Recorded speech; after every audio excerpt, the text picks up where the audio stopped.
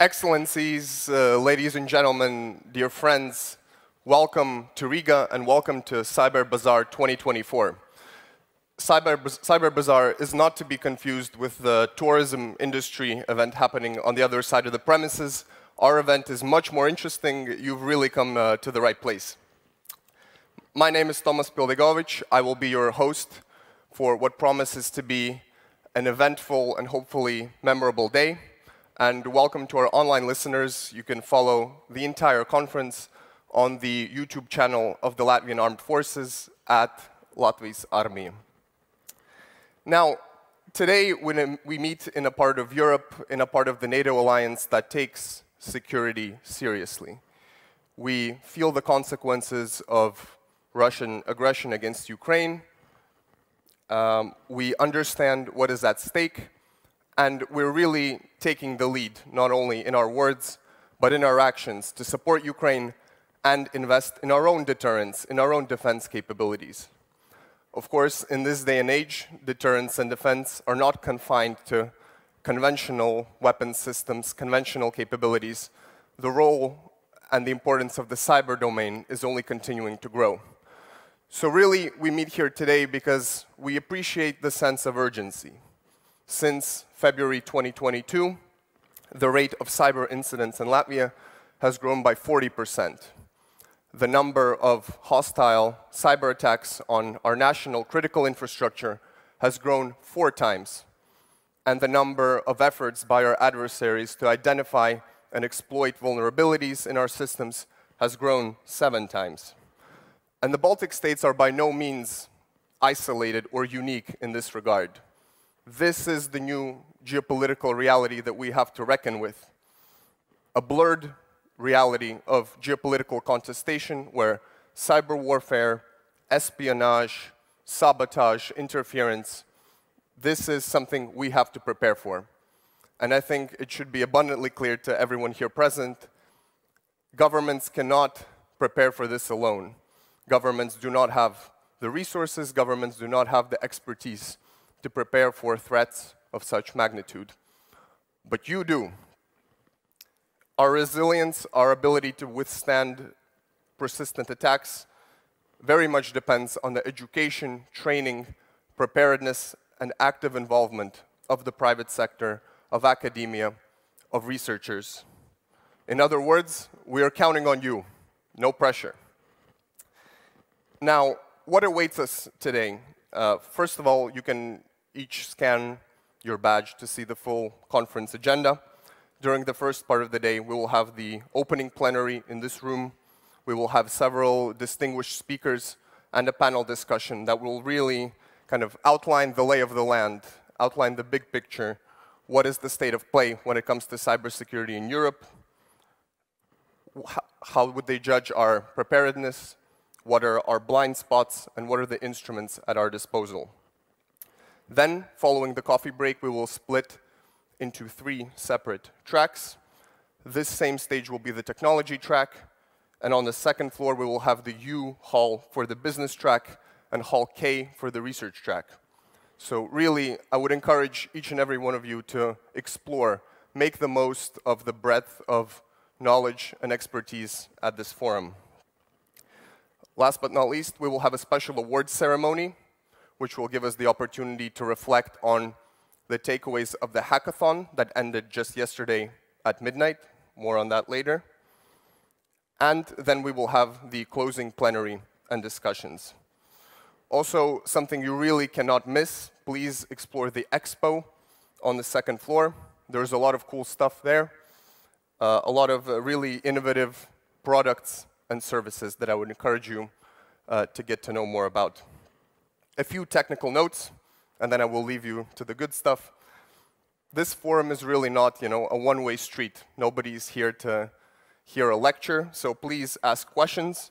During the sessions, you can ask questions using the Menti platform. So just scan the QR code or enter the code displayed on the screen to submit the question you have in mind. More practically, restrooms are on the second floor. Just take the escalator and follow the signs. And coffee breaks and lunch will be served on the second floor as well.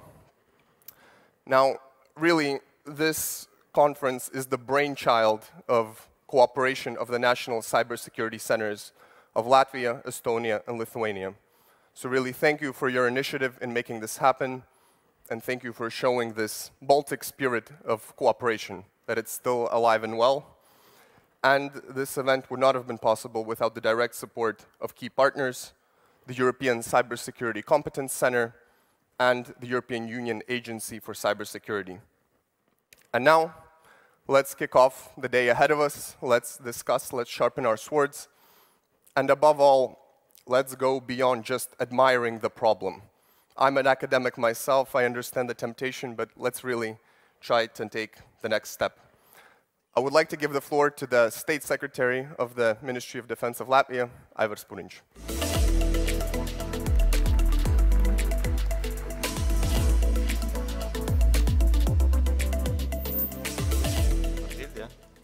Labrīt visiem. Good morning to all you. It's my pleasure and honor to say some opening words to this Innovation Forum, and I'm probably the least capable to be talking about innovation and cyber defense. The tie here probably even symbolizes that, but we must. That is clear to all of us, and I think to us as well, that we must innovate. And it's great, as was said already, that we need for us to be talking together with academics and business people to find this way to innovate.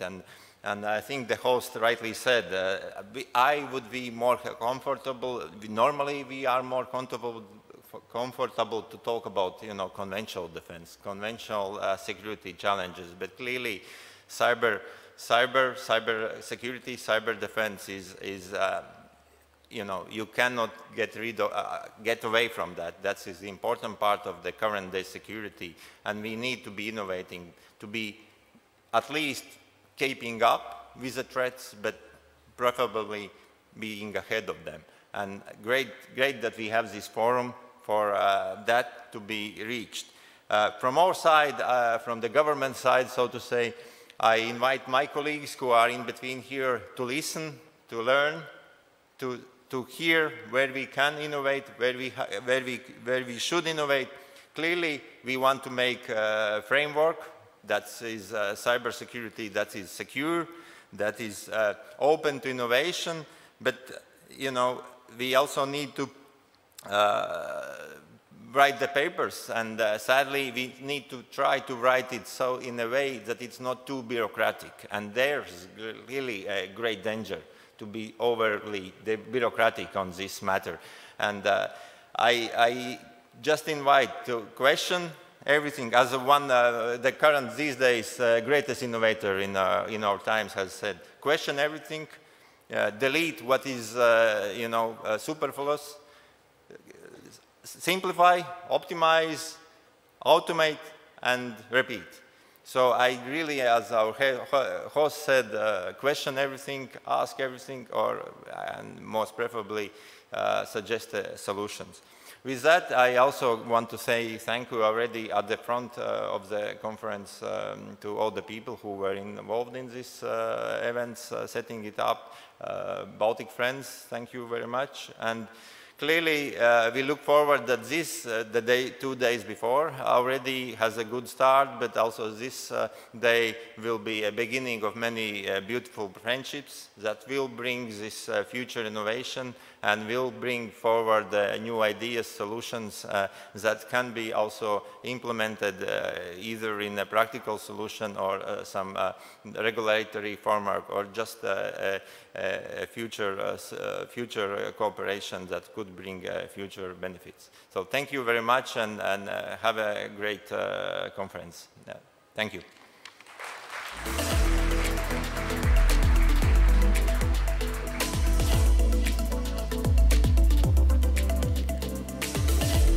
Thank you, Mr. State Secretary. Now let's hear directly from Brussels.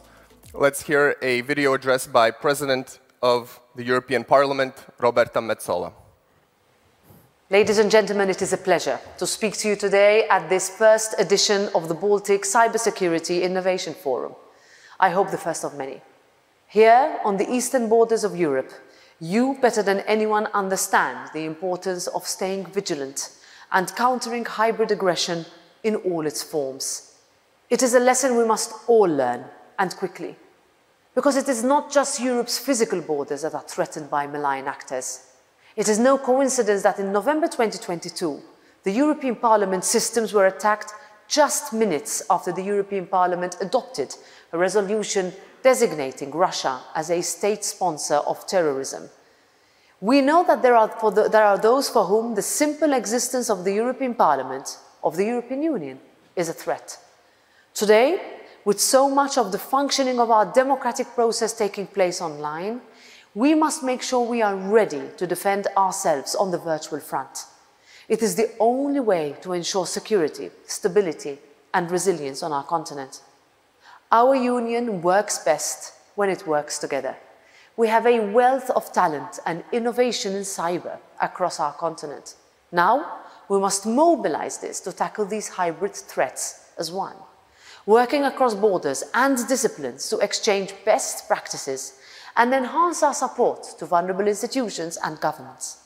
This groundbreaking event is an important step towards making these cybersecurity goals a reality for Europe. The European Parliament thanks you for your efforts and in making our continent a more secure and innovative place. It is up to all of us to continue this momentum and put the lessons learned today into action, increasing multilateral cooperation, exchanging best practices on how to fight hybrid threats, and building a European Union strategy against foreign interference that covers resilience against cyber attacks. You are leading the way in this mission. I wish you success in today's discussions, and I'm already looking forward to the next edition. Thank you.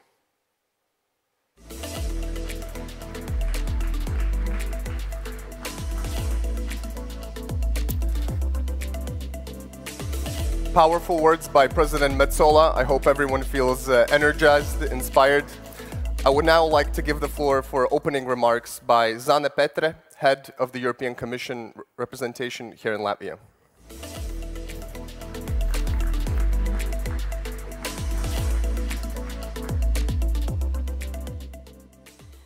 Good morning, dear participants, ladies and gentlemen. It is also my great pleasure to be here today for this first Innovation Forum CyberBazaar 2024, and I can see it brings together really a wide audience and a very diverse audience. After President Metsola, let me briefly touch upon what the European Commission perspective on the way ahead is. In today's world, cybersecurity is a foundation of resilience, it is the safeguard of infrastructure, and it is a cornerstone of sovereignty. And as we see Europe embracing this digital transition, the European Commission recognizes the need to rise to this challenge, and we see the need to protect the citizens, to protect our economies, and the critical systems from evolving cyber threats. Our societies and economies are more connected than ever before. And while this, of course, brings immense opportunities for all of us, it also exposes us to unprecedented vulnerabilities. And we can see that cyber attacks can ripple across sectors, from health to energy to finance, threatening lives, livelihoods, but also trust in our institutions. On December 1st, the new European Commission, led by President Ursula von der Leyen, began its mandate with a very clear commitment to address these challenges head-on. And as you know, defense is one of the main priorities for this Commission. Therefore, also the commitment to strengthen cybersecurity across the Union. As a first step, the European Action Plan on Cybersecurity of Hospitals and Healthcare Providers will be presented, and this will be already in the first 100 days of the mandate. So, the Commission sees that protecting health systems from cyber and ransom attacks is a way to secure one of the EU's most vital infrastructures. In a significant step towards enhancing the EU's cyber resilience, the Commission has also adopted the first implementing rules on cybersecurity for critical entities and networks. In short, NIS2 directive. And these rules detail cybersecurity risk management measures and define when incidents should be considered significant, mandating reporting to national authorities. This is a move to boost the cyber resilience of Europe's critical digital infrastructure and ensure that essential services are cyber secure. If we look at the future, the Commission also intends to work on a preparedness union strategy. And this is inspired by the latest report of the former Finnish President Sauli Niinistö on EU civil and military preparedness.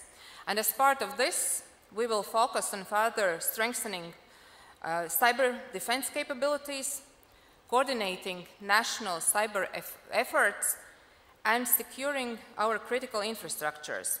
And this, of course, means also building a trusted European cyber defense industry and reducing dependency on external suppliers.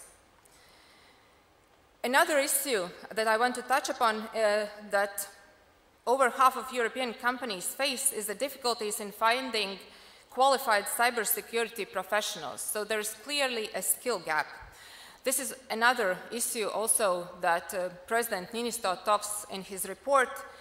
And while recognizing this challenge, the EU and member states should identify targeted incentives, including funded by EU programs, that allow to make those professional careers and education programs that are relevant to security more familiar and more appealing to young generations.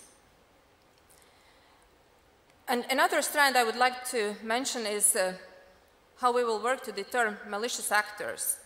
And here the Commission will be looking at expanding EU sanctions framework against cyber attacks and introducing new measures targeting hybrid threats. And that would allow us to swiftly and decisively respond to the emerging threats. I think it is clear that Europe's digital future depends on its ability to protect its foundations. And therefore, we have to invest in those three strands: cyber defense, closing the skills gap, and also fostering collaboration. And this will also be a way to secure and resilient and competitive digital Europe. I think I'm really happy to see that today this conference brings together a lot of experts in IT and cyber sphere, and you will have a lot of interesting discussions. And this is indeed a great opportunity to showcase already the technological and scientific achievements, but also to talk about the way ahead. I wish you a very fruitful debate, and thank you very much.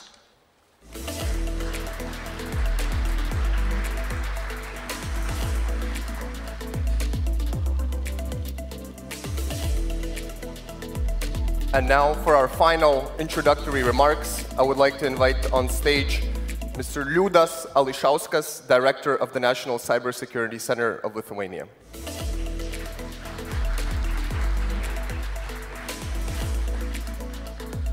Good morning.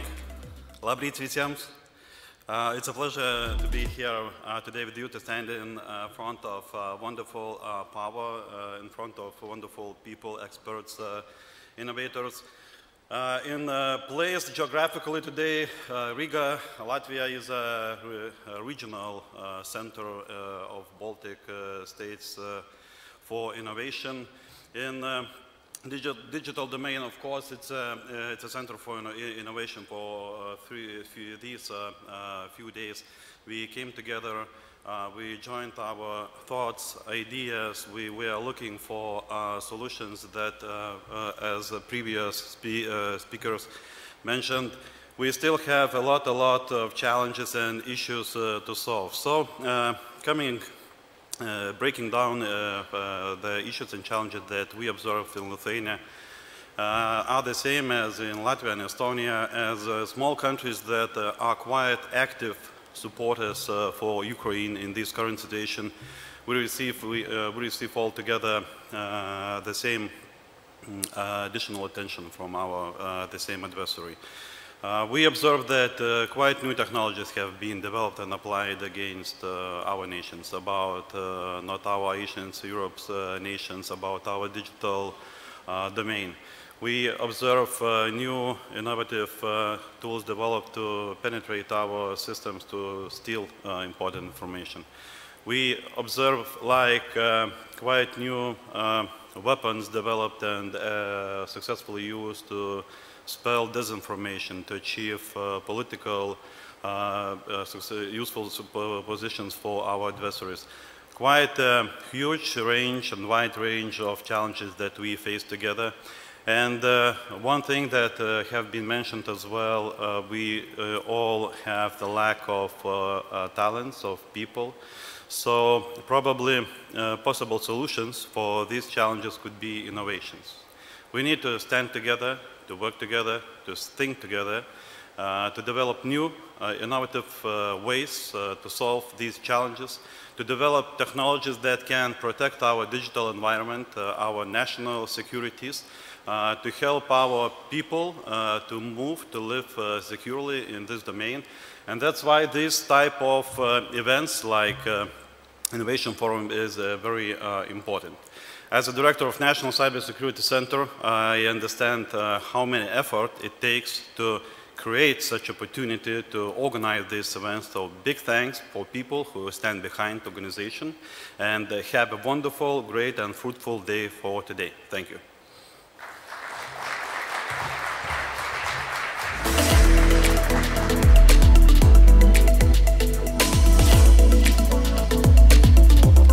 Thank you very much.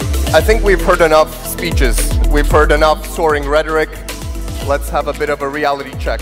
It's time for our first panel discussion, which will cover driving innovation in cybersecurity, the EU's priorities in the digital age. So, is the EU sufficiently prepared? Is the EU making the necessary investments? Is there sufficient political will to take these issues seriously and prioritize them? Or are we drowning in regulation and bureaucracy? I would like to invite on stage the moderator of this panel, Mārtiņš Zemītis, who is head of the European Parliament office in Latvia.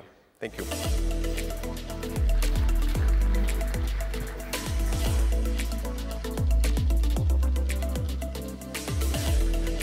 Is this working? All right, it's working now.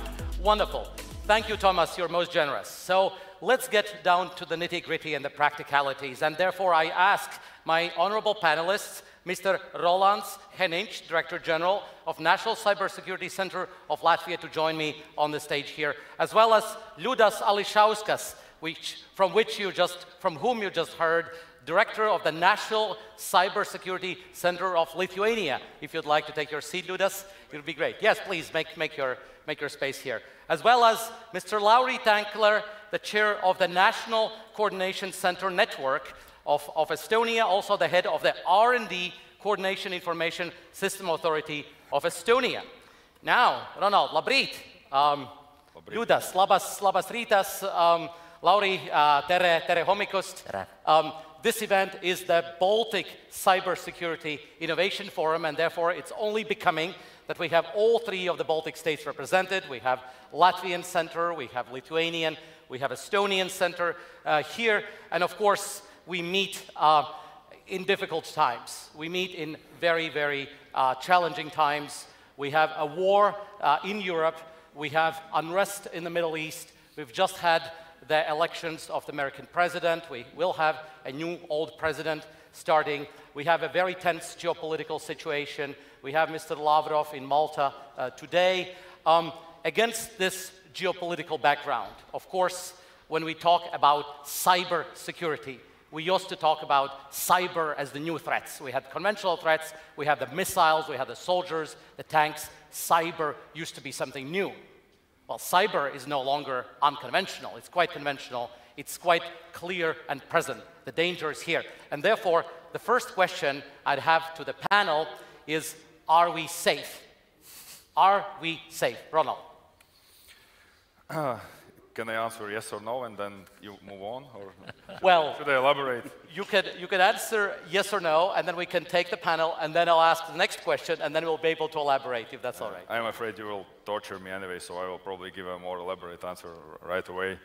But yeah, first of all, I realize, and it's good to have, oh God, he left my boss in the room, because it looks that I'm a little bit outdated on this panel because I see that Lauri has an iPad and I don't know what you have.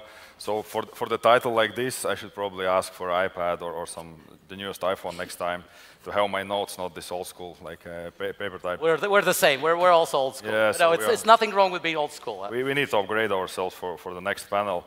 But are we safe? Yeah, that's a loaded question, of course. And you cannot say yes or no, or you want to say yes, but then again, there are several conditionalities. And of course, I have this another hat working in the Ministry of Defense, and of course we look at the threat picture not in isolation, so we don't look only on cyber, but in general. But we probably can spend hours discussing about conventional threats, perceptions, what's going on in our region, in the world. But I think for sure, turning to these hybrid threats or asymmetric threats, we know that these threats will be constantly high and probably will grow, and they will be constantly high irrespectively of how the war in Ukraine goes or ends. You can look in both directions. If war goes on in Ukraine, hostile state actors probably will try to drive some wedge in the West and hamper our support to Ukraine through different hybrid means, including cyber attacks. But if the war in Ukraine suddenly stops or stalls or there's the ceasefire, I think the other side will have more resources towards us. So we should be mindful and should expect that we will live in a constantly high threat environment. And coming down to cyber, of course, but yeah, I think already 10 years ago, exactly 10 years ago, NATO realized and agreed that cyber attack is even worse, declaring Article 5. So it's not new in a way, but what is new is the volume and the sophistication of those threats. And I think if you follow our CERT-LV, and I advise everybody, not only Latvians, to read CERT-LV, what they usually put out on a regular basis, this kind of analysis, how we are doing on threats. November is the months where we had been having most cyber threats ever. So it's constantly on the rise, and this November was the highest we had. And we are talking about state-backed DDoS attacks and what have you. And we are, of course, talking more and more about fraud. And fraud is unfortunately something that everybody, not only cyber professionals, are facing, but it's the most vulnerable groups of our society that are facing this cyber fraud. And well, statistics differ, but in Latvia, something like 1 million euros a month people lose in fraud, and probably more because not everybody is reporting that. So that's a big thing. So are we safe? I think we have trust in institutions, and we have trust in ourselves, in the ecosystem we are having, and this constant threat picture has helped us to actually. It's like, I don't know, some kind of build resistance, but of course the threats are evolving and they are on a high level. Thank you very much for that setup. We're setting the scene, for what your agencies are doing, what your centers are doing. Ronald, you're of course well placed to assess, where the threats are and what the situation is, because you're not only the new Director General of the National Cybersecurity Center of Latvia, but you are also serving as the Undersecretary of State and the Policy Director at the Ministry of Defense, shaping Latvia's defense policy on both national and international stage. You're also planning and coordinating Latvian National Armed Forces, international military operations, and overseeing the defense planning and military capabilities and crisis management mechanisms. So you're well placed to assess that, both from a policymaker and also as the director of the new Latvian Cybersecurity Center, which is only operational since September, but has started off with a bang. Liudas, you're the director of the National Cybersecurity Center of Lithuania. You had a stint in the private sector as well, working for Ignitis Group as the head of Information Security Department. You have also been serving time on the Cybersecurity Council of Lithuania, also worked for ConnectPay in the private sector. With your experience in both public and private sector, what do you think is the biggest challenge which is facing the Baltic states in terms of cybersecurity today? Good day once again. I would point out kind of no matter which sector it is, whether it's public or private, I did face or observe that companies start believing that cyber is something extremely expensive and we will not do anything because we will not be able to do anything. This type of position is dangerous, it's poisonous, and it led to some lack of simple hygiene. It means quite often if organizations, whether it would be public sector or private sector, if they do apply some risk mitigation measures, I would say, sometimes we call and produce requirements like, word from power position, you must comply against all requirements, but actually these are recommendations developed by the world expert, and these are quite low risk mitigation measures that if you apply these measures, you become quite tough target for adversaries. We all know that adversaries, their morale or values are broken, are bad, but they are extremely smart people who develop new tools. So no matter of this fact, every time organization apply basic risk mitigation measures, like access management, like having policy in place, like doing basic things, like we check our vehicles before we start our morning journey, that all 5 or 4 bolts are in the wheel, you know, so it's quite a basic.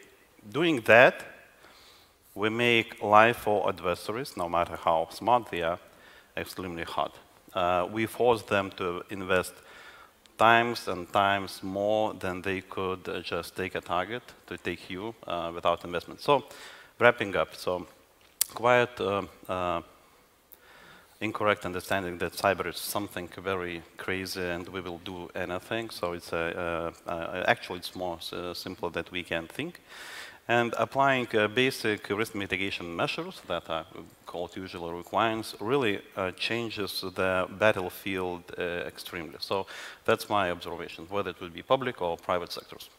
Thank you, Liudas. We heard from Roland that Latvians are losing at least 1 million a month to hackers and cyber threats. And of course, you know, there are the business, but also, you know, the state-sponsored, non-state actors which have an interest in you know, making European countries weak, you know, and undermining them. And then we heard from Liudas that actually digital hygiene, you know, simple measures can go a very long way, you know, in making life difficult for those who want to make our life difficult. Lauri, you have been a journalist, a teacher. You've spent 5 years analyzing cyber incidents, but you also care very much about research and innovation and how scientists and researchers can collaborate with businesses and with the public sector. You know, you're actually the chair of the network of the national coordination centers under this European Cyber Security Competence Center. So I'll ask you, Lauri, you know, this is an innovation conference, you know, R&D, you know, we have the threats, we have, you know, the situation, we have the demand, you know, for new solutions. Sometimes they can be very simple, digital hygiene, but sometimes some of these threats are actually a little bit, many are very simple, but many are actually much more complicated, which call for solutions which go beyond perhaps sort of the national borders and just what the public sector can do. So as the chair of this competence centers, and as somebody who cares about R&D and wants to bring more R&D to the Baltic states, you know, what have you observed? You know, what can the business contribute? And is this, you know, sharing of this international experience among these competence centers useful? Do we have some takeaways from that already? Absolutely. I think we do have some takeaways, and I really want to echo what some of my colleagues here on the stage have said, and also what we heard from President Metsola as well. First, as Latvia has shown in Estonia as well, we've had the biggest amount of cyber incidents this year compared to previous years as well. As with the same question of how to actually mitigate those risks, obviously, you know, some big things are going on with AI and stuff like that, but some simple things in hygiene and some simple measures are still very much key to actually doing things right. And what President Metsola said was that there's a wealth of knowledge, there's a wealth of research that's being done in the European Union. The big question is how to make sure that it's not fragmented in different places. How can we make sure from a member state side that this actually comes together in some way to create some sort of a benefit for everyone? So to this audience, obviously, I don't need to tell you that cybersecurity is important. I mean, this is, you know, this is the most... You don't need to baptize the Christians, okay? Yeah, I mean, like, this is something like that, that is obvious. But the research and development part of this comes through, you know, the academia, the public sector, and the private sector working together. And even though in most fields, the private sector is the catalyst for innovation, usually. But in our small countries and in this field in general, sometimes the governments and the public sectors have a better or have a good wealth of knowledge into what those threats are compared to maybe what some of the private companies or the academia does. So in this spirit of cooperation and this spirit of collaboration, I think this is a perfect venue for innovation as well. And we can see that, you know, there's some startups upstairs showing off their stuff, and there's some bigger companies who are looking for talent in this venue. And so this is what I'm actually hoping, that, you know, like, even though we already have some things that we can already see, you know, coming out of the research area and innovation area, but this could be a catalyst for more. Absolutely, and there was a hackathon of which the results we will be hearing. You know, usually the hackathons end at midnight or shortly thereafter, or you know, throughout the night.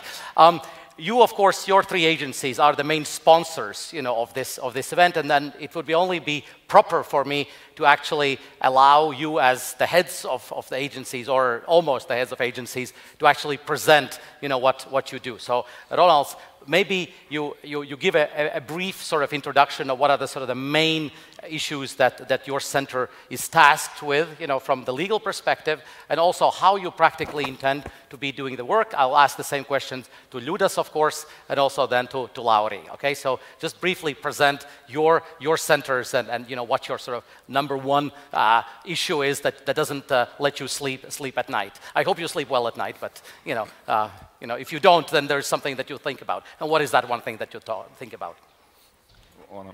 Yeah, I will start. So this will be a boring part for all the young professionals, innovators in the room. Probably many of you see governments and centers like these as a necessary evil, but I want to assure you that it's not only about the stick, it's about the carrot as well. And yeah, well, the center is new, but we are not unique in a way, because we follow EU NIS regulation and our new cybersecurity law. And I think we can say that we are going through this year a cybersecurity reform in Latvia, but in other countries as well. There are clear deadlines, there are clear objectives, and we try, all of us, to follow the same standard. And that involves, that includes working with all the community, with public-private sector, to get these, let's say, legal acts all in place. So one is this governance part. So for the center to establish itself, we are growing because there are more functions, and there will be. If it's not a state secret, how many staff do you have? It is a state secret. It is state secret. Okay, we have to tread carefully here, because it's sort of between, you know, the mines, behind the minefield. You know. No, it's not. We are talking about a couple dozen people, so it's, well, less than 100, rest assured. And I don't have a secretary for those who keep government accounting. I don't have any luxuries as a head of the center, so everything is very modest and straightforward.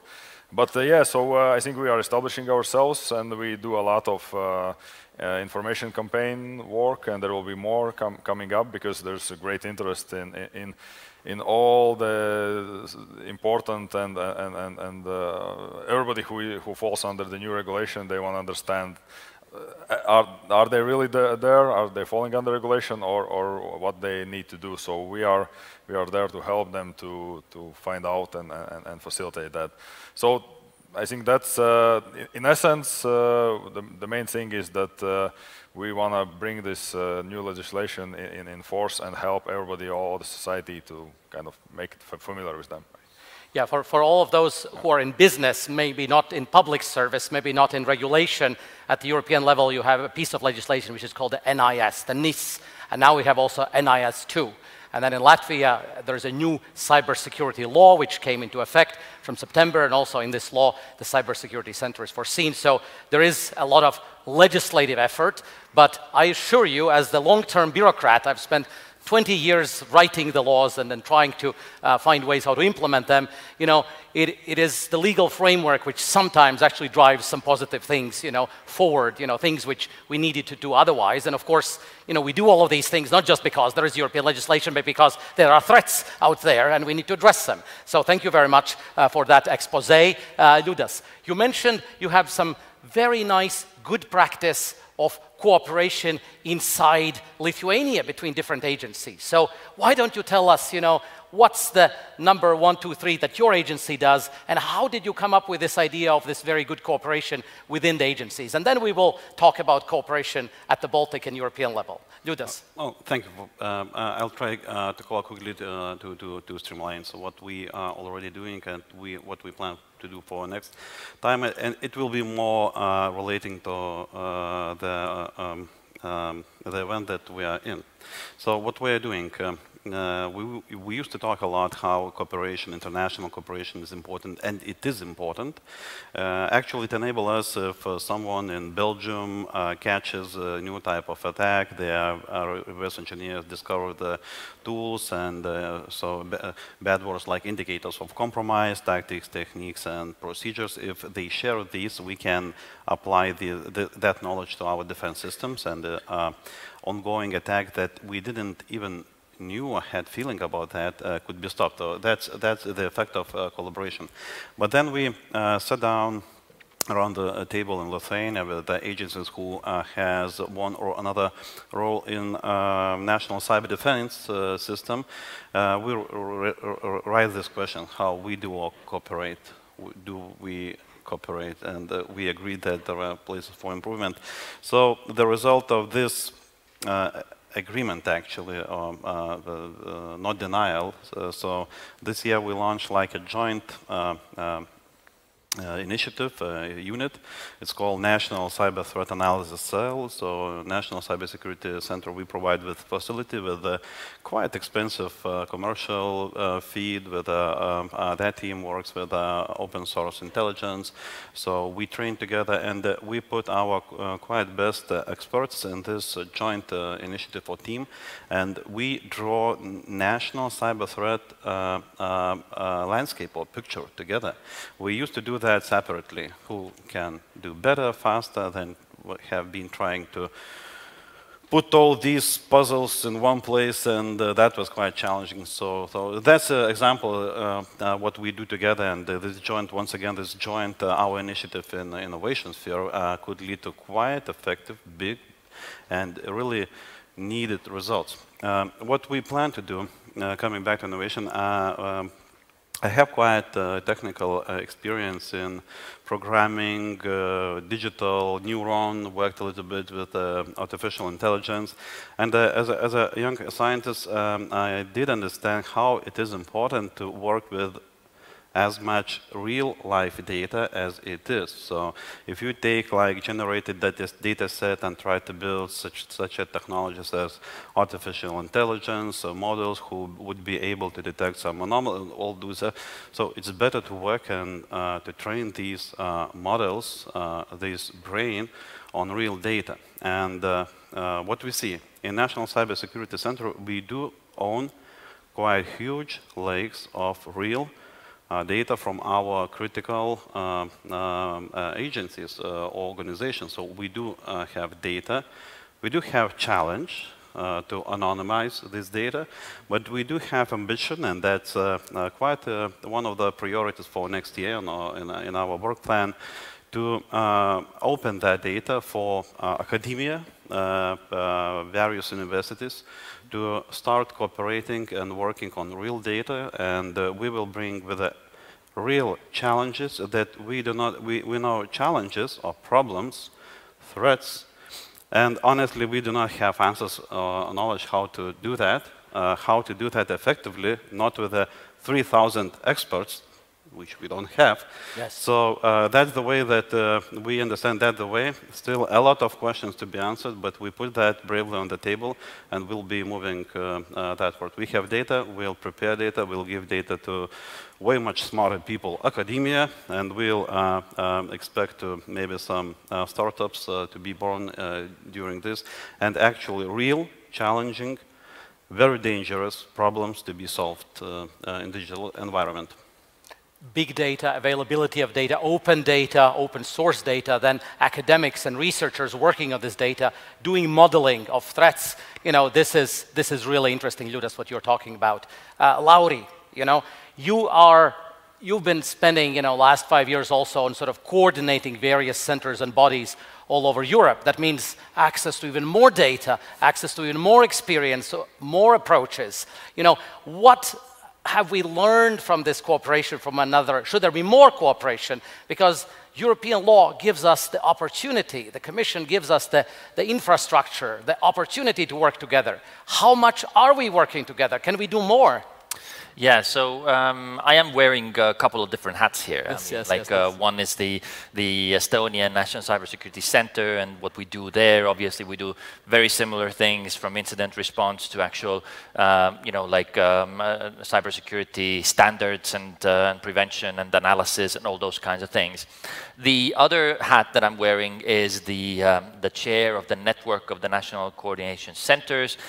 Those are the same, you know, units or teams who are behind this conference here.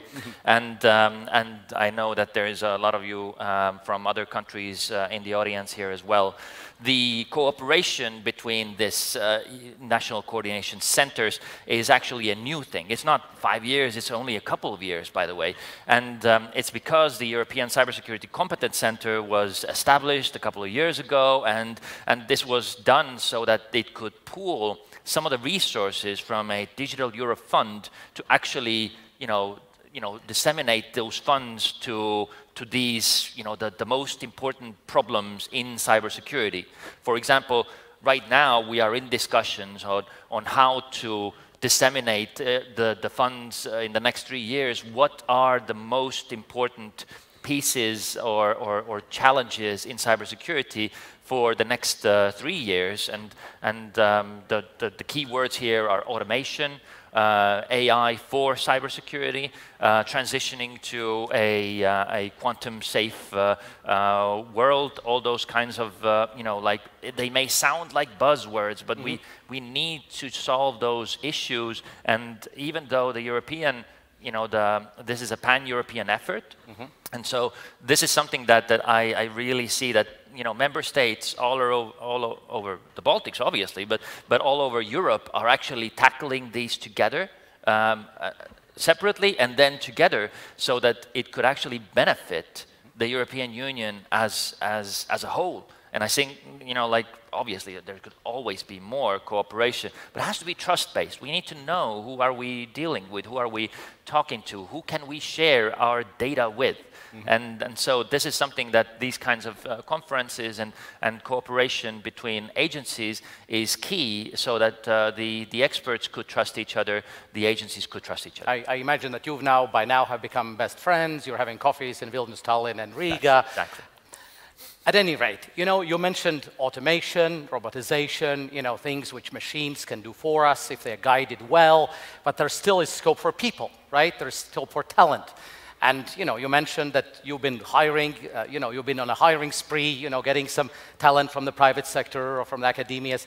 You know, we all need, you know, good people. And one of the challenges which has often been mentioned, since this is a relatively novel field, you know, it's IT with an edge. You know, Estonia obviously was, you know, had a government policy of training and, you know, teaching coding since the first grade to boys and girls, and, you know, there may be proportionally more IT specialists in Estonia in society than maybe in the other. But I mean, I think the challenge still remains is how do we find, and that is the public sector, but also for you guys out there in the private sector and also in the academic sector, is what do we do to attract more talent to be able to address these challenges? Are we working enough with schools, with universities, with education programs to actually get young people, and maybe not just young people, maybe also older people who want to change their careers into this field, which is very important, existentially important. You know, if we cut the cable or if we do not have internet, everything stops, you know, from schools to hospitals to cars, everything stops. Imagine there is no internet here now.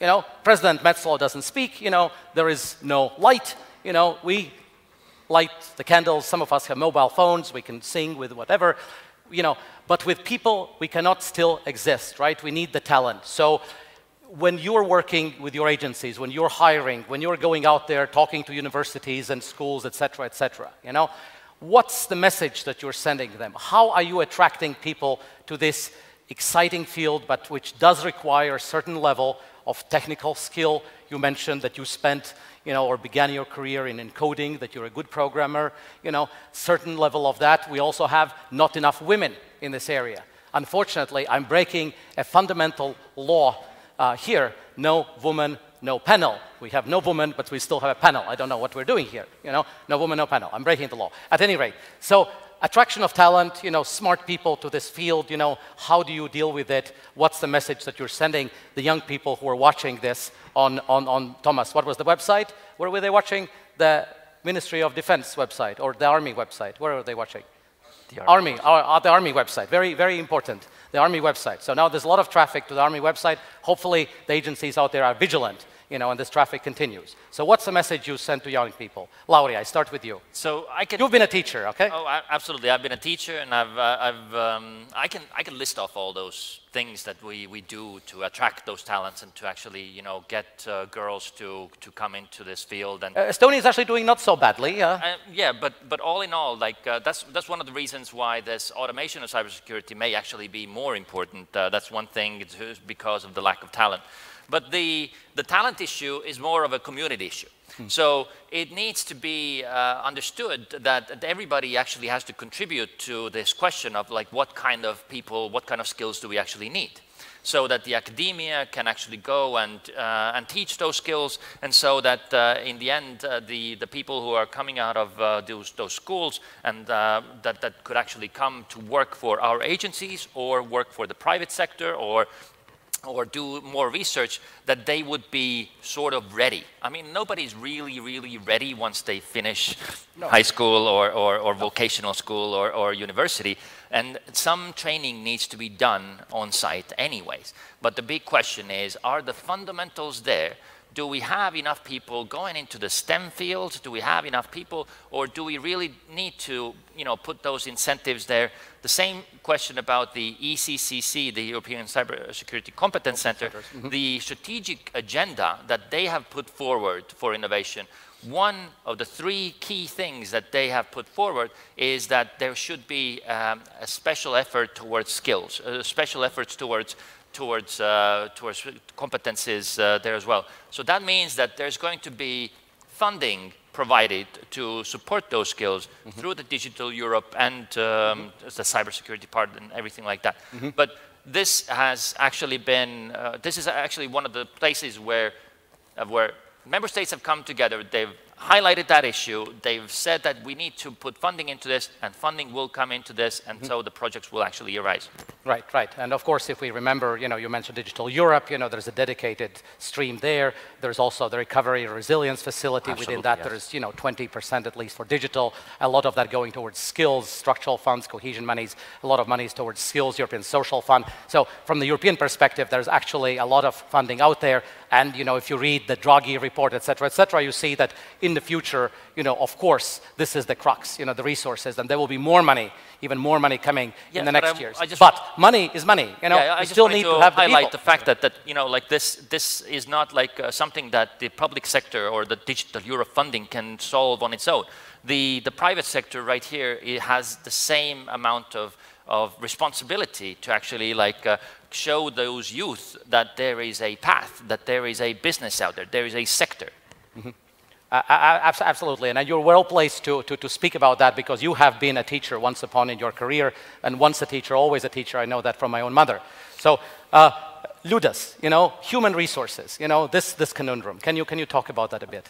Challenging in our, it's a challenge in our agency as well in the public and private sector. So what we have currently and what worked, 1 year ago we changed the employment process in National Cybersecurity Center. Before that we really expected to hire the best of the best in the market, and that sounds reasonable. However, for a young talented student to become best of the best in the market, it takes 10-15 years. So how? We expect something, we expect young, energetic people with 20 years of experience. It's impossible, yes. So what we have changed, we have changed our onboarding system or requirements. So now we have like a fast track for internship program. It works well. In Lithuania we have quite two strong technological universities in Vilnius and Kaunas. So we are open for young students to get practice, and actually the ratio, 70% of these quite strongly elected young people, they stay in the center. That's our success story still. Another great story, once again in Lithuania we have 5 agencies who has like role for forensics. Technical people or more cyber understand that to become forensic it really takes you about 10-15 years of looking a lot into dark monitors. Right. It's quite specific role. So what happened in Lithuania, we started hiring or headhunting professionals from each other. 5 agencies, plus 50 euros. Agencies go out there and poach people, good people from one another. Yeah, exactly. Once again, we sit and we agree with that we do not solve like a root cause. Right. So we agreed, and at the beginning of the next year, 2025, we already start with a joint effort between agencies. We call that forensic lab. So once again, we built facility. We bought a lot of quite expensive software, and we agreed that we will put our best of the best trainers, teachers, to train younger generation, those who decide to see that path. And challenge that we still have, and we maybe can learn from you, colleagues, we do have something still very fragmented in our education system. So what we see that we observe that there is some competence between universities, maybe some duplication of programs and fighting for the same resource. So we feel and start our journey to sit and agree that, for example, more management, cyber management skills would be developed in one university, more technical skills in another. So we are still fragmented. Division of labor between universities, and maybe even at some level at the Baltic level. It could be more cooperation between Exactly, but actually that's the spirit or idea of EU CCC. So develop skills. Yeah. We need to do that, and to do that in systematic approach, not in chaotic somehow. To invest effectively, these investments must be useful with the added value, not just investment. You know, exactly, big money they dissolve like this. Yeah. Whether we will achieve results, that's the question. So.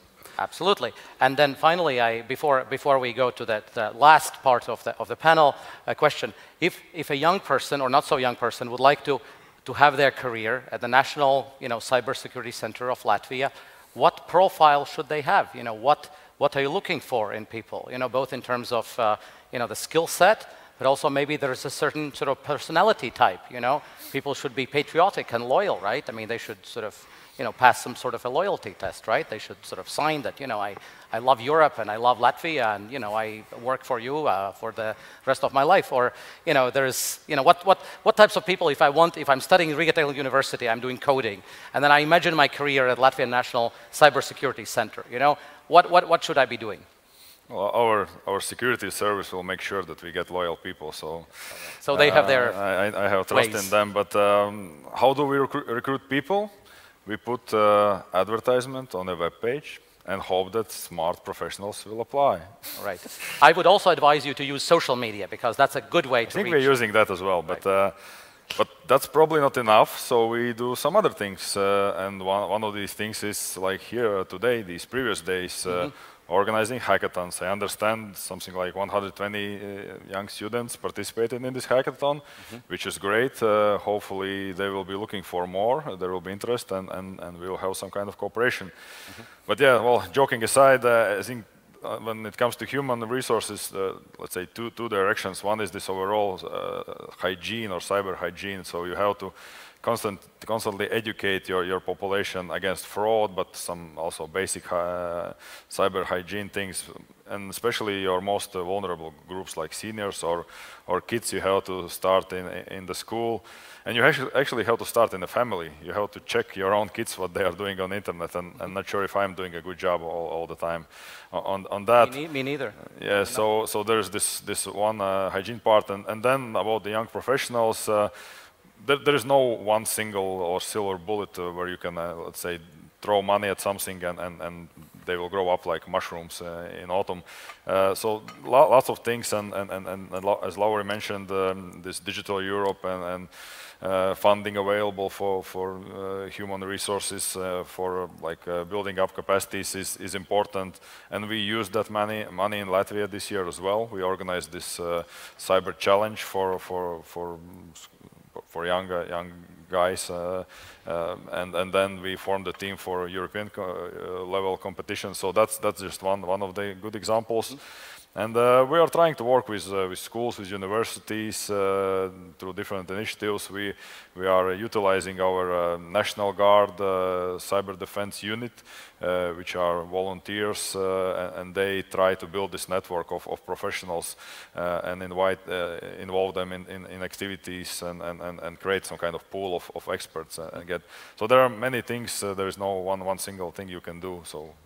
Absolutely, and we've mentioned a good number of things. Now the proof is in the pudding. I think we need to be doing a lot of these things to be able to attract young talent, not so young talent, to this area, which is very important. Now, the organizers of this event, effectively you have provided me with some notes. Okay, so I have some notes here. They say there are some things I have to tell you, and you. They say that I should really compliment the Baltic states. The 3 Baltic states for a very good cyber resilience, level of cyber resilience. I was very intrigued when my good friend Thomas got his new job, that a word resilience was in his job title. So resilience is important. So I have to compliment you on the very good level of cyber resilience, taking into consideration the humongous threats and challenges out there, as well as stellar cooperation in cybersecurity. So maybe you can just unpack this. The organizers put this in my notes. So,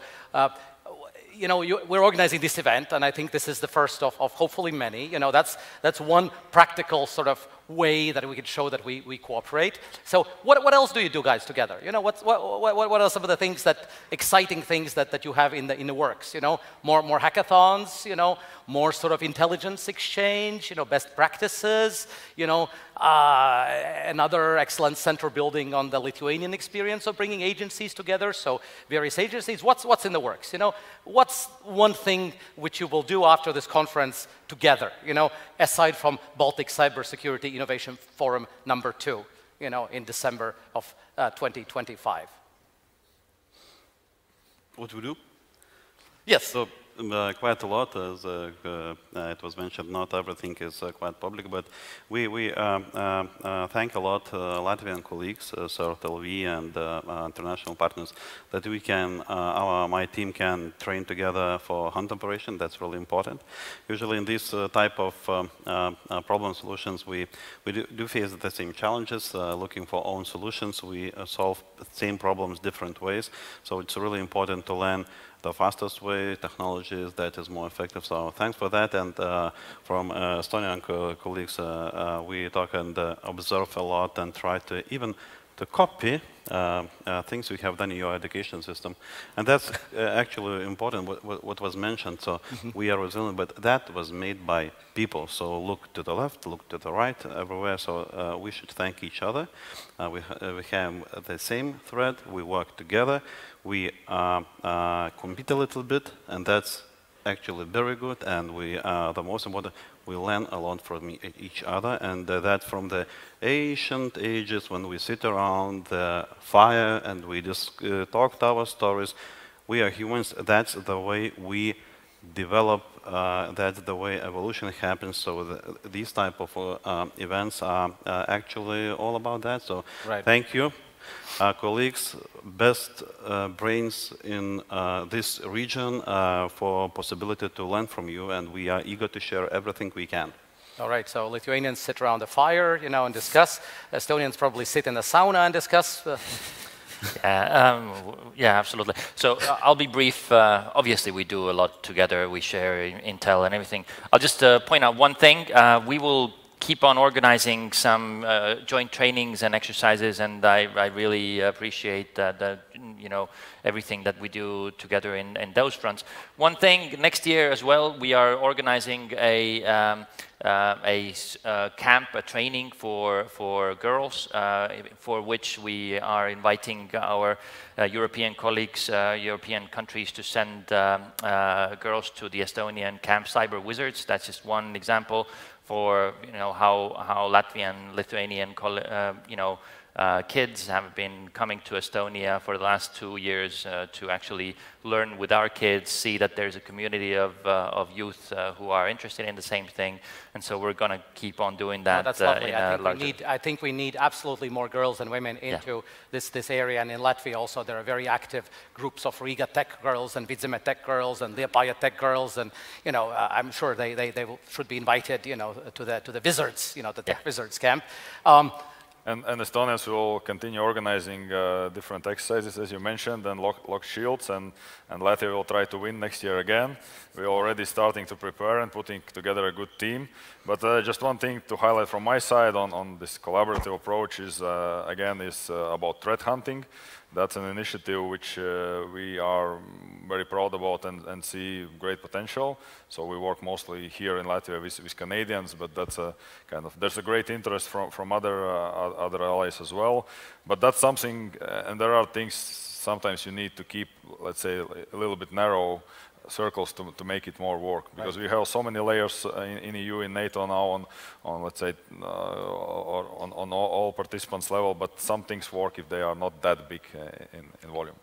Absolutely, and there is a lot of, you know, untapped potential, and I'm sure there is much more happening, but you know, for us, you know, the colleagues, the enemies out there, so that they don't hear about everything, we keep some of that, you know, under wraps. We do it, you know, but we don't always say what we do. Ladies and gentlemen, you've been an excellent audience. The panel has been stellar, you know, nothing but perfect. Rolands, Liudas, and my good friend Lauri, thank you so very much for being here on the stage, warming us up for a great day of talks, of also businesses. Thank you so much for the work you're doing. It's incredibly, incredibly important. The threats are multiple. They are increasing. 1 million euros a month, that's just the tip of the iceberg. We're losing so much more. And if we lose the resilience, if we lose, security, if we lose, that is critical infrastructure. This is absolutely critical to the functioning of the state. And what you do is no less than, being the night watches and the night guards or the guardian angels of whatever we do in the society. Thank you so very much for being on this panel. This was Mr. Ronalds Ķēniņš, Mr. Ļudas Ališauskas, and Mr. Lauri Tankler. Let's give them a big round of applause. It was stellar, wasn't it? And Thomas, I'm not sure Gentlemen, we were able to fulfill the big expectations that you created for this panel, but I see that you have small gifts nevertheless. Let's not get ahead of ourselves before you receive these super valuable gifts. I promised at least one question from the audience. Does anybody have anything pressing on their mind? This is completely fine to ask a question, but it's also completely fine to be shy. But you're not shy. You're very, very excited. And I see my good friend here at the front who's been thinking about watching the panel and probably has a question. No finger pointing, no pressure. No finger pointing, of course, because the good friends, I think, there's a few good friends out there. At any rate, I hate to put you on the spot. You were a stellar audience. Thank you so very much. Okay, thanks again. Thank you. Let's give a big round of applause to the panel that kicked us off so very nicely. Thank you so very much. Okay. Do this. Thank you. Martin.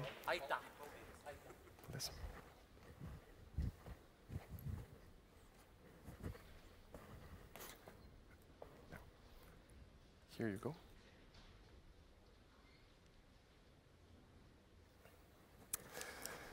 Now, I think a really organic segue from this discussion on innovation at the EU level, we will have our first presentation of the day, which in my mind should really organically follow up on several of the threats and trends identified. We will have Ingrid Tauriņa, who is head of the Executive Office of the European Union Agency for Cybersecurity, to deliver a presentation. Thank you.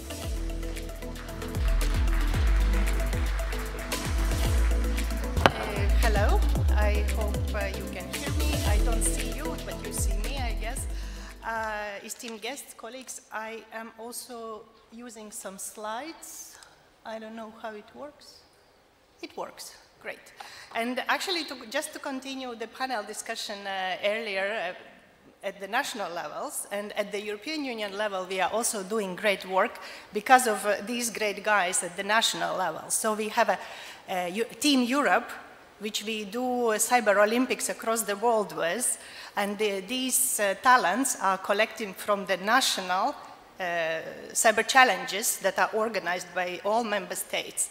And then we pick best of the best and we create Team Europe that goes, a few months ago it was in Chile and we won. So it's a surprise and no surprise that Europe is actually full with great potential and great brain that we have to make sure that we keep them in Europe and we actually keep them in also the right side of the road. But today I'm very pleased to be here with you. I will present some work of Cybersecurity Agency of European Union, and we are here to advance our cybersecurity community. So we are talking with each other, we are building trust, because otherwise we will not be able to be as good as we are.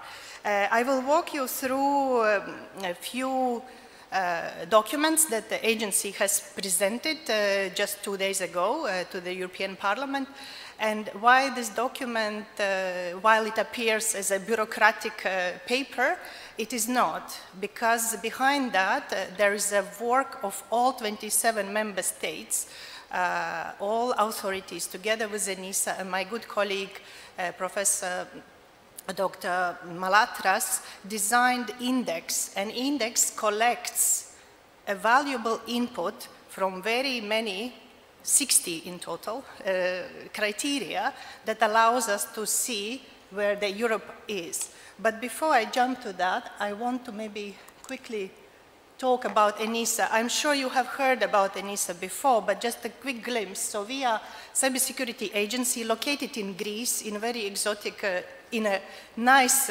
environment also for the climate, but also for cooperation. And we bring a lot of knowledge together to actually achieve high common level of cybersecurity across Union. And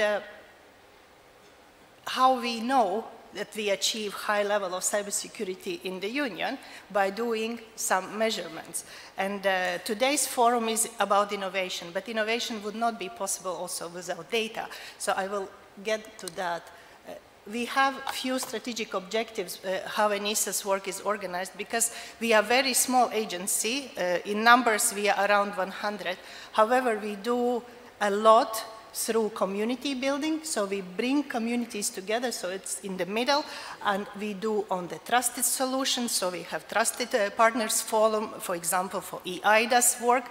We have also capacity building, that's the Team Europe I was talking about, or cyber exercises we are doing with all member states. We have operational cooperation where we cooperate with national certs, we are exchanging situational awareness, etc. And we have cybersecurity policy. And the policy is something that we see as a potential. And why potential? Because we would expect market to pick it up or innovation to pick it up, but it's not there. So here comes the law, here comes some policy requirements on the security measures across. The previous panelists already mentioned some laws, so NIS2 directive is something I'm sure you have to know it already, and at least once you have read it, and if not, please do. It's a long list of sectors that are now affected with the minimum cybersecurity measures that are actually prevalent, and we know that very little steps in cyber hygiene is very important actually to make sure that you stay resilient and increase your cybersecurity posture. But now the report. It's a first report, and it comes as an agreement across all member states and the European Commission. We had 2 years of debates and discussions on the pilots, and we have created a lot of data behind that. And I think many of you know that the agency is already 20 years on this ecosystem, but we are still stepping up our game, and this is the new report that we have published just 3 days ago. It creates indicators on the cybersecurity with the lowest average value and or highest deviation among member states. It has individual key findings and gaps from other sources. So at ENISA, we are doing NIS investment study as well across 1,000 companies approximately to build some data understanding on the investments, on the people who are working on cybersecurity, who are working in the companies to make sure that the company stays also on top of cybersecurity threats. We have so-called NIS 360, where we are assessing the maturity of sectors. So NIS2 directive has a long list of sectors, and we together with member states, we analyze those sectors in terms of their maturity. And then we have also main threats that we have in our threat landscape report. And then we have so specific NIS cooperation group of all member states where we are gathering information and we are discussing and surveying members of the national authorities to create this index. So here we are, EU average. Is it high or is it low? So the ideal is of course 100, but I think there's no such thing as absolute ideal, but we have to strive toward that. And of course we are not below 50 as well, so which is also a good sign. We are somewhere in the middle. And of course, one condition of this number is that this is pre-NIS2 directive came into force. So it means that these measures that are put in place will be even better and higher in the index that will come in 2 years. So the index is a biannual effort that we are building together with member states. And yeah, take it as it is. What the good news is that there seems to be a convergence among member states in domains where EU average is highest. And there is also those related to the policy implementation, where the domains of vulnerability disclosure, implementation of supervisory measures, and the research and development and education are the ones where we have the biggest divergence among member states. Yeah, so this is something that we also will look into more greater depths to understand how to bring this closer. The report also has priority areas that we consider based on the data behind this number. And the priority areas are policy implementation. We have now more than 11 legal acts that we have to implement across all member states. We have cyber crisis management, including CSIRT capabilities, exercises, and information exchange and sharing. Supply chain, I think this is also not a secret that we all should know our partners, who is behind our contracts and to whom we trust all our precious data. And skills. Skills is indeed cybersecurity area where we see a potential for growth and potential to address the biggest gap. Cyber hygiene was already mentioned. This is important to not to be neglected in everyday life at the family level as well. Some boring things about policy recommendations, but they are not less important to remember, that we have to strengthen the technical and financial support to be given to the national competent authorities, and EU EBA stands for European Union bodies and agencies. It's ENISA is such a decentralized agency, but there are more. In Latvia, you have BEREC office, and in Lithuania, there's EIGE, which is the gender balance, etc., etc. So every member state has a body that represents certain area of work, and they are equally vulnerable, and they equally need our support to be addressed for maintaining the cybersecurity posture. We are working on revising EU blueprint for coordinated response to large-scale cyber incidents. No secret that incidents need cross-border collaboration, and this will be also something where Polish presidency that takes reins as of January will be looking into and addressing. We have also strengthening EU cyber workforce by implementing Cybersecurity Skills Academy. This is the Commission's initiative of 2023, if I'm not mistaken, but I understand that the new Commissioner's cabinet is also looking into this and hearing and understanding how to have a common approach at the EU level for cybersecurity trainings and future skills needs gap. We heard from the previous speakers that even at the national level there is some competitions, some needs that we have to understand how to address them at the national and also European Union level. And here we have at the European Union level also cybersecurity skills framework, which actually helps also to identify what profiles we are looking for, what profiles are actually, what is a commonality across all EU when we speak about the vulnerability or penetration tester. That's the aim under this policy recommendation. And the next one is addressing supply chain security in EU by stepping up EU-wide coordinated risk assessments. So this is again something that NIS2 directive comes in with a requirement, and ENISA, my colleagues are helping very much member states to actually bring risk assessment framework to a certain commonality so that we understand each other better and we speak similar language and we have similar risks identified across so that we have common methodology and common taxonomy to start with.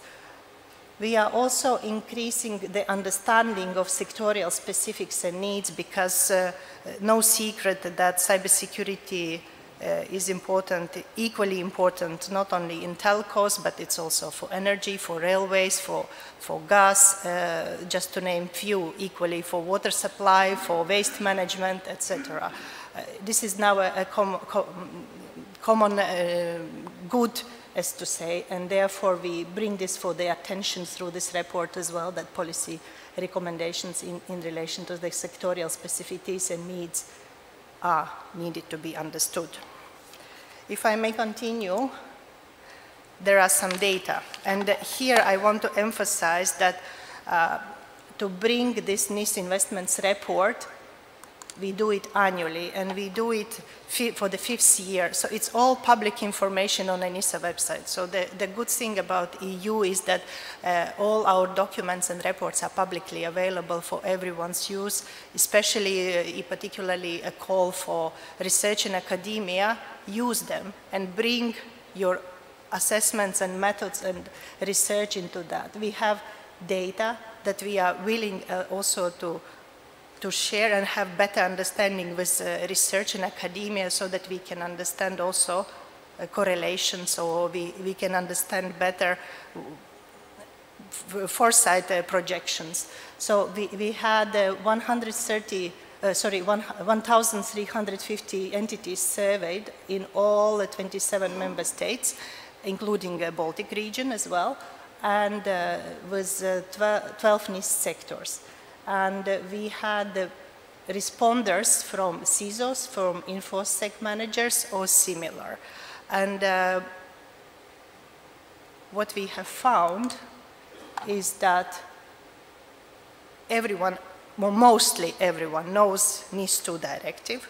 It is something that everyone is concerned about, and they are, we see already correlation that those who were covered with the NIS1, they are much stronger already, and they fought for the risk management, the overall cybersecurity governance, internal policies on addressing, to say patching, for example. Do you have an internal patching policy? Do you apply it rigorously?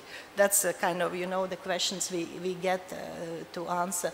And 90 entities expect to increase cyber attacks volumes, costliness, or both in the coming year. And 24 entities already, they identified themselves as in the scope of CRA.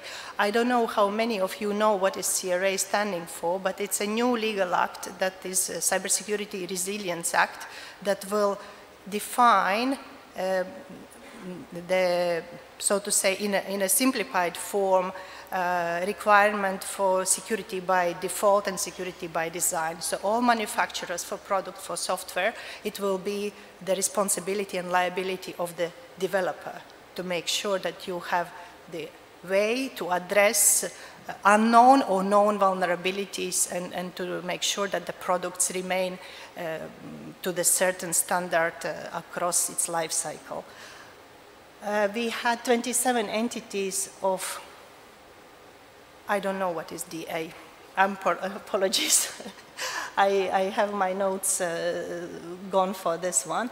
And if I step to the next one, 61 entity in space sector utilizes public cloud. So yes, we had some questions also about the space sector. And of course, not a surprise that many of these sector entities, they depend on the off-the-shelf products to some extent. With what I'm saying here is that we have data that are available also for the researchers to bring some more and deeper added value to this, and create some future models and better understanding of what's happening in the European Union. We had surveyed entities in Estonia, Latvia, and Lithuania as well, and in average I can say that they allocate a bit lower budgets to IT and information security than average in the EU. And surveyed entities in Baltic states have lesser full-time equivalents in terms of people dedicated to IT and information security compared to EU average and counterparts across. So thank you very much for the attention. I want to stress that recent cybersecurity policy developments in the EU have laid a strong foundation for advancing cybersecurity level with the complex data we have in the EU. And I call for volunteers and member state research institutions to come and reach out to us to make sure that we have this data for the innovation. Thank you.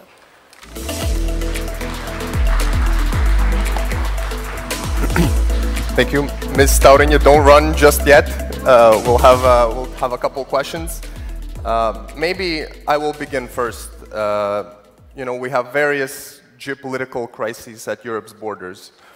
Russian aggression against Ukraine, but also we see now direct involvement, military involvement by North Korea. We see other enablers such as China, Iran also playing a role. But we also see increased interlinkages with non-state actors and organized crime groups that fuel this kind of authoritarian axis. How does this influence the EU's approach to cybersecurity and the EU's approach to crisis management in this domain? Can you tell us about our cooperation with allies in this sphere? Yeah, we have cooperation with allies. Firstly, we want to start and cooperate within EU to a better and deeper state.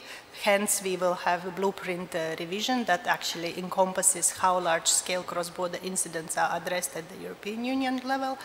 And of course, we have global discussions taking place with our good partners and allies. And to name few, but particularly I want to say big thanks for our great cooperation with our Ukrainian colleagues, because they are at the forefront, and actually we learn from them, and we actually can make sure that we address our challenges from their lessons learned as well. So this is our approach as well. Thank you. Thank you. One question from the online audience that we received refers also to a term that other speakers mentioned, but you as well, so maybe you can help us demystify it a bit. Supply chain security in the EU when it comes to cybersecurity. Could you elaborate a bit what you mean by that, and maybe what are the weak links, what are the choke points in this regard? Well, yeah, I think everyone has its own risks and understanding of the choke points or the critical elements in the supply chain. What we mean is, in a simplified terms, is know your partners.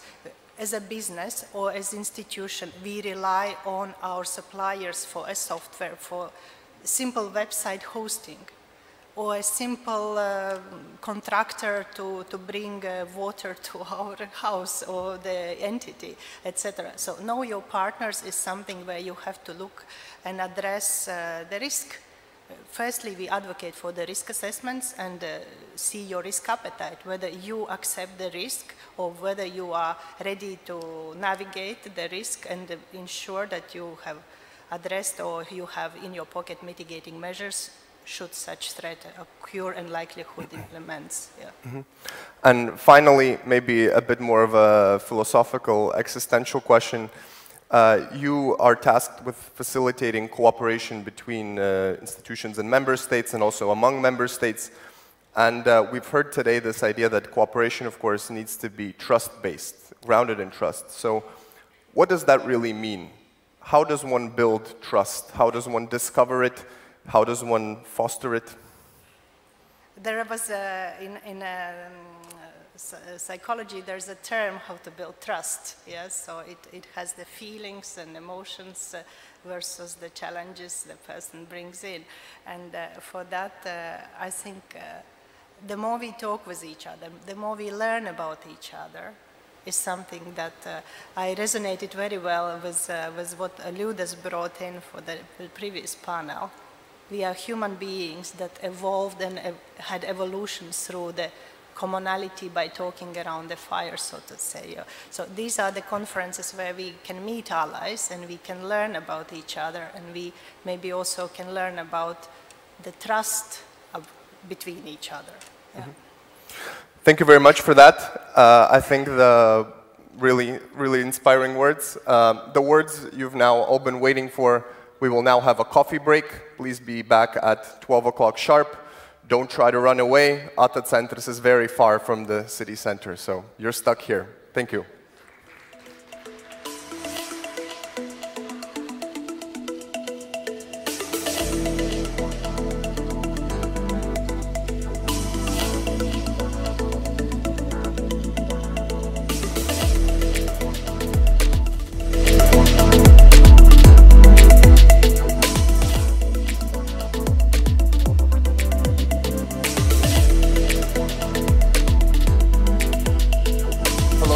Welcome back, everyone. I'm glad to see everyone returning from the coffee break.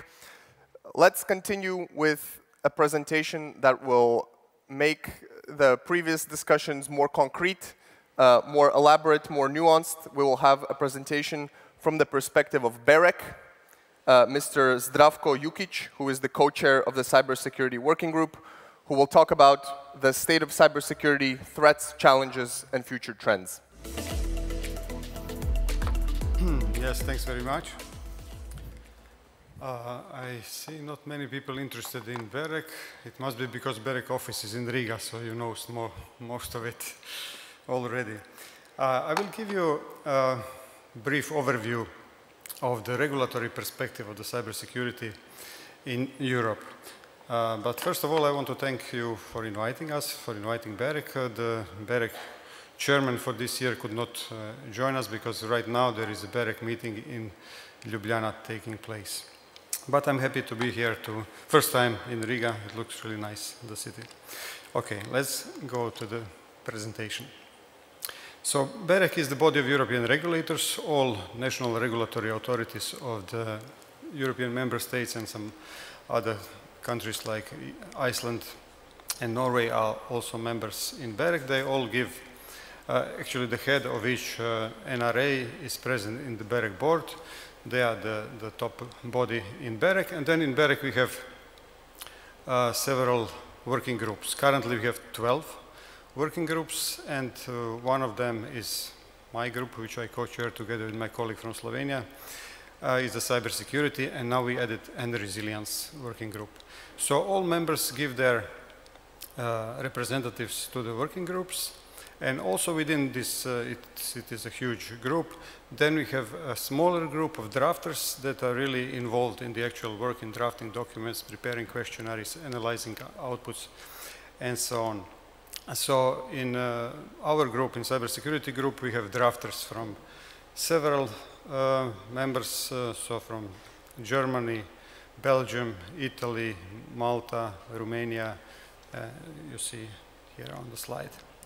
I will proceed with some 4 messages that I think are important to keep in mind while we talk about cybersecurity in the European Union. And first of them is that we should never forget this Treaty on Functioning of the European Union, Article 4, that says clearly, and it is the fact that national security is the competence of each member state.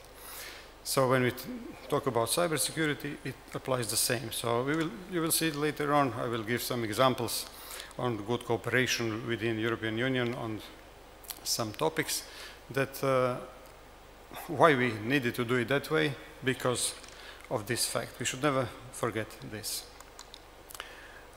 Because of this, what I just said, that it is a national competence, it is cooperation what brings us together, and only through cooperation we can achieve good results in Europe. So I would say that key venue, key group for this cooperation is the NIS cooperation group, where we have representatives of all the member states of the EU. We have European Commission is present there, and also ENISA. You just heard a very nice presentation before the coffee break about ENISA. Then BEREC is also very good for cooperation among our members, so national regulatory authorities for electronic communication networks. ENISA, of course, is the agency. And also it is very important, and I was not surprised, but it was nice to see that in Baltic you have such a good cooperation within this region, all your agencies together. And I can tell you that also in Croatia we had very intensive cooperation with our neighbors when we were implementing 5G Toolbox. I will come to 5G Toolbox in a minute, where we had very intensive cooperation and exchange of views and questions with our neighbors Slovenia and Austria. We had bilateral, trilateral, and of course then cooperation through BEREC and all these other bodies. Message number 3, I put it here because it's maybe related to my previous life when I worked for a big telecom vendor in Europe. It is the fact that whenever new technology comes to the market, we have some great inventions, the impact is not known before it is widely deployed. So it was the same with the SMS service. Nobody expected that it would be such a good, profitable service. Then when we were standardizing 3G and 3GPP, that was some 20 years ago, we thought of killer application, but nobody could say what this killer application will be. And then when it became so widely deployed, then what happened, we got internet almost in every pocket, in every device. So this is very important. And this will be also a topic of my group's external workshop that we plan to have in Q1 next year. I will come to that also in a minute. And also message number 4. We realized in this cybersecurity, when talking to our members, when talking to other NRAs, that without resilience, there is nothing. So, and we have to observe the resilience of our, in first place, we look at our electronic communication networks from all different threat actors. It could be man-made, it could be natural disasters, or it could be some intentional damages caused by war or some extreme cases like that. In Q4, actually just recently on 19th of November, we had a BEREC external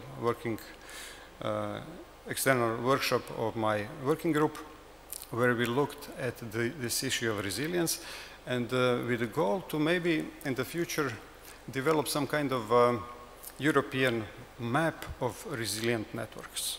I know it is a very ambitious task, but we will work on it. And in this workshop, all the results, the report will be out soon, short report will be out soon. We had very good exchange of current experiences of Norway, Iceland, UK, and also some other operators, like operators in Slovenia, where they had these huge floods and problems that networks went down.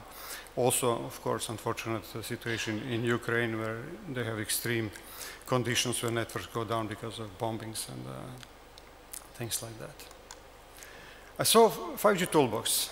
I will just go quickly through 2 examples of good cooperation within European Union. So, first one is 5G toolbox.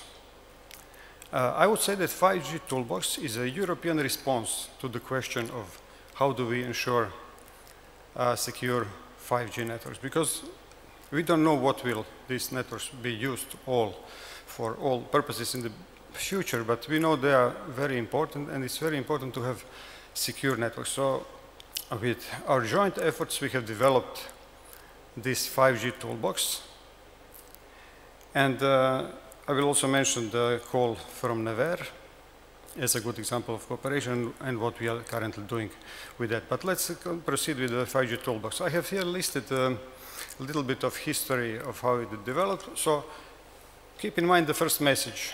It is a national competence. So first, what we need in order to develop something together is very strong political, let's say, ambition and commitment. Commitment for all member states to say, yes, this is the direction we want to go. Then we work together to develop something.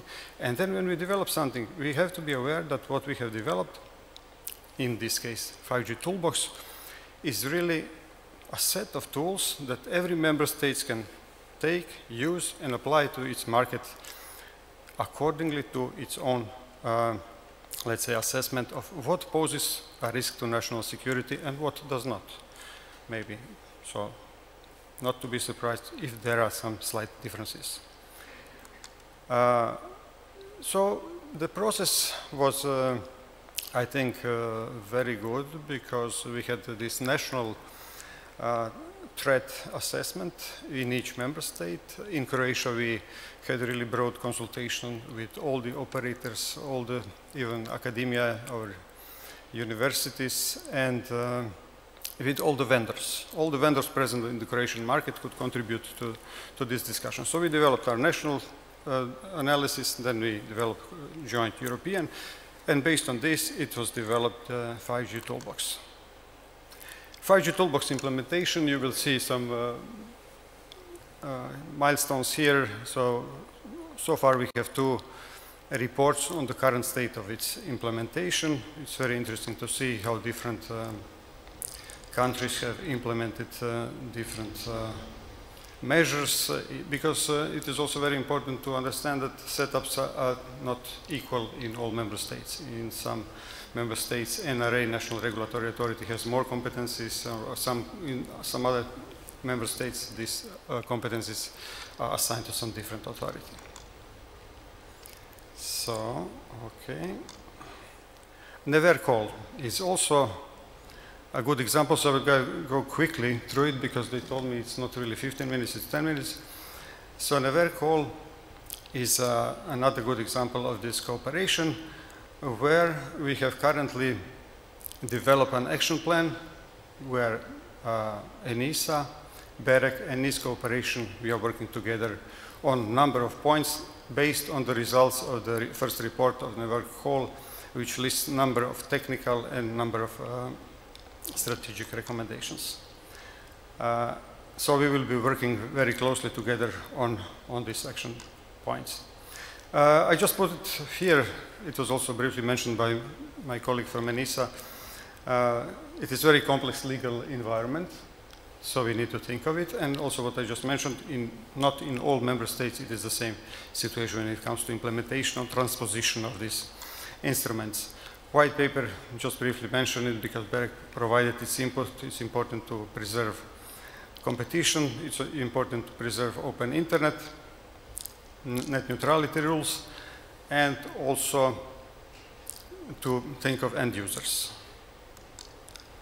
Very briefly, BEREC recent work. So we had 2 reports last year.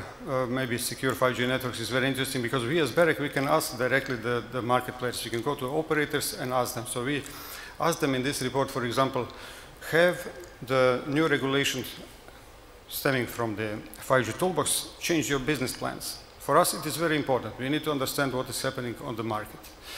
Because we can ask member states, we can ask different authorities, but if you ask the market players, then we get a really good feeling on what is going on with the market as a result of our measures.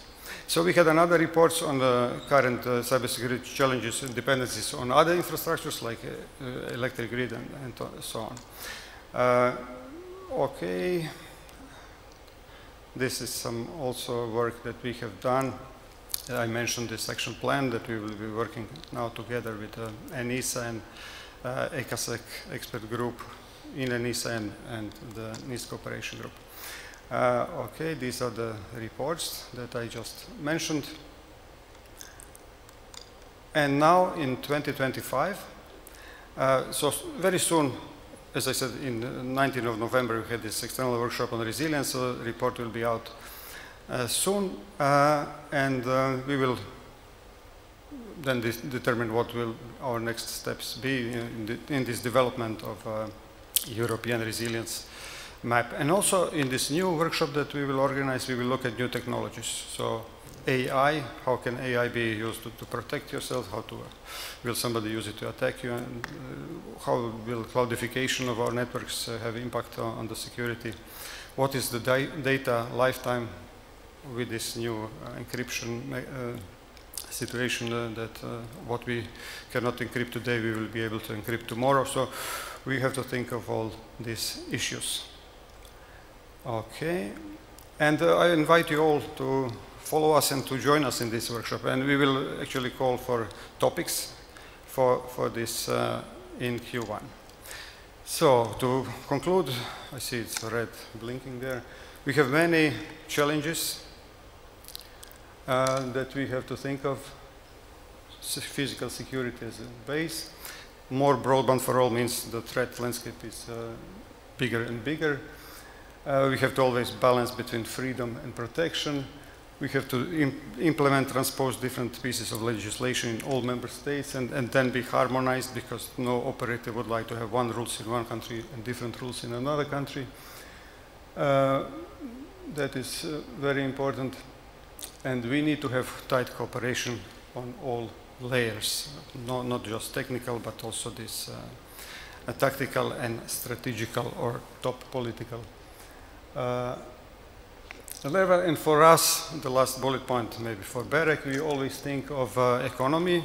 We always want to have efficient competition among the operators, among the market players. So when we impose something, okay, we can build a very resilient network, but the question is who's going to pay for that? Are the member states, do they have budgets for things like that? And I think that is all for now. I hope you got some little impression of what BEREC is doing and what our point of view is. So thank you very much.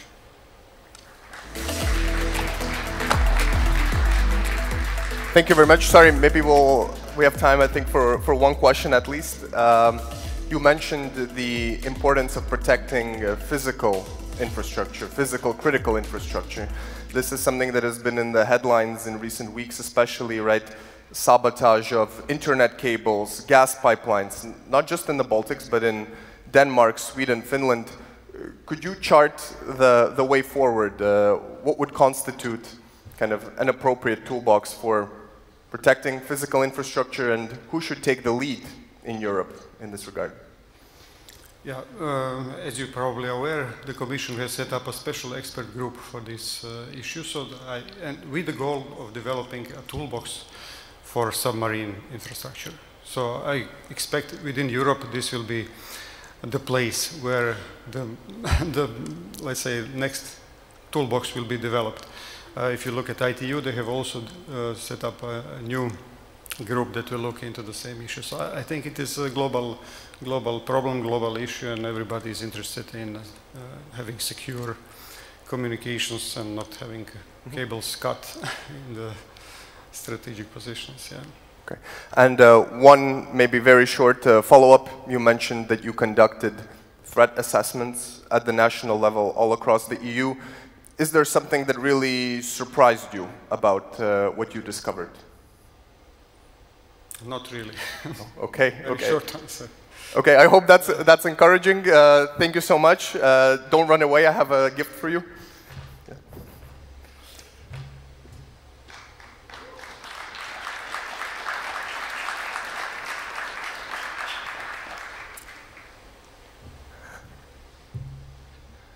So now for our next presentation, it would be really remiss to have a forum like this without giving due attention to AI and all of its kind of technological, regulatory, political implications. It is well known, I think, to everybody here present that AI not only promises but already can make the production of disinformation at mass scale cheaper and easier before. But what do we have on the solution side? How can AI help detect and counter disinformation? This will be one of the subjects of the next presentation, Manipulating the Truth, Countering Deepfakes in the Era of AI-Enabled Disinformation, which will be given by Egils Rupenheits, Cybersecurity Specialist at NOD Baltic. Thank you.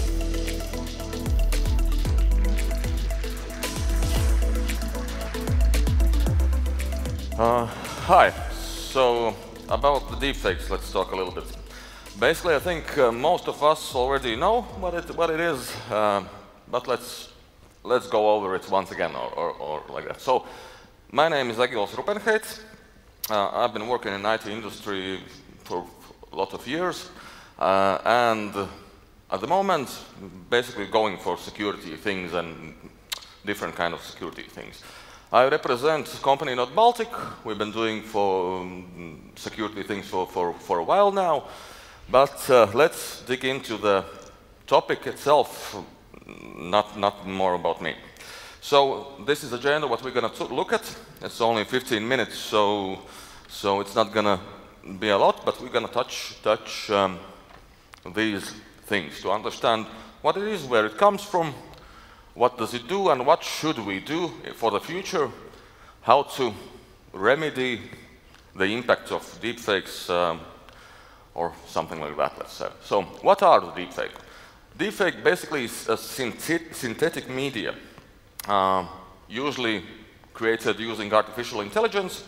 Historically, in the beginning, it was done by hand as well, but nowadays it's tools that help us do that. And yeah, the increasing power of computers are making it much more easier and easier to use. It's available basically for anyone. Evolvement of use. In the beginning, as every tool, as every new thing, it was used for having fun, for nothing harmless. But nowadays, it's being used to, it's begun to use for PR damage for celebrities. There has been some pornographic material with the faces of celebrities made. Then the government officials were impersonated, telling different stuff to create chaos in different regions, and in this war that's happening now as well, it's been used. And we've been seeing more and more since 2017, when it became widely known. It became more and more public. Beforehand, it was, well, not so public. So understanding. So they are created using AI tools and deep learning, training the algorithms with large data sets of images and videos of usually the target face. Without those databases, data sets, they wouldn't be as in quality bad. They would be, let's say it like that, because you need a lot of images. Basically, we could approach it as more images of target person you have, as more detailed and believable video you can create. Yeah, it does mimics the manners and mannerisms and voice of target individual.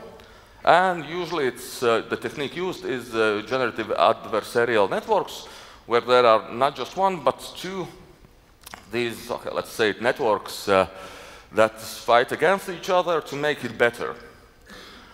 Here's a small video of the basic principles. This is quite old video, but the principles hasn't changed, and I specifically use this video. Synthesizes video so of a person this is going to be how it's created. Words they never spoke. It's short. This is video rewrite.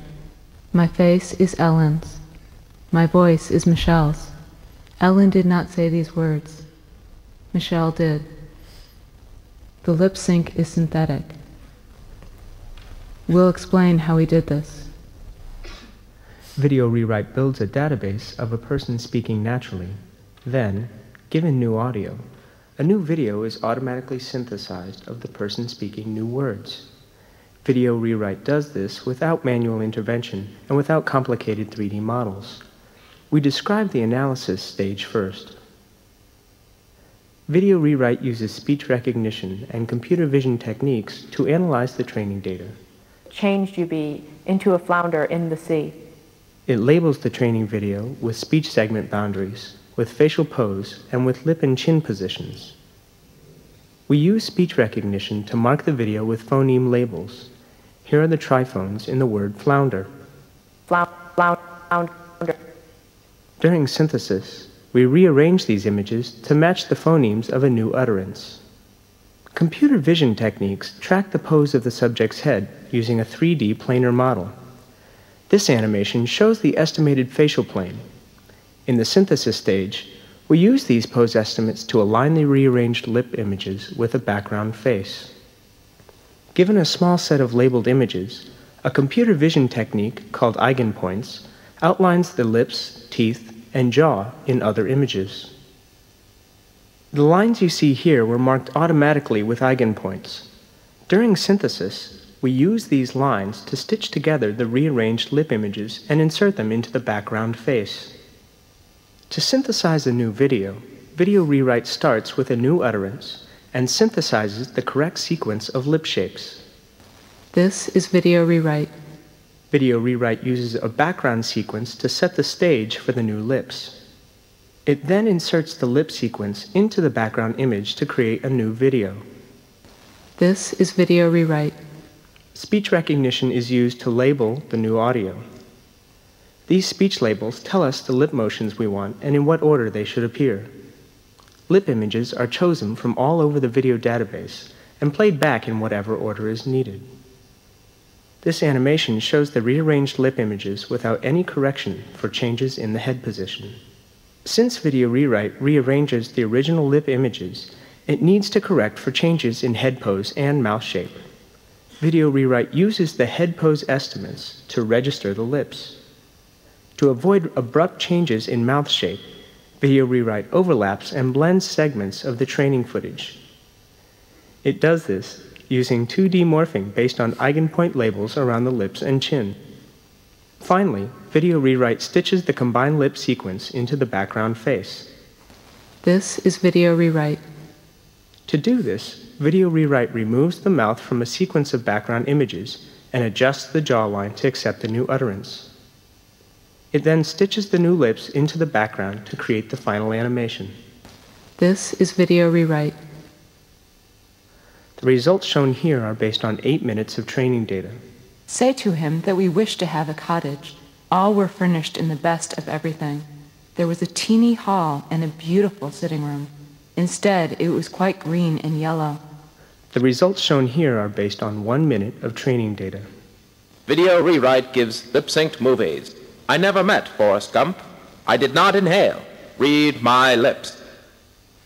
So basically, these are the principles how techniques how it's made, and it's in basic principle it hasn't changed. It's the same. So, and a little bit later we will have modern examples where it's a lot of processing power has been added, and there are a lot better images. So. It was beginning used, the impact, let's talk about the impact here. It was in the beginning used for entertainment. Well, nowadays it's used to manipulate public perception, to misuse an electoral process, and it makes an impact on areas like public trust and democracy itself. Because if we lose trust in the information, then, well, then that will be the end of a lot of things, because if we cannot trust information, we have nothing on what to lean on to base our decisions for the future. And one other thing, as it's from images, and we all make a lot of our own images public, it's, the question is of anyone can basically take any public information and try to make a deepfake. So what is about this personal identity that our pictures are used without consent? So if we talk about identifying, there we can look for inconsistencies in facial movements. It's getting better and better, but there are still some nuances which we can see or find. Then audio mismatches, or if the lip sync, lip movement or does not go together with audio. And natural light and shadows, that is one other thing which we need to look if we're talking about artificial videos and things. Eye movements are one of the things, and the content itself. How much do you believe that this could be the truth? Unbelievable content is a red flag for that as well. And of course, software which would help us to detect deepfakes, in this sense, AI tools as well. Well, this is what other techniques that can be used is blockchain to verify authenticity, but in this case, then you need to trust the source itself and to see where it's coming from. Important role would be for the community reporting, because otherwise there should be like internet scanning tools which does this, and there are places on the internet behind the fences of authenticated users, so that nowadays it's already we are working on the laws of, well, not we, but governments are working on the laws to hold accountable these deepfake creators.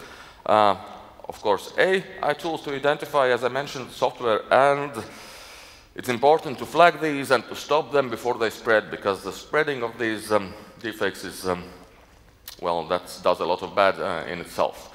Social media plays a big part, but I'm not going to read everything what's here, but basically social media are saying that they're going to think about it, they're going to look after it, but personally I am not always trusting what social media says. But let's hope that the governments and the laws will make them do this. And now let's go to the example, which is a bit more modern. In this case, it's only face swap, and I like this example because they are switching face on the go. So he had a cigar in his mouth, and he goes, "What is Jeff and Peter?" That's his hair and makeup guys. Yeah. And I go, I don't know, I'll find them. And he goes, "Find them. Show me your leadership capabilities." So basically, on the fly. This was publicly available video, and internet responded, just swapping the faces. So it's quite easy. And this is one of the deepfake, let's say, faces, because Tom Cruise is the person who does deepfake videos impersonating Tom Cruise. Tom Cruise has nothing against it, at least publicly, he hasn't said anything. But visually, this is not a real person. There's a technical guy behind that. There's a person who does this dance, and technical guy puts this Tom Cruise face on top of them. So this is one of the biggest publicly known at the moment deepfakes, which recently got a big hype. So all of these things, let's go to the conclusions. All of these things make us think about what we should do, because this is going to impact our lives quite a lot. So public data in public domain. This is what can be used for all of this, creating this fake content. And if you have a lot of data in public domain, your data can be used as well, of course, if you're targeted. This raises the question, is zero trust needed in modern life, in nowadays life? So maybe we should just not trust anything. And let's not believe anything, yeah, so. But then what information will we trust? That brings another question. So the next thing is we need to protect our data. So if we are targeted, so they wouldn't get our data, our face, in a sense. But if you're a public person, that there is no way you can hide your face in public domain. Educating the users, but the people about deepfakes. This is important. Promoting media literacy. This is a thing that should be done, because nowadays there's a lot of fake news, fake hype, or call it how you want, just to well, basically influence something. The elections were one of the examples. And this, especially this Tom Cruise thing, the president, at least for me, it brings up the question of identity rights. To whom my identity belongs. And this should be implemented in those laws that are created. So this should be a topic of, as well. And last conclusions, we should think about our own security, our own data security, in a sense, our accounts. Because if we are targeted, there has been precedents where a targeted person, their devices and accounts have been hacked, pictures from these accounts have been taken, and deepfakes have been created with these pictures to either do some ransom thing with this target, or that's so protect our accounts, protect our data. Let's not share sensations just blankly believing them. Let's check the source. And let's not give in pressure, and let's contact law enforcement. Let's talk about this. And of course, use advanced security programs, which could help in the nowadays basic functionality doesn't check these kind of things, but I'm quite sure that in the future this will be checked as well. And this, in a nutshell, is that's it from my side. If you have any questions, I'm not sure if I gone over the time or what. I tried to be quick. Thank you very much, Egils. We absolutely do have time. Thank you. Yes. We absolutely do have time for one, I think, really critical question. You mentioned that deepfakes are becoming increasingly persuasive. Yeah. And you brought up the risks for using them to interfere in democratic processes, and of course, that already has happened. The most sacred democratic process is elections. Yeah. And already we have seen instances where in Slovakia, in the UK, in the US, deepfakes have really played a role in kind of providing malign influence on public opinion. So I was wondering if you had any realistic suggestions for what can be done to protect the integrity of elections against this sort of technological malign influence? Well, I see that this is a tool. In essence, this is a tool and people can use this tool as they want. For example, a hammer is a tool as well. You can use a hammer to build a house, or you can use a hammer to break someone's fingers. It's a different use of a tool. In this case, this is a tool, and you can regulate it how much you want, but in my opinion, there always will be criminals who will use this tool for bad intentions.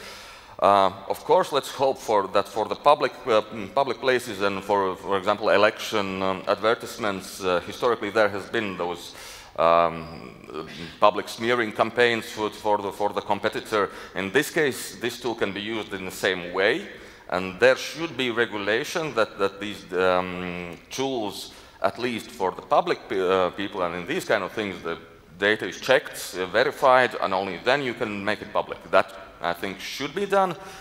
But my personal opinion that there will be always people who will try to use this tool in a different way for their own purpose and for some malicious purpose.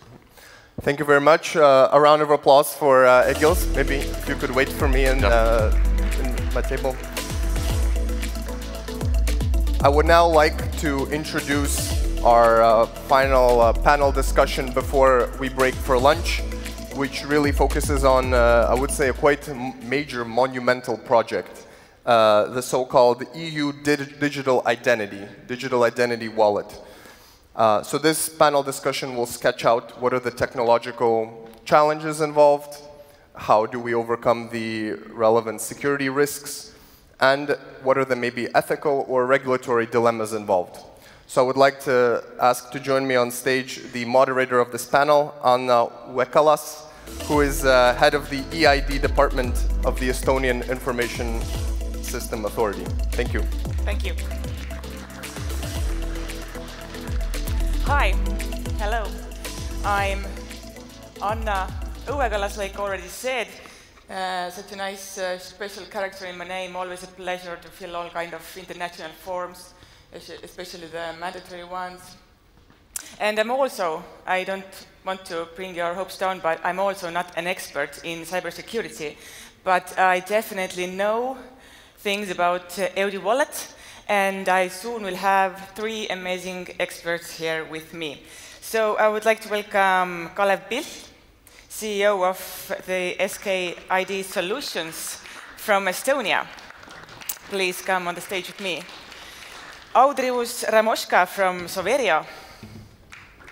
And Arnis Perkons, Head of E-Services Division, Latvia State Radio and Television Center. So this is a seat, yeah?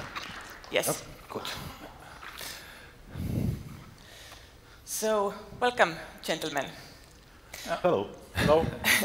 I'm sure many of you already know these guys, but just to give us a slight insight, what are you doing every day? What are those main topics you are dealing with currently? Yeah, if I can then kick it off, thanks for the invite. I'm head of SKID Solutions, which is responsible for Smart ID, Mobile ID in Estonia and Lithuania. And then still a bit responsible for the ID card certificates also for Estonian government services. Personally been doing EID 25 plus years, passion of mine, still continue on that path, probably. Yes, thank you. Yeah, I'm not Deepfake because I guess you found that photo on green was not mine. So referring to previous message about deepfakes. Yes, I am all my professional life in IT, and approximately from 2016, I'm very much related to EUD wallet technologies related. At the time, nobody was talking about EUD wallet, and now I'm part of Soveria startup, which is extremely narrow specialization what is related to digital identity wallets as well Europe Union, because other countries like Canada, Australia or and the others moving towards the same direction. So we have this narrow specialization. So hello, my name is Arnis, as you said, and I'm a head of e-services division of LVRTC. We are providing e-services for Latvian citizens as e-Paraksts Mobile, which is in English is e-signature. E-signature mobile, there is digital identity already, and signing services for citizens. Also, we provide e-seals and other e-services for Latvians, for Latvian state. At the moment, LVRTC is involved and take part in the large-scale pilot for digital wallet in the NoBit consortium with other countries such as Iceland, Norway, Denmark, Italy, Germany. So we are working on this pilot and looking forward how to implement this solution in the future. Yes, thank you. Yeah, let's get started. So many questions, so little time, and I'm not talking about our panel. I'm talking about wallet. Identity in the digital age towards the EU digital identity wallet. As an introduction, could you please give us a little information? What is this identity wallet? Let's start from there now. Okay, then I can start. Digital wallet is the thing which should provide European citizens with digital identity. This is first of all. As Latvia and for example for Estonia, we already have those digital identity services as Smart ID or e-Paraksts Mobile. In the rest of Europe, there's not so bright vision on this thing.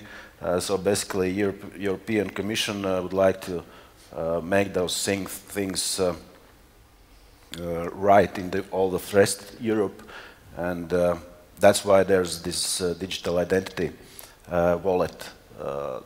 There's comes. The thing for the people of our users of this wallet, basically that they can provide the identity and information about them separately, and they can provide them for their perspective, the people's perspective. If you want to provide your name or your personal identity code, then you can provide those things separately. You don't need to give away all information about you. If one day you would like to win $1 million, for example, and go to the shop and want to buy a lottery ticket, the seller don't need to know your name. They need to know your age, or that you are 18 or older.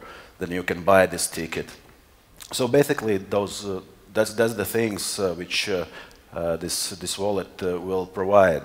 You can put in this wallet your driving license. You can give away or prove your license to the policemen or other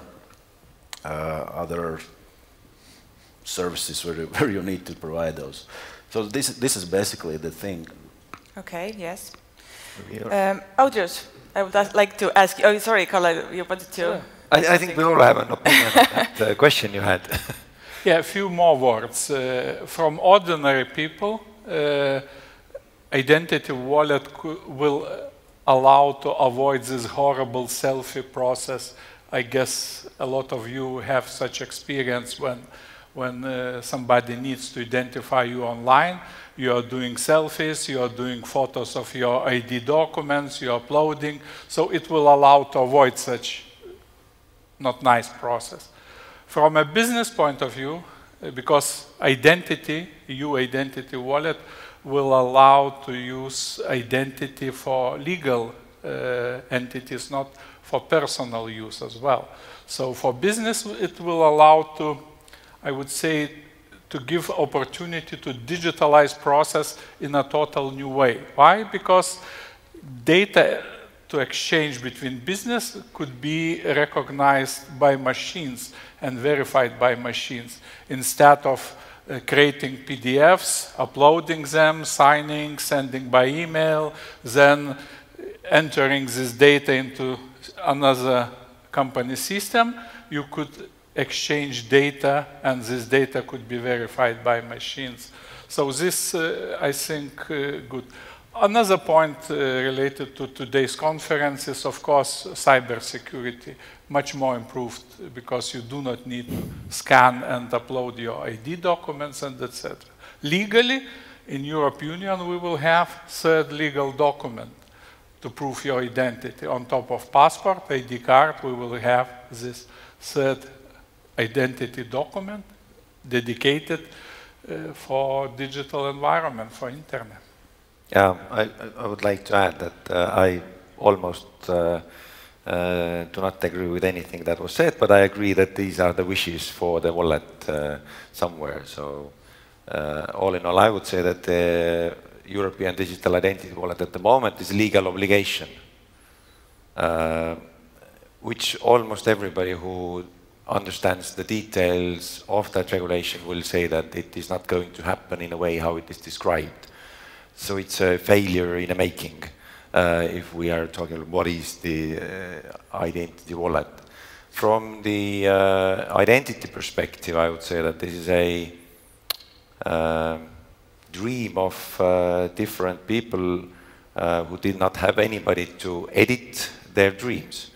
So everything that you possibly can dream of is written down, and then nobody said that all of those things don't kind of work together.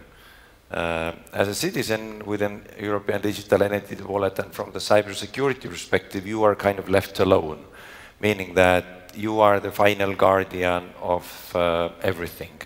So as a cybersecurity threat, you will become your own threat, and there is nobody to help you with that tool. Basically, that's my quick take on what the identity wallet will be. But as I said, everybody who a little bit digs into the details will say that the thing that is described never happens. That means that I don't know what it actually will be. Something will be. It will not definitely be the thing that you currently read, but what parts of that dream are scrapped off and what remains at the end, it's not known. Okay, when you say that it's not going to happen the way it is described, then how it all started? Where's the need? I have heard the stories that during COVID lockdown, when European Union Parliament was locked down and Commission, it comes as a top management idea that we should have something. It's a story for you, wallet. Another part is that a lot of smart people, at least I know the group worldwide, mainly of course US, from 2005, they are looking for solutions how to eliminate fundamental hole in internet. It's a trust establishment on the internet and identity. And yes, a lot of smart people as well was thinking how to make life more safe on the internet. So that's two stories in my head now. I think there's one more thing that a long time ago the European Commission made the ADIS 1.0, and ADIS 1.0 didn't work very well in all of Europe. As I said, Baltic states are very, very far away from the rest of Europe. Scandinavia, like area as well. So the upper part of Europe is fine. Sure, and somehow we need to somehow European Commission need to fix this problem, and that's why there's ADIS 2.0 with the implementation acts, which is right now is going on and published, and there's this digital wallet and the European Commission with this digital wallet wants to fix this thing which they made with the ADIS 1.0. Yeah, I think that there, if we go back to ADIS 1, I think that this is absolutely true, that this wallet thing appeared in, well, von der Leyen's speech in a parliament first, but the other thing was the report on the ADAS 2 implementation, which was mandated in the ADAS 1 already, that we have to do a review on Europe. And then the report itself, it has a lot of issues, like why the ADAS 1 failed, like in what ways. And then there was like one tool, like this hammer that the previous speaker told us about, that there is this hammer, and this hammer was convenient for everything. So everything that was wrong in the ADAS 1 was possible to attribute to a lack of technology, and the name of this new technology that is now expected is identity wallet. Is politically very easy to agree that we are missing a tool and that's why we failed. It's much harder to state that our organizations failed, our regulations failed, that we as human beings didn't want to do the thing that we were obliged to. So that's why I think it happened. So we needed a guilty party, and we needed something to be working on for years now. And now we will work on this wallet for years, and until it's a complete failure, we have like 10 years to go yet. And that means until that we still have the hope that, okay, maybe this will be the savior. So I think that's why it is there. It is convenient to say that we were lacking the necessary technology, but in fact, Germany cannot do an identity, even less can they be part of pan-European identity framework. So therefore, we have a framework which basically says that we don't have a possibility for a common framework. But yeah, that's how it is kind of. I think, and I think we can be sure that there will be a lot of challenges with the digital wallet in the future too, because the Baltic states, for example, had this privilege that we have unique identifiers as personal codes. There are a lot of European countries don't have those things, and they don't have unique identifier. For example, I don't know the Hans from the Berlin is not the same Hans from the Munich. Yeah, cannot. It's not allowed. Yep. And then this will be the very, very big challenge for the digital wallet in the future. Yeah, and just to go, I'm sorry to take it over, okay. But not to leave the impression that the wallets are somehow bad. If that kind of comes across from here. No, wallets are a technology that is definitely meaningful and useful. And that would have been fine if we would have regulated into the new ADAS a wallet and saying that this is also a trustworthy source of different things. What went wrong was that we tried to fight Apple and Google through this regulation. Again, we already have two Digital Markets Act and Services Act to fight Google and Apple, and we need to have another one now, and ADAS is also fighting with the big tech. And we also had to somehow make it mandatory for everybody, and because it is mandatory for every member state, we had to accept all the different wishes of all the different member states, because otherwise they wouldn't agree. So the regulative part went a bit ahead from the actual possibilities, but the wallets as a technology is an excellent thing, and it will come, definitely. And the thing that we did miss, as already mentioned, was this transition from now digital life into the physical one, and it is now well kind of regulated in this new regulation that you can actually use your EID tool in the physical transaction, meaning that you can show something that you have only digitally to another physical person, which has also some digital tools, and therefore you can understand who is who and what they are doing at the moment. So this was definitely missing, and the wallets as such are great.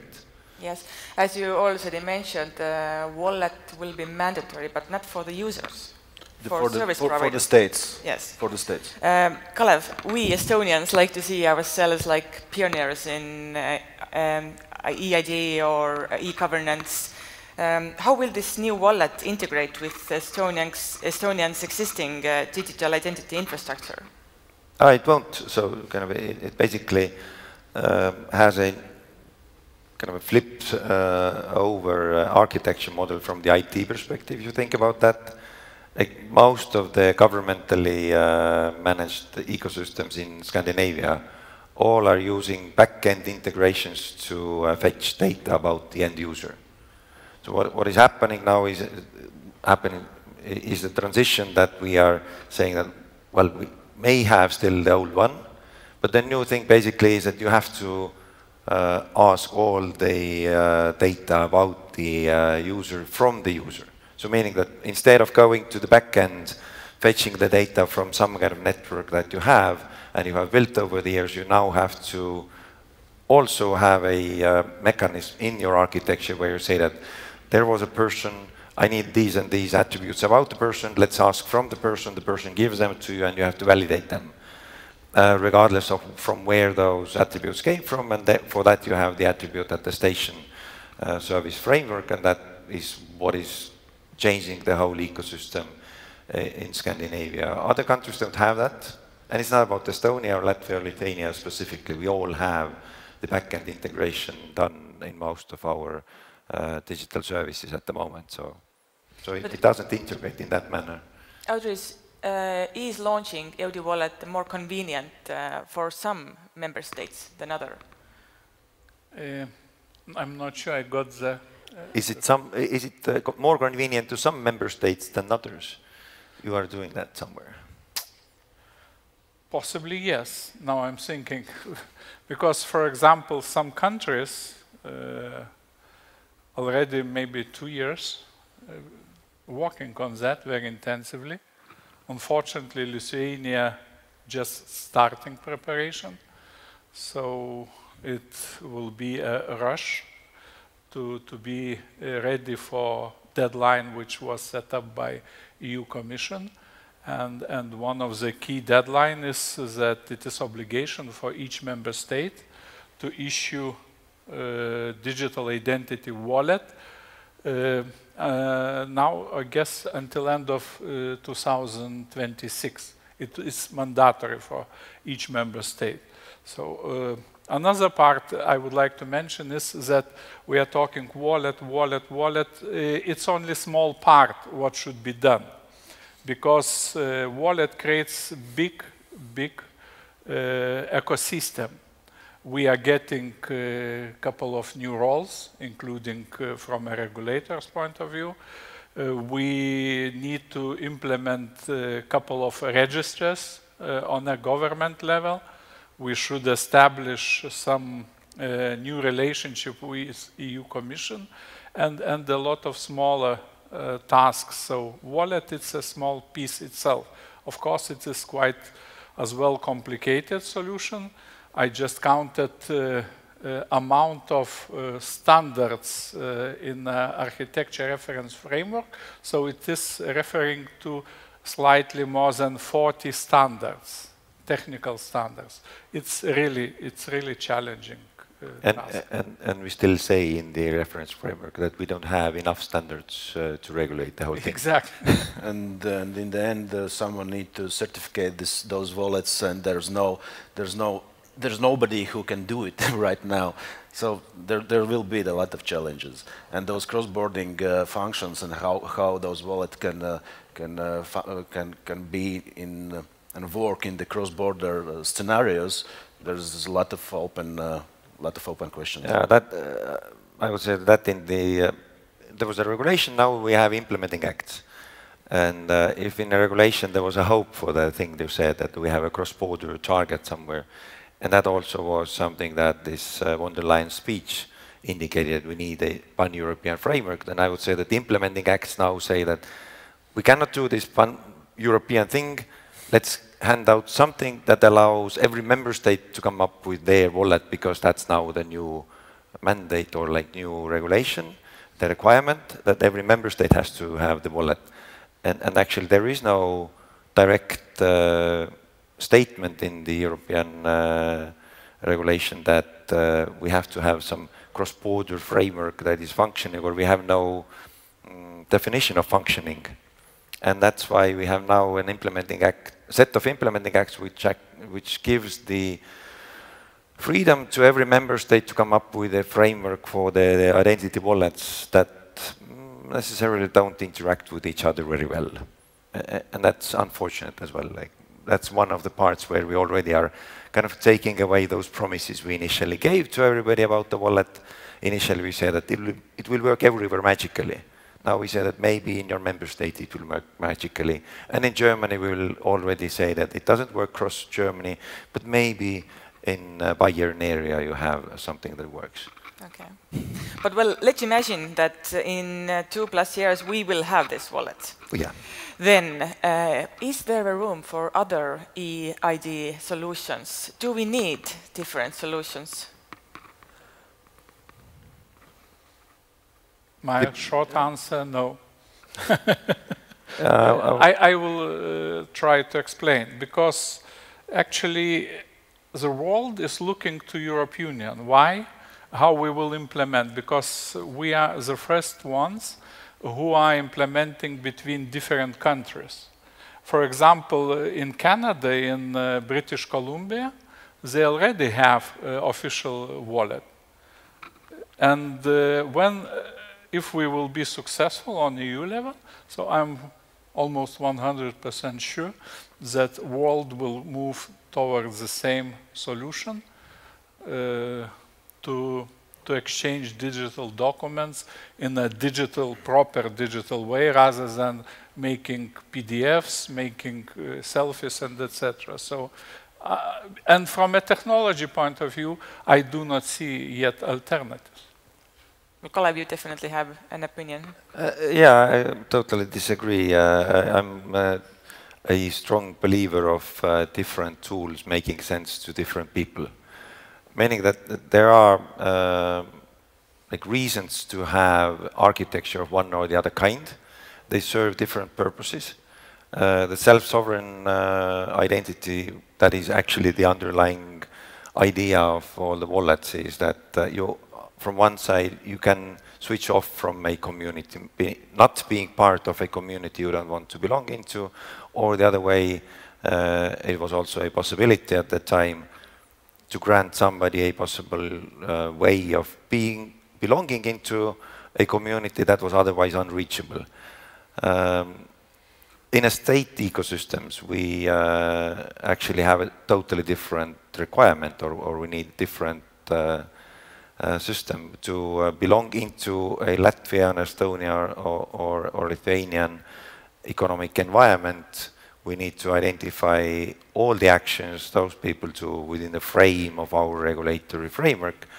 We don't want Bitcoin ecosystem to take over the Eurozone. Because in a Bitcoin ecosystem, unfortunately, there are no hospitals, nobody vaccinates you, there is no educational system yet. So if you are with your money in the ecosystem that doesn't support you on the ground infrastructure, then you are basically stealing from the other citizens. And for that kind of ecosystem, we need different identity mechanism, not the one which allows you not to reveal what you are doing, but where you are forced to reveal who you are and what you are doing. So I think different ecosystems require different functions. There is a place for different attitudes, I would guess, also in the future. I would really, really not like to have kind of a monoculture of everything somewhere. And I think there's the thing about the education of peoples and citizens, where you can use which thing. Maybe you don't trust the mobile phones, and you don't know that the information about you and your attributes is safe in the secure layer of this device. That's why you use those plastic ID cards and with certificates, and then that's the way you do, and you prove your identity. Also, those existing things like Smart ID, Apex Mobile, they already provide digital identity right now. For the future, why we need to educate the people that in the future with digital wallet you can do different things. The digital identity is the only one thing of this digital wallet. As I said, you can put all information about you, your diploma, your driver license, your medical data, whatever, and you can choose which data you will give away. So this is a lot of things of education.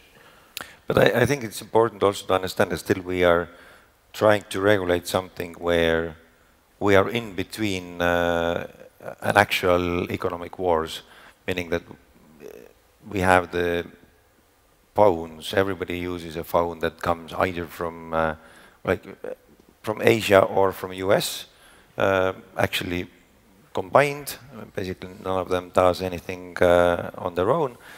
And we try to survive in the middle of that. We try to regulate ourselves into that so that we can trust the thing that we are building. And it's actually very hard. It is just kind of a one decision away every day that somebody decides that the thing that we are using is not trustworthy. And we don't know when this day will come, and we have to be ready as a cybersecurity ecosystem. We have to be resilient to the dysfunction of any of the components in the ecosystem. None of them is reliable to the end. Like, all of them can fail. And the failure can be technical, and the failure can be political. The way how TikTok is not okay is not technical. It works fine, but somehow politically not very. So it can happen to any parts of the technologies we are using, and EID wallets or not are using those technologies. And from the point of view of the horrible scenario that we currently are living in, we all are, like, here on the stage and in the European Union, forced next 2 to 3 years to actually 5 years to put our money to certify, as you said very well, the wallet based on the cryptography that is 30 plus years old. Whereas we know that US just has said that, well, they will move on to the new algorithms in 5 years. But we in Europe, we don't have the time and attention, because we have to regulate ourselves into this wallet ecosystem instead of saying that let's stop the things that we knew before. We understand that for whatever reasons US has decided that post-quantum must be supported in 5 years. Let's ditch everything we did so far and let's move there. Let's see that everything we do now is post-quantum cryptography ready, at least, and hopefully already uses that. And we don't. Like, in Europe, thanks to this regulation, we now are stuck to regulate something that is really, really old tech.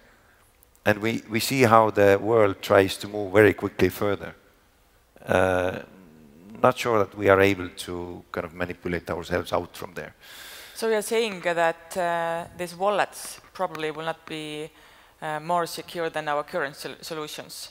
Thanks to the time frame that is given to everybody, we are in hurry, and the alternative isn't ready.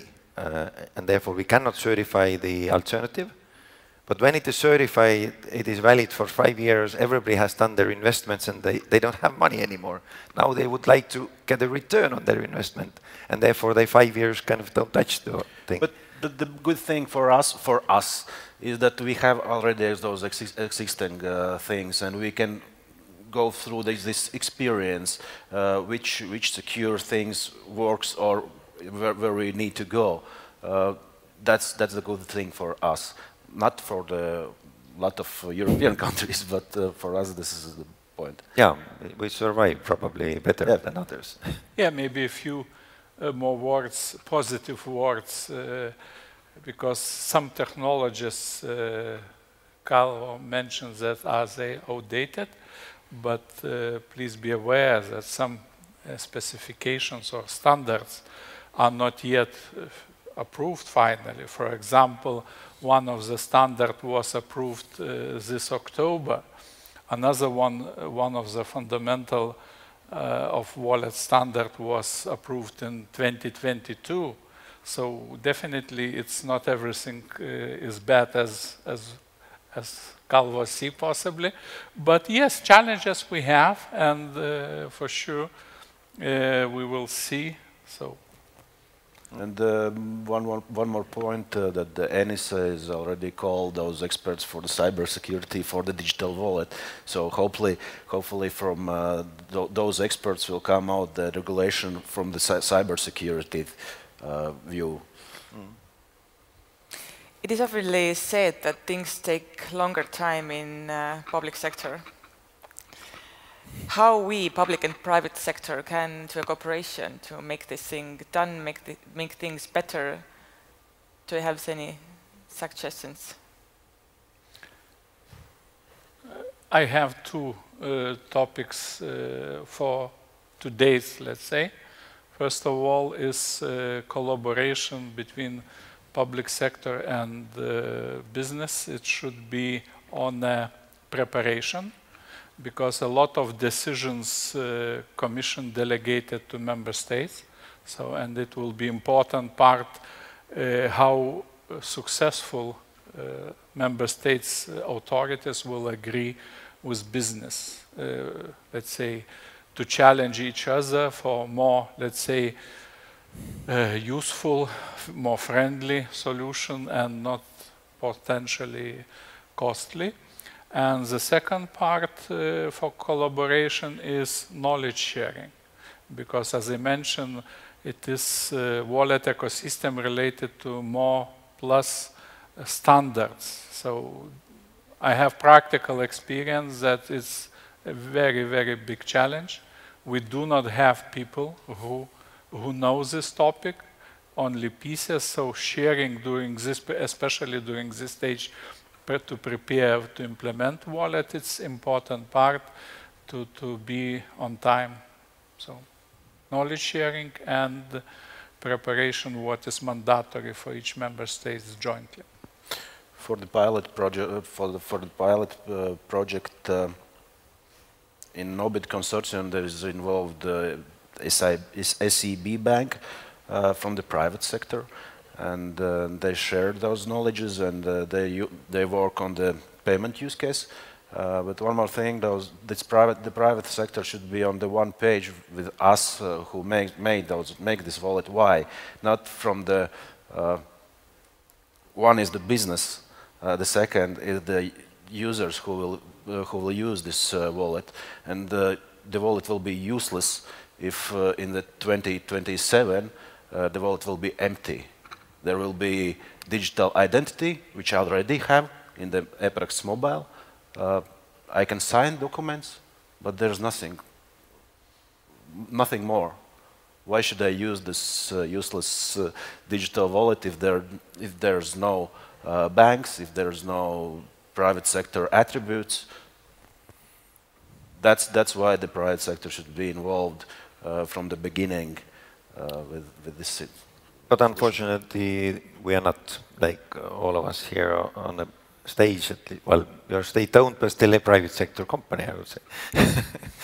A company still, meaning that we are not involved. There is no business case. I think that the thing that is happening in the wallet ecosystem, or like ADA's new framework ecosystem, the most is that every such conference, every meeting we have, there's only one question for everybody.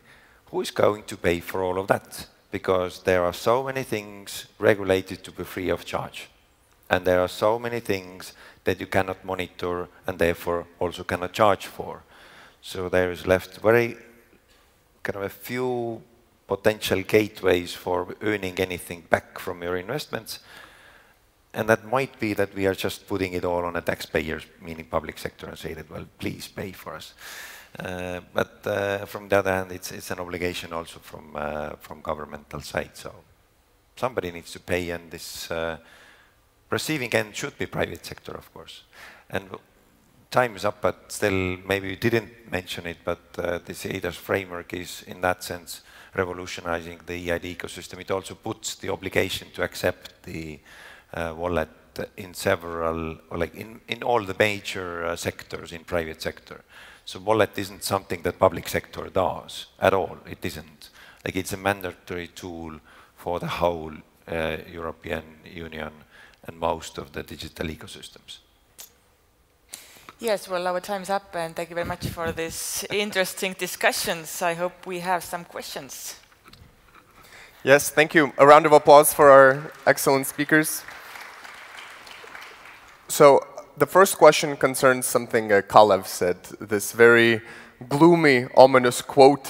You said that when it comes to the digital wallet, the citizen is basically left on their own to navigate the risks, that no one is there to help you.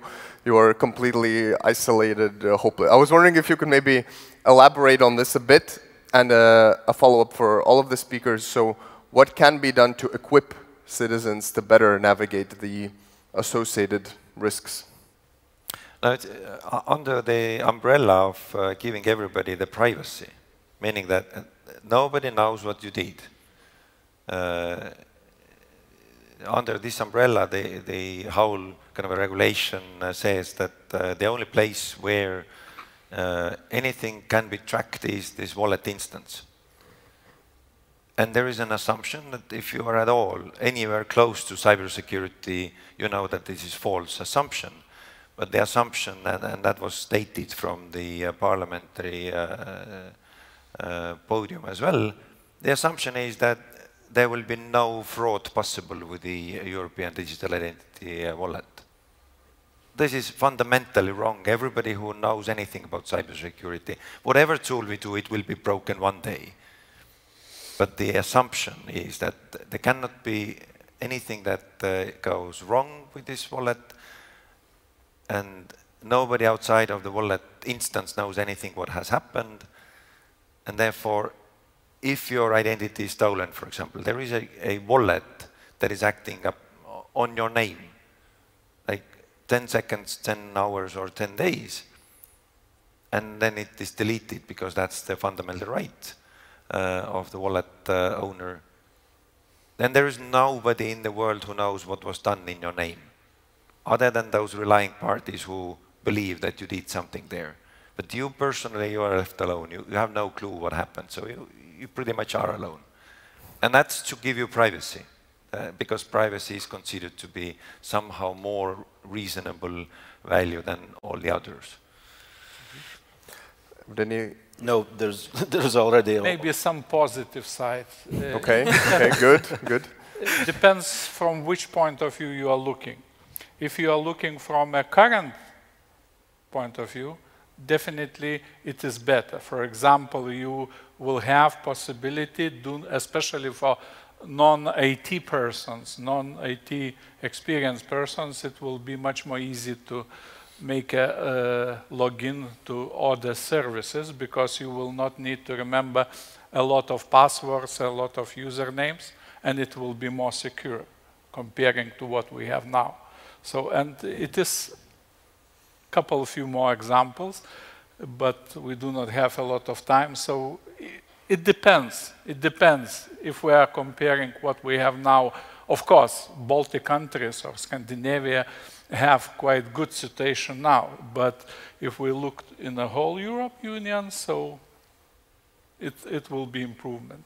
Of course, Kalev mentioned some key points that's still open, that's still under the challenge, but yeah, we are working towards that to eliminate as much as possible.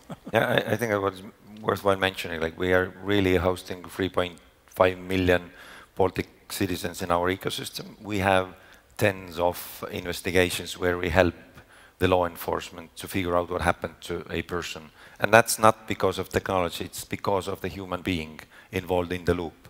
And the humans with the wallet will do mistakes. And they need to figure out, what did I do? What happened to me? And currently I see daily how little people are equipped with the knowledge about the cyber threats, about the social engineering. And that doesn't go away in the coming couple of years.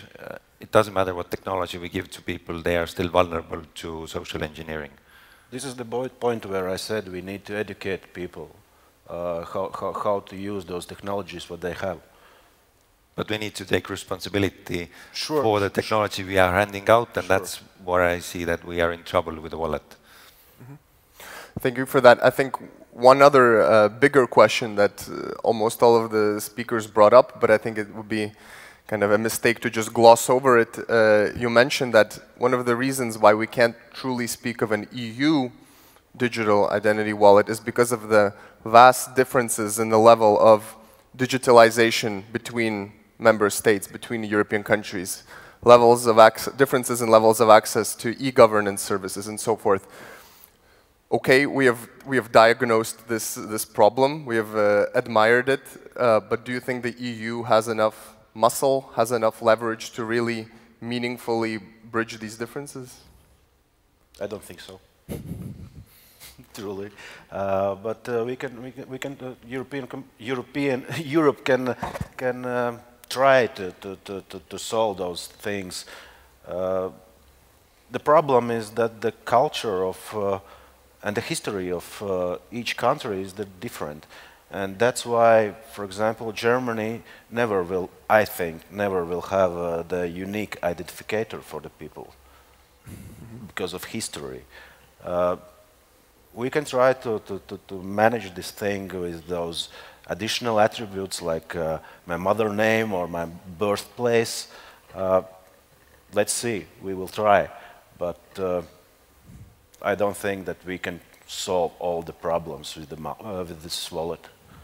I think the Eurocrats in attendance will not like your answer very much. Would maybe the moderator, Anna, would you maybe have something to comment in this? Well, actually, I agree, because identity matching is definitely a huge problem, and currently we don't have an idea how to solve this one. So if we don't solve this question, then these wallets would not be, this can't be used like over the EU. So definitely this is a problem, yes. I think that fundamentally the statement that Europe has done for years is correct, but the way how we approach it is maybe not very fruitful. So meaning that if we are actually aiming for the digital single market, then I would say that the companies, the private sector is ready to operate on a single market. And if we would have a single market, really we would not have those borders, then a lot of those issues would actually be dealt with. But at the moment we have regulated Europe under the, again, the name of digital single market into 27 different single markets. And that's why the whole thing doesn't work. Being a company who is trying to sell standardized service which is regulated across Europe in different European countries, it doesn't work at all. We don't have any single market. Well, looks like there's plenty of homework for everyone involved. Maybe a round of applause for our speakers. Thank you. And maybe you can join me there for gifts. Thank you. So I know what you're all thinking. Finally, lunch. Lunch will be served upstairs on the second floor. Please be sure to also check out the expo and the expo demo halls and the parallel sessions. And again, a big thank you to the national cybersecurity centers of Latvia, Estonia, and Lithuania, as well as the European partners, the European Cybersecurity Competence Center, and the EU Agency for Cybersecurity for making this happen. See you at 2:30 sharp. Thank you.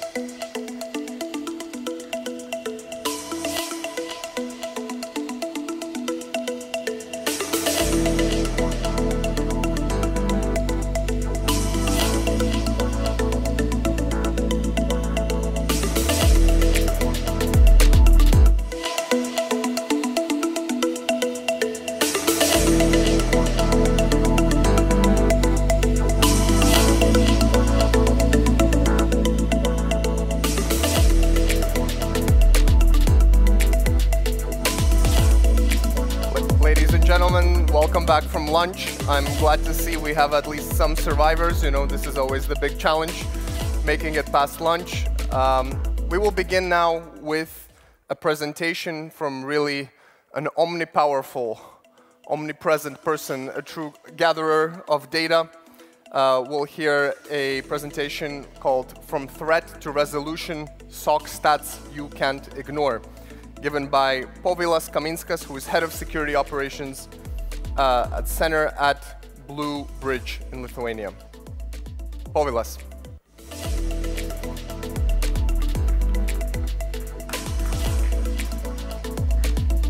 First of all, thank you for those who survived and showed up in my presentation. I really appreciate that. Blue Bridge is a company from Lithuania. We've been doing business for more than 30 years, and I'm responsible for Security Operations Center. I established it, I ran it for 5 years, and I was selected to tell you about the importance of SOC in current days and about some challenges that you might face. And I thought that it would be interesting for you to see some data. I only have 10 minutes, but I have some data to show you from our real life. And I will try to explain why SOC is important nowadays and what are the challenges. So I will try to bust some myths today. And the first and very obvious myth that we heard this year was that we don't need SOC. So two things happened in 2024. First of all, the cyber business, cyber attack business grew to such an amount that it became the third largest economy in the world, if we can compare a business to an economy. So the first is United States of America, the second is China, and the third is cyber attack business. There are thousands of organizations. They are just organizations like yours with HR, with project managers. They have goals. Their goal is to earn money, and they do their business. And we can do business well, they can do business well. The second obvious thing is NIS2 landed. And NIS2 landed harshly on everybody, and it landed with some requirements. I have one quote from our Lithuanian law, but I'm pretty sure in your countries you have the same quote, just maybe a little bit different wording, which states the following, that a cybersecurity or organization shall establish a security operations center which manage cyber incidents, monitor, administer, audit records, and so on. The very important statement is that the function of the SOC may not be delegated to network or information system team, which means that now all the organizations in the country that fall under NIS2 must establish new unit in an organization, SOC. And at least in my country, in Lithuania, it's around 3,000 companies. So you can see that from zero to a huge demand, SOC services raised in just one year. So with the appearance of NIS2. Luckily, to everyone, the law states that it can be purchased from external partner. Now, there are companies that tell me that, but I don't fall under NIS2. And honestly speaking, we didn't have a security incident this year. So I will cover both of these myths. So first of all, NIS2 states that if you are a supplier in a supply chain to those organizations who must follow NIS2, you will face yourself with the documents from those customers, from those partners, sending you the new amendments, new agreements to sign that you comply with NIS2. And we as an IT provider already received several documents from our customers saying that, look, we must comply to NIS2, this is what we want from you. And in every niche document, SOC is there. They request to have us a SOC. So even though you don't fall under those 3,000 companies, you will likely, if you are doing B2B business, you will likely have to comply with NIS2. Now, if you didn't have security incidents this year, then I believe you don't see the full picture of your security in organization. I've extracted average numbers for our customers in SOC. And an average customer in SOC had around 3,000 security events. 123 we had to qualify with a customer. We didn't know whether it was real event, real incident, or it was false positive. And 23 real security incidents occurred. So as you can see, 2 incidents a month occur. So if you don't have 23 incidents in your organization this year, probably you don't see everything. And SOC comes as a magnifying glass, as a monitor who actually monitors the entire system and sees the attacks, sees the incidents and raises them and solves them. By the way, our companies are from 35 to 9,000 seats. Okay, so kind of we understand that NIS2 requires SOC. We see that there are incidents in the companies, but we've received your proposal and it seems very expensive. Common reaction of our customers. Now let's analyze how it is expensive. The very first issue trying to establishing your own SOC that you will face is lack of people. As you can imagine, let's take 3,000 as a number of companies that are required in Lithuania to have SOC. For proper functioning of SOC, you minimum need 2 people to be interchangeable, sickness, holidays, and so on. So if you imagine that there are 6,000 security analysts waiting to be employed in the IT industry, you probably are wrong. So we as a SOC provider, when I search for people, I barely ever find a person with an experience in SOC analytics.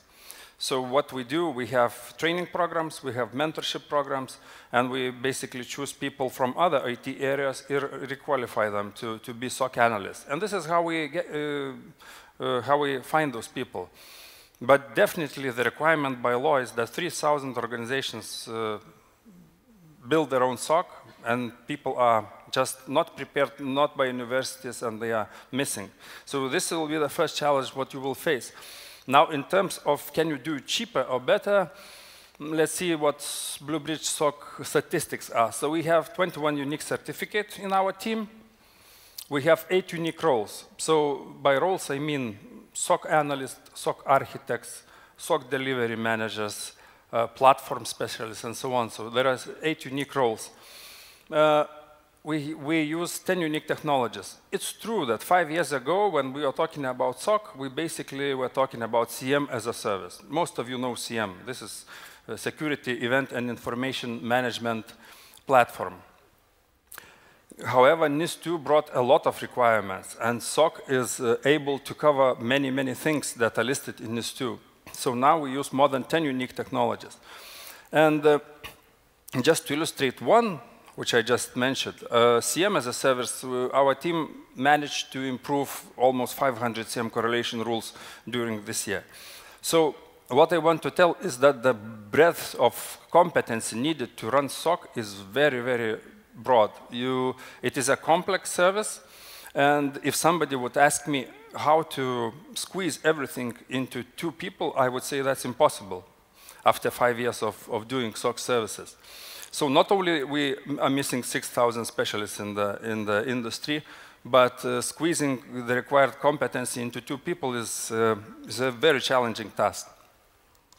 By the way, I didn't mention the SOC price. The SOC price is average. I looked at our sales. It's about 1.5 full-time salary. So you can think whether it's expensive or not. Are you having 2 people who struggle to do everything, or you have 1.5 times salary price for external SOC service? Now, another thing is that security events and incidents, of course, are the highest priority events in any organization. Whenever one pops out, you must react quickly. Here I provide, not all, but some of our customers, medium response time by our team. So we respond from 7 to 22 minutes on average on every security event. As you saw, one customer had around 3,000 a year. So we have up to 100,000 events per year. Now, some customers say that we don't need such a rush because the average security incident life cycle is 70 days. And this is an educated customer. He is absolutely right. According to Sentinel-1, the average incident life cycle from the first attempt to do something to the damage or loss is 70 days. I agree with that. When you understand that the hacker must implement all the chain of action in order to achieve the goals, yeah, it takes some time. Moreover, IBM states that without SOC, security incidents is detected in average in 200 days, which basically means that for half and more year, you are not aware that you've been hacked, that your data has been stolen, and so on.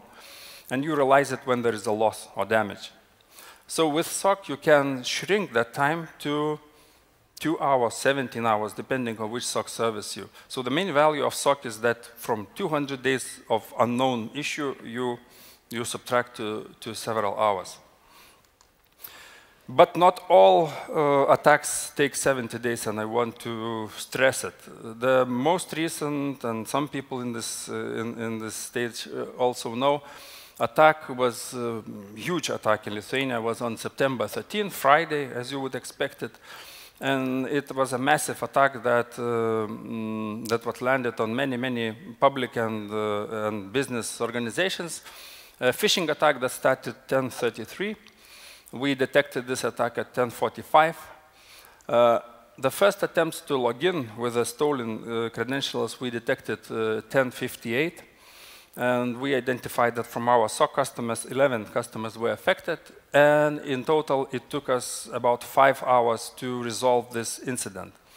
So as you can see, from phishing attack, from email in your inbox, with the first attempt to log in with the stolen credentials, only 25 minutes passed.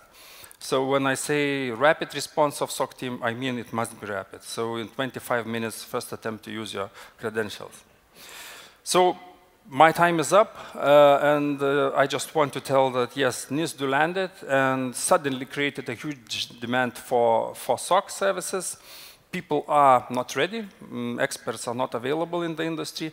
First of all, I would advise you to contact your local SOC provider, or you can contact us by this QR code and investigate what SOC offering they do. Not SOC offerings are similar.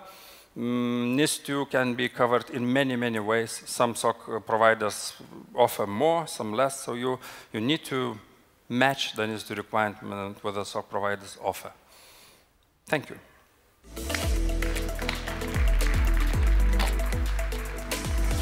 Thank you, Pavles. Maybe we'll take one question. Oh, okay, no problem.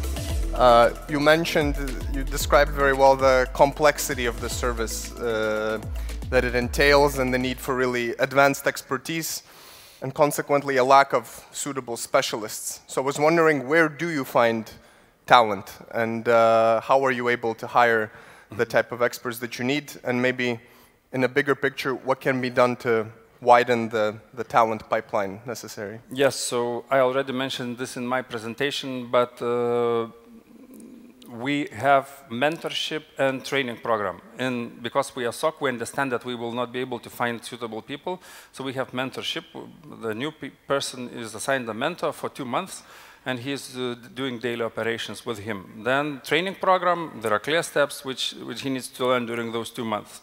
And usually if this is a real talent, he manages to do it in 2-3 months easily.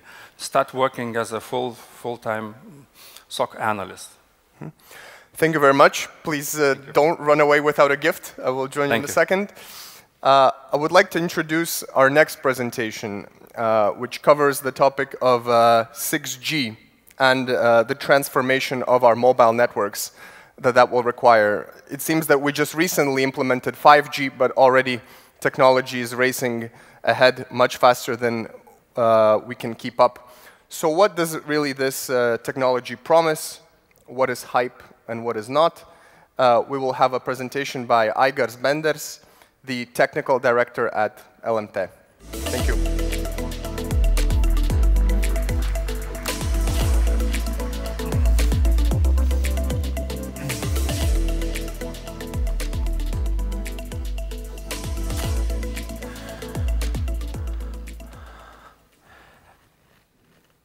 Hello and good afternoon.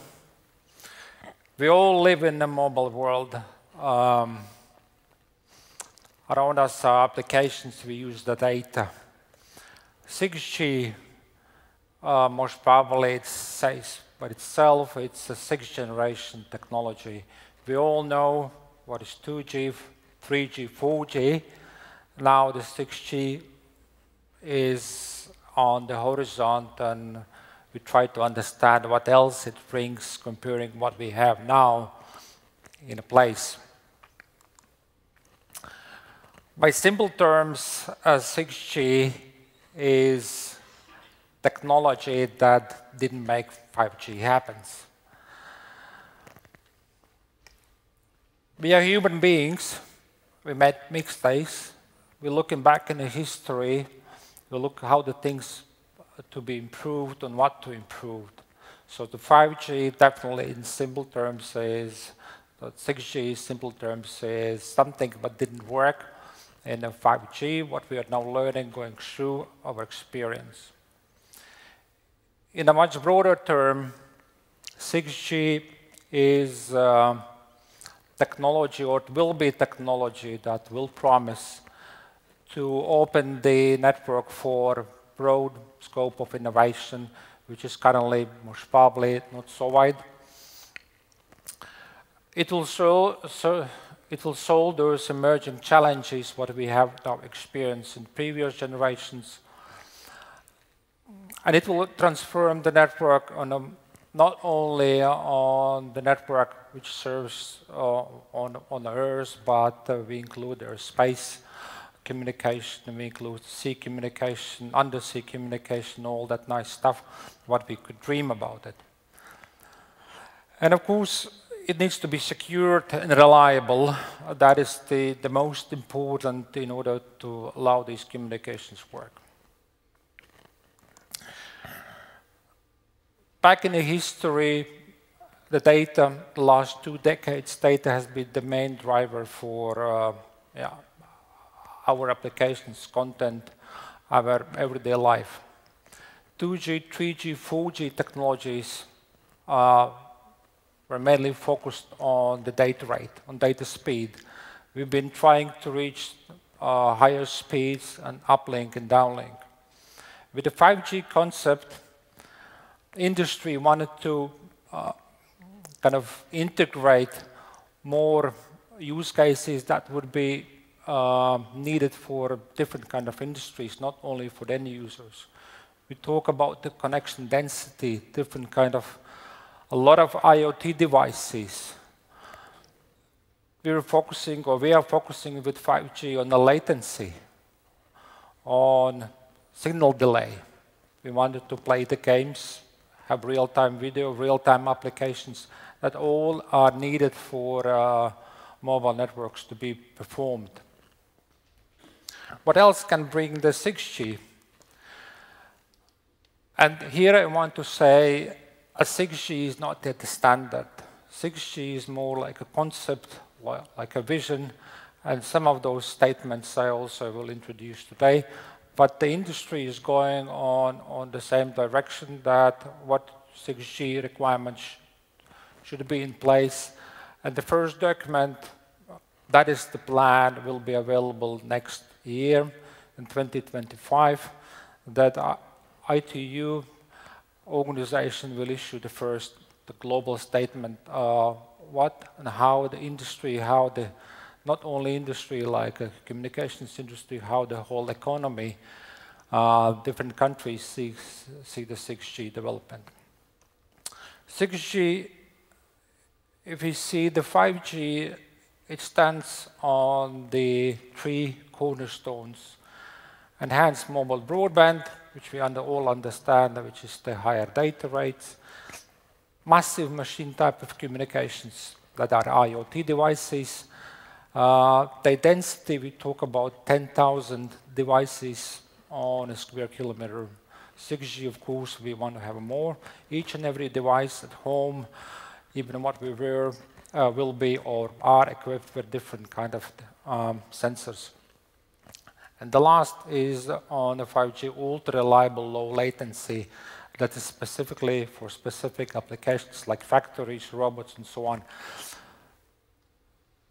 Many of use cases is yet to be seen, except, of course, we all know enhanced mobile broadband, what we're using, routers, phones, and so on. 6G by NTT Docomo, one of the leading partners in 6G vision development, is about the extreme performance. And the second is combinations of different use cases. Yeah? So we see that there will be explored basically the same use cases what we have in 5G, but more wider usage and combination of those. 2 decades ago, we were more focused on multimedia, web, different kind of applications, how to utilize the data. Then the 4G and 5G came into place with the three cornerstones. And back in 2020, ITU established a focus group that starts to build up this vision together with global partners. And it came with a different ideas what it could be, what it could integrate in the new 6G technology, what kind of technology we want to have, because like an example in a 5G, we talk about the technology, and technology creates the use cases. The global visionaries create the use cases and then come back to the technology, what technology should be in place in order to really open those use cases. The first technology, first cornerstone is that technology should be able to provide very large volume data with a tiny instant communication. That is certainly, when you look at the use case of holographic type of communication. And I want to emphasize that holography is the one of the use case that is built around this 6G technology. Back in the last century, many decades ago, we all, or most probably we've seen the Star Wars. We see other movies where we see that how the holography works, that those principles has not been changed very much, but how these holographic applications will be implemented, that is the one of the future questions. And what kind of frequencies, what kind of data rate we would need to provide the service. It goes beyond augmented reality, virtual reality, or mixed reality. How we say the holography is mixed or will be mixed together with very tight presence. And therefore, this beyond best effort of the cornerstone with the high precision communication, this important technology what will be developed in 6G in order to mix those two use cases together. So we have if we have a telepresence, plus we have a high precision, that use case start to work, start to build up the case. And of course, many nets. That concept has been introduced in 5G already, where 5G networks could integrate satellite networks, fixed networks, any kind of networks, but it has not been yet exercised. It's still in development phase. But 6G promises that the satellite networks will be one of the key for building the large coverage, because if you see now 5G is yet to be developed. In some countries it's in a good stage, in some countries it's yet to be developed, and we are looking forward for 6G that satellite networks will really bring the coverage. 6G, in one word, is towards holography society. These applications would really play one of the most important role in sixth generation application development. That will be combined with the industry applications, digital twins. That will be defined with the interactive telepresence, medicine, as well as the personalized message delivery. New infrastructure, there's a new term, that's the federated networks. And what it really means is that the future networks will use the power of the different private networks that will be built across the geography. That means that the one network would not be able to cope with this traffic only, or the traffic on the peak traffic. It might be necessary to use computing powers from other networks. Yeah. Key features: 6G, ultra-low latency, spectrum, certainly artificial intelligence, which is coming already in, quantum communications for security purpose, and energy efficiency. These are the key technologies. For resilient ecosystems, based on artificial intelligence, self-healing networks. That's already coming in 5G. And security is a post-quantum cryptography. Security is and will be the most important factor in the future. For applications, immersive technology, smart cities, tactile internet, tactile internet, we know that we are now communicating, we use the 2 senses. In the 6th generation, we try to use all the 6 senses. There will be technology not only for communication, but also how to bring up the smell, how to transfer the touch information as well. There are many technical challenges. Industry yet needs to work out not only the microchips, but also different kind of materials, how to utilize, how to build up technology. There are ethical and social concerns, and of course, regulatory framework needs to be in place. One operator, one company cannot do it alone. The networking involve all the parties from all the industries needs to be in place to build up this future vision. Thank you very much.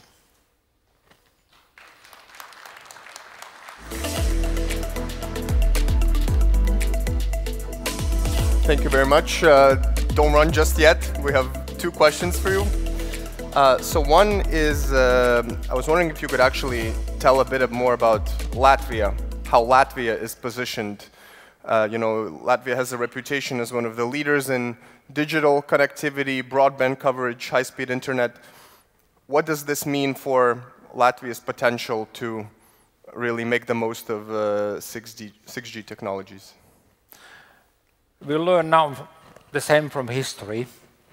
In order to really build up the 6G, we need to go through the learnings. Latvia is an innovation hub, not only in terms of mobile technology, but other different technologies as well. So what we do, we build the innovation hubs. So to bring people, companies together, discuss the use cases that are important also for 5G. So we cannot imagine that the 6G will come without our experience on the 5G innovation hubs. So the most important to build up the networking, build up innovations across the companies, across the countries, across the industry, and across the government as well. And through that, we will learn how to cooperate, how to bring up the innovations and technology, as well as the new things. Mm-hmm.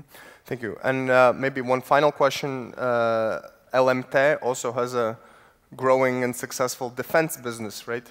So I was wondering if you could maybe shed some light, your perspective on the potential applications of 6G in a defense, in a military context. What do you see on the horizon?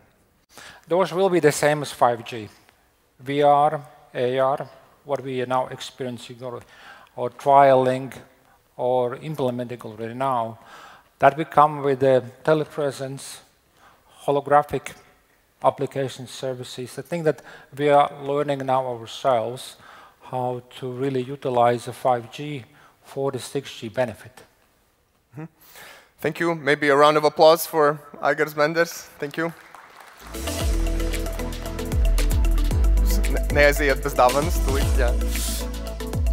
So now it's time for a panel discussion on another hot topic that is much more than a buzzword, quantum. From theory to reality, developing European quantum communications infrastructure.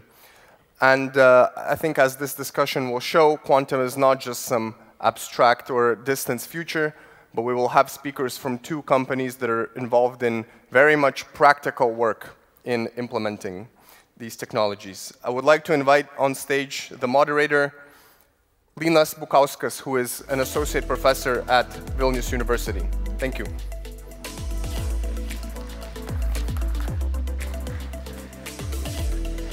Thank you very much. So welcome to this panel. And as my panelists are already ready, I would like to introduce you and invite on the stage Uldis Tatarchukas, or Tatarchuks, and he is CEO of TET. So, thank you. Hello. So can we have here? Yes, this is Lithuanian version of your surname. I'm sorry to pronounce it. And also, I would like to introduce Evis Taube member of a board from Latvian Radio Telecommunication Center. And welcome. Yeah, have a seat. Okay, nice meeting you. Have a seat. So let's have all sit down and then have a discussion, which is probably very different discussion as you heard today about security. And now we're suddenly starting talking about quantum. Quantum is a buzzword. Everybody has their own opinion. And I've heard few urban legends, which are like when the quantum computers are around or quantum communication is around, all passwords will be broken. Is it true or not? So maybe let's start from what are your insights into quantum or quantum communication, quantum computing maybe, if it is related, and the stage is yours. So let's start from you. Yeah, very nice to see.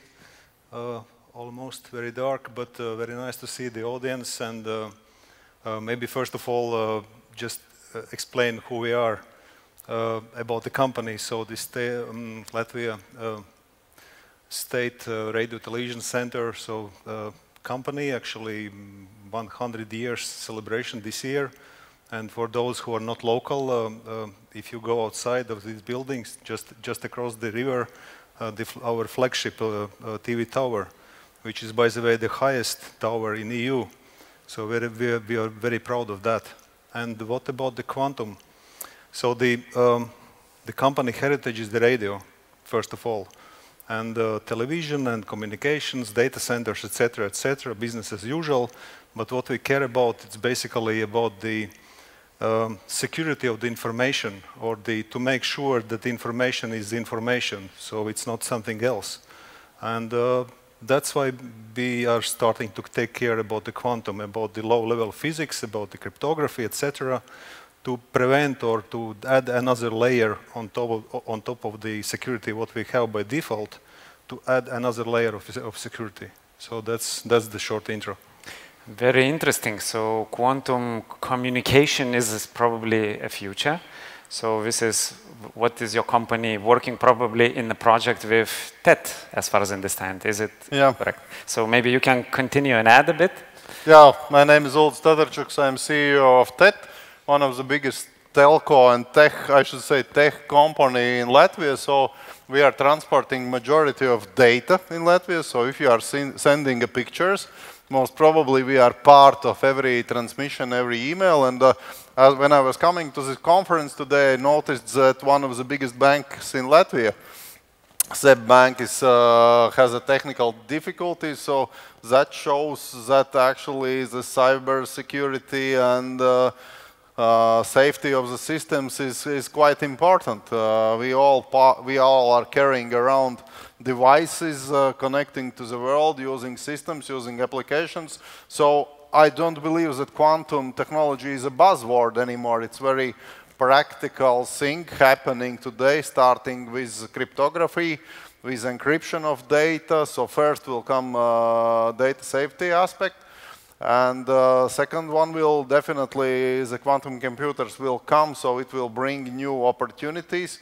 And at the same time, it will create huge risks to the existing cryptography keys, the amount of capabilities quantum computing will hold, we will be at risk.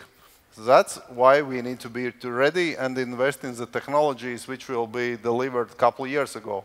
Today, we are running only pilot projects. So I'm correctly understanding you that is it going to be not only breakthrough, it's going to be disruptive technology in security or in our daily personal life? It's hard to say, but yes, with high probability. We still don't know today what will be the most effective use of quantum technology. But at the same time, I want to give one example. When the laser was invented, nobody was expecting that we will use it on a supermarket scanning barcodes. Yeah? So technology is coming, but the use cases sometimes are coming much more later with a totally different approach. For example, lasers are used in data transmission in fiber networks with different colors, different algorithms, and so on and so on. So when the new technology is coming, sometimes you cannot imagine in the first year how it will be used. So it's a huge change, and I believe it will be disruptive. Yeah, but to answer your first question about the passwords, yes. So there is time by time in news already that something is broken, and it was like a couple of months ago that China announced something that they have broken the AES code with quantum computing. So, but basically, it's not necessarily that everybody will know when it will happen, but the scientists are telling that it will happen one day in a big scale, and that's basically the one part of the concern by many companies, not only scientists, but companies and organizations are exploring the possibilities. So it will come for sure. So does it mean that if our adversaries, they kind of record our transmissions, let's say transmissions, our secure transmissions, will it be that having enough power for quantum computers and quantum communications, they will be able to break down currently sent secret information? What's your take on that? Possibly, yes. And well, the hackers are around, of course, and something has been broken daily. Already without the quantum computing, with traditional computers, it takes more time, but with quantum computer, it will take less time.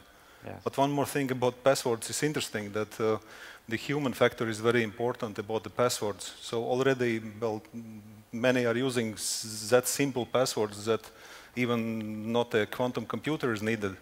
So traditional computing is enough.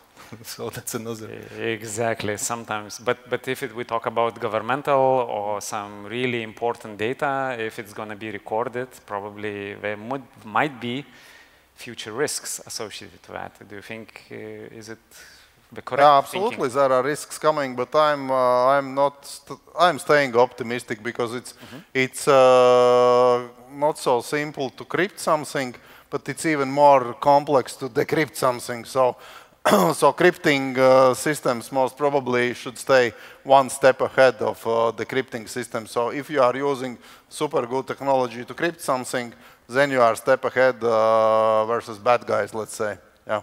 Exactly. But you have to keep improving always, yeah? Absolutely. Bad guys are following, but we need to be a step ahead or 2 steps. That's very exact what I wanted to hear, that we should be ahead. Does it mean that all Baltic countries or Latvia on its probably, if we consider all the region, Scandinavia, Europe, do we do enough to make, let's say, quantum communications ready in Europe much faster than everybody else? What do you think? What is your opinion about it? Well, one thing is theoretically, it's always not enough, yeah, but it's simplification. But actually, the particular project we are both in, and to other companies, it's a test, let's say, test pre-production project financed by EU. That's the good thing, plus local financing. But this is the national project, and there is a number of national projects across the Europe. So the next project will be to interconnect national projects together in between the countries. And it's, of course, the easiest way is to connect with the neighboring countries. Yeah. Here we are talking possibly about some kind of Baltic Circle. Yeah. Lithuania, Estonia, Poland, Sweden, Finland, across the Baltic Lake, how it's called in NATO now. That's the next step. So we have to finish the national projects at the moment.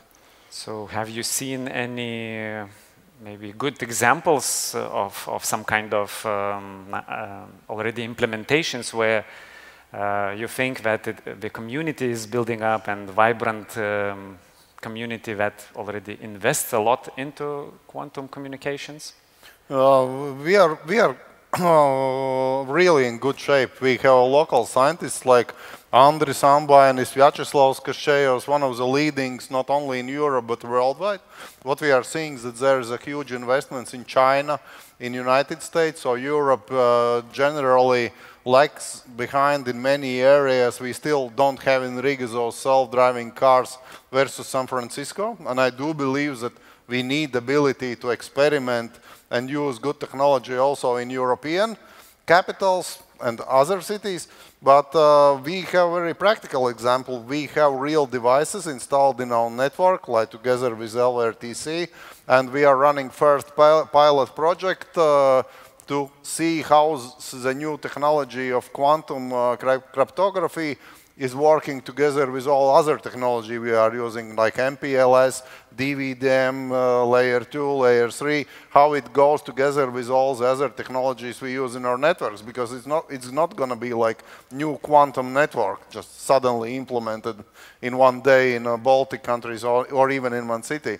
It will be added to our existing network, so we need to understand how the technologies speak between themselves, and we are running real pilot project from Daugavpils Health Institution, Daugavpils Regional Hospital, and absolutely we are seeing the findings.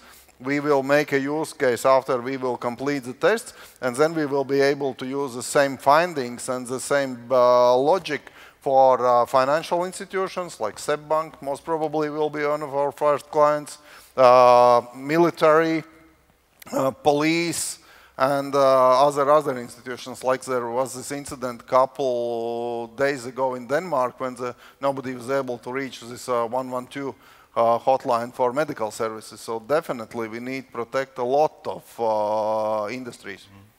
And about the technology, technology, so this quantum key distribution technology, it's maturing like year by year or month by month. For example, we have started with the first early test, it was 3 years ago, and then it was really not like plug and play. It's not plug and play at the moment, but it was far from that. And we thought, okay, on a traditional fiber, which is good for the traditional communication, let's do it. But we spent like a couple of weeks understanding why it doesn't work. And actually it turned out that the fiber is not fiber, as we say, fiber in Africa, fiber here, but it's a different kind of, and these devices are much more sensitive. So if you are putting like one photon and it doesn't like the fiber, it simply doesn't work. But it's improving. As a scientist, I understand what you're talking, but I don't know if the community that is, let's say, on the internet, who is probably watching us, do they really understand what is quantum key distribution? What is new in it? Maybe you could, anyone of you, try to kind of give some light. What is the difference between them? Just in some simple words. Are you all the simple words about quantum? Are you a scientist? for just how would you explain it for children? I can try. Yeah. For children. For children. So basically, it's about very low-level physics, and the quantum physics, as Niels Bohr said, the main quantum guy from Copenhagen. Passed away a long time ago, but he said, if you say that you understand quantum physics, that means that you haven't understand anything, right? So, but simply it uses the very low physical level world principles which works on a quantum level, and in this case, in this technology, the light, the photon, the single photon of the light, the smallest bit is used, and it measures on both ends. We call it trusted nodes. It's called Alice and Bob. It checks that this single photon has the fundamental quantum states. It's called the superposition. So it can be up or down or whatever, but they have to match. Yes. And if they don't match, and another thing is that if somebody wants to watch on it in between, so it doesn't work either. So it excludes the somebody who wants to intercept or listen to something in between. So that's for children and quantum physics. It's a bit shaky, but let's say, have you seen any examples like before we started this panel, we talked about in Copenhagen, you've seen good examples of communities that pops up around development of quantum computers and quantum, not computers, but quantum communication and quantum development. So could you shed some light on that? What do you think we are missing? Community is interesting. So we are currently a number of companies participating in this particular project, but we started a couple of years ago, and then we discovered that all this mentioned, Professor Ambainis, Professor Kaschejevs, and there are more, from two leading universities. And actually, these are really well top guys in quantum physics. And how it happens that, as we say, Latvians are everywhere, so around the world. And it's, then we talked with universities and said, okay, let's do something together here in Latvia. So we have signed, it was in Techritory conference, we have signed memorandum. That is part of it, and many ministries, and actually ministries which are in politics already, they also have been attracted to this quantum hype. Yes. So they also joined. So we kind of developed a bigger community here in Latvia. So collecting different sides, because quantum, it's a very wide area. So it's communications, it's quantum computing, it's also quantum sensing, which is another interesting topic, but about it separately. So we have built the community here. Of course, in Copenhagen, it's much bigger and older, right? But we as Latvians, we can do a lot together.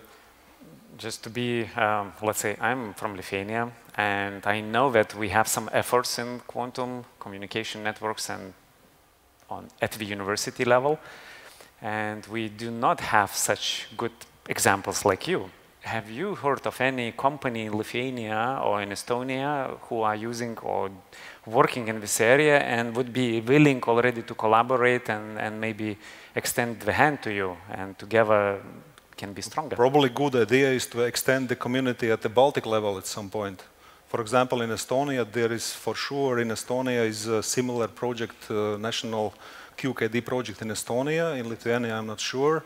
But what I know about Lithuania is that your universities are very strong in quantum sensing. Yes. And in materials, which is different area, but still about quantum. So does it mean that we could maybe specialize the region into certain, let's say, functions? Exactly. And then each country would contribute to the network? Yeah.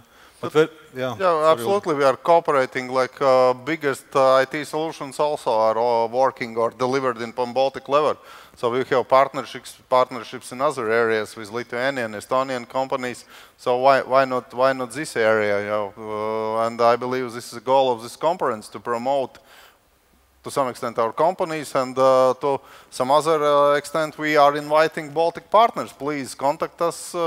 It's easy to locate us on a website and join our effort, because we definitely want to extend our solution, because like biggest Baltic corporate clients, Rimi, Swedbank, SEBbank, whatever, if we will need good and safe data transport, then we will absolutely be interested to participate with other countries, and Poland, and Sweden, Finland, Norway. Sure. And about the community, basically, as we think, there are three big parts of the community. So one is the, well, industry, like our companies. Another part is scientists, universities, like students, like you. And the third part is, of course, the government, whatever organizations, just to do some, provide some local co-financing to manage the projects which are difficult with Europe, with all the European requirements, etc., etc. So that's a community. So you mentioned government here, and of course, in the hands of government, usually taxpayers' money. Can it be that if somehow multiple countries, like Baltic countries, considering Baltic Pond, or how we call it, NATO Pond, Baltic Sea countries would join together, do you think we would become quantum center or some excellency, the best center, and we could compete to some China and United States or any other? What do we do? First we beat Lithuania, first in basketball, then in quantum. And then we move to some bigger ambition. But actually, I checked this European quantum initiative is involving all 27 countries. So there's a lot of things happening. So everybody is welcome to join. And actually, we ourselves are using, to some extent, European Union funds are taxpayers' money. Exactly. So the thing is not the discussion, do we use them or not, but we need to use them in a smart way to deliver some value reality for the community and for the industries. And the value is the security of the information. Absolutely. So as I said at the beginning, that's the value for the nation, and basically for the end users, this communication quantum technology, it basically has to be like invisible. It should work like at the background to make sure that it is secure. But from the government perspective, you think that they would be kind of beneficiary, the beneficiary for data? Absolutely, because network security, as we see, is one of the top security issues. Medical? That's a huge benefit for not only transport of data between governmental institutions, but about health sector, finance sector, petrol stations, whatever communicates. It's important for the government to have this stable, reliable, critical infrastructure. And we both are providing critical infrastructure. Therefore, we think about security very, very seriously. So do you think it will generate additional money for services for business, other opportunities, like other businesses would pop up? Absolutely. I do believe every bank or every hospital wants to protect the data they are getting from the clients and transporting to somewhere. There was this incident, I believe, couple months ago in Lithuania when somebody hacked into this plastic surgery hospital and stole all the pictures. So I believe this industry will also be interested to have secure data. Actually, we are seeing that the demand for IT security services without quantum is growing at the moment. So everybody is starting to understand the importance of data protection. So can it, let's say, application-wise, you already mentioned this is business sector, could be banks, like many other financial institutions. Defense, it could be governmental and military, police, and so on, health sectors. Are there any other sectors you would envision that Baltic countries could be developing so that to strengthen maybe some space technology, maybe going somewhere other? I believe in the future. In the future, well, it depends how many years it will take to get the technology mature. But I believe in at that point, even the phones will be quantum secure. We are far from that, but there are already some phones, some prototypes already at that. But at the moment, we are taking care of the, like, call it backbone between the trusted nodes, because we are talking about separate devices. They are not that cheap, but the prices are dropping, technology is improving, and I believe one day this will be like included, or by default included in like any communication switches up to the end users. So all the lines starting from the data center, whatever where data is sitting, up to the end user, it will be quantum secured. Yeah. That's fantastic. That's the future waits us, very, very beautiful and very nice. But let's imagine era Q, it usually says like quantum day or quantum era starts tomorrow. And we are not ready for that yet. What do we have to do when we leave this room in order to become quantum safe in the future? Invest more. Invest more. Obvious reason, and the thing about quantum computing, which will be that we need to understand AI is changing the way many industries is operating already at the moment. We are using AI in our company, and a lot of other businesses in Latvia is starting to use and adopt new technology. So the question for commercial enterprises is how how fast you can be better than your competitors and use better technology, use better computing, predict better clients' behavior, produce chemical components with the quantum analytics, which will definitely change the chemical industry. Logistics on a global scale also be impacted. So if you are not using today, then your competitor is beating you. Yeah, exactly. So this is very, very promising. So it means we invest more. It means that we have to somehow not only invest money-wise, but brain-wise. We need to somehow join together forces, all researchers, businesses, investors, yes. And governmental. And what? Governmental. And governmental, absolutely. of course. That's, without them, it's probably wouldn't be possible. And then we will have, what? Ready network that is capable of quantum communication, safe. Rather, data transmission solutions, safe data transmission, much safer than today. Exactly. So that's very fine. So do you want maybe to add something to this? Well, about this D-Day or yeah. whatever day we call it, and Q-Day. Q-Day, yeah, Q-Day.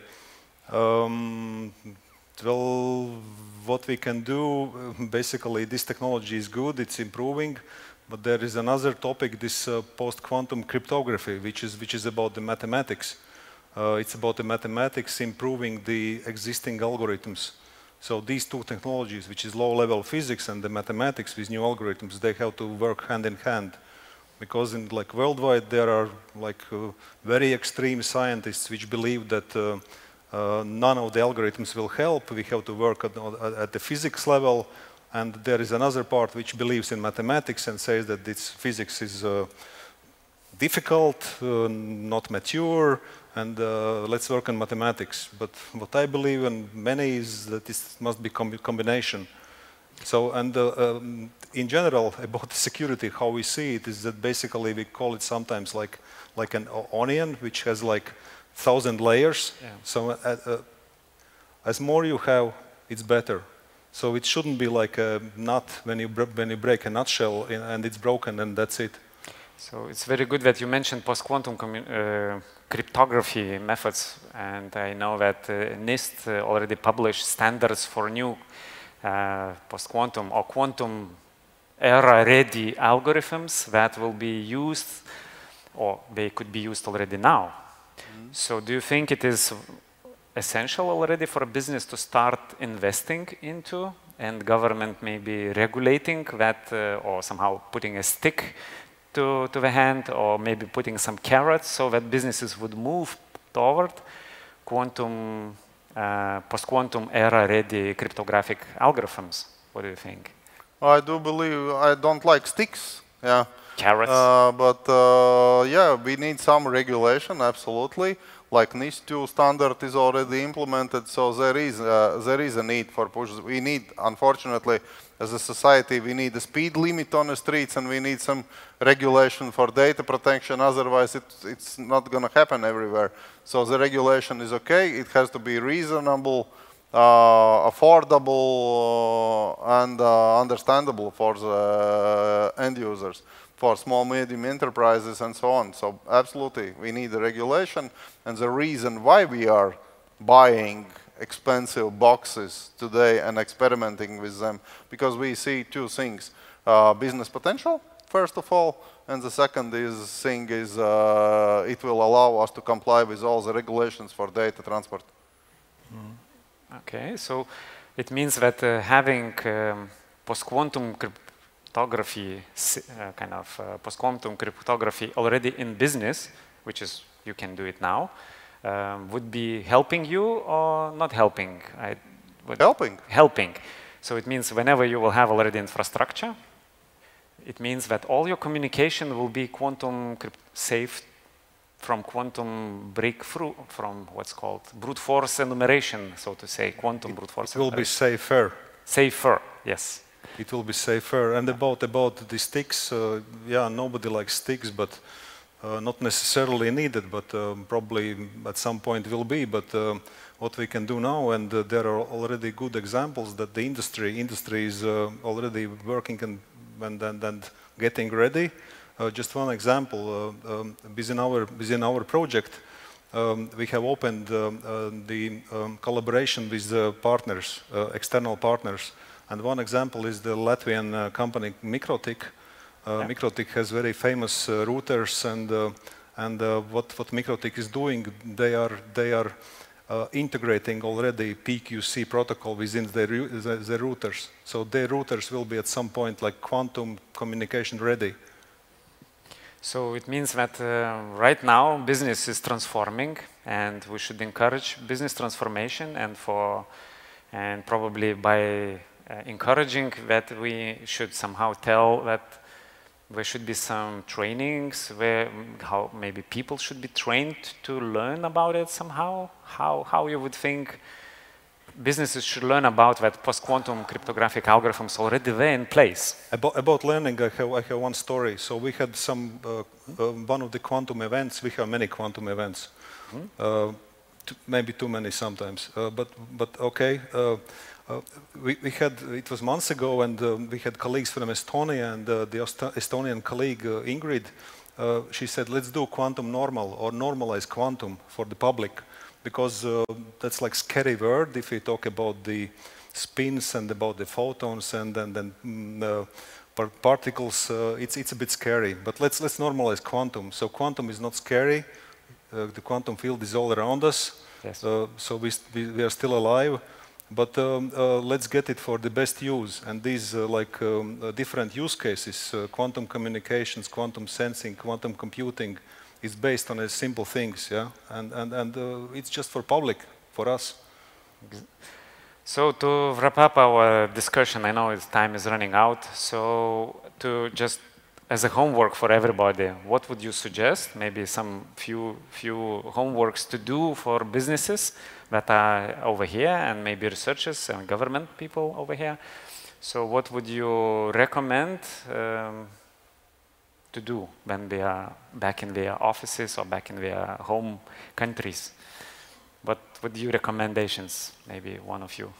Keep experimenting and find the partnerships to make solutions productive. So keep experimenting, partnerships, what else? Well, maybe you, yeah? Well, simple things about the human behavior, about the passwords, about what we discussed. So hygiene. About the simple things which must be done anyway, and the quantum will just add the additional layer on top of it. And if you are interested in lower level physics, which I tried to explain but didn't work very well, there are plenty of information if somebody is interested. There is Professor Auziņš on this open platform, quite nice lecture. It's called Quantum Physical Lielpilsētas iedzīvotājiem, quantum physics for the citizens. Explains very well in a simple language what it is. So recommended. So the recommendation would be make it simple, explainable, and understandable for everyone.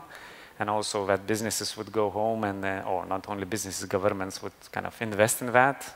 And yes? There are simpler solutions. Don't wait for quantum technologies. Go to the second floor. There is a lot of already solutions in production you can use today, like dual factor authorization, and never choose your password as a word password. Yeah. 1, 2, 3, 4. 1, 2, 3, 4. Don't use those.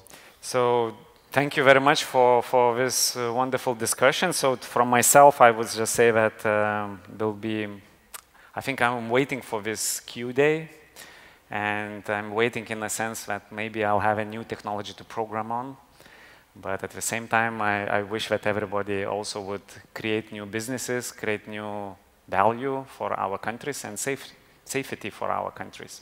Okay, so thank you for coming, and let's wait for our host.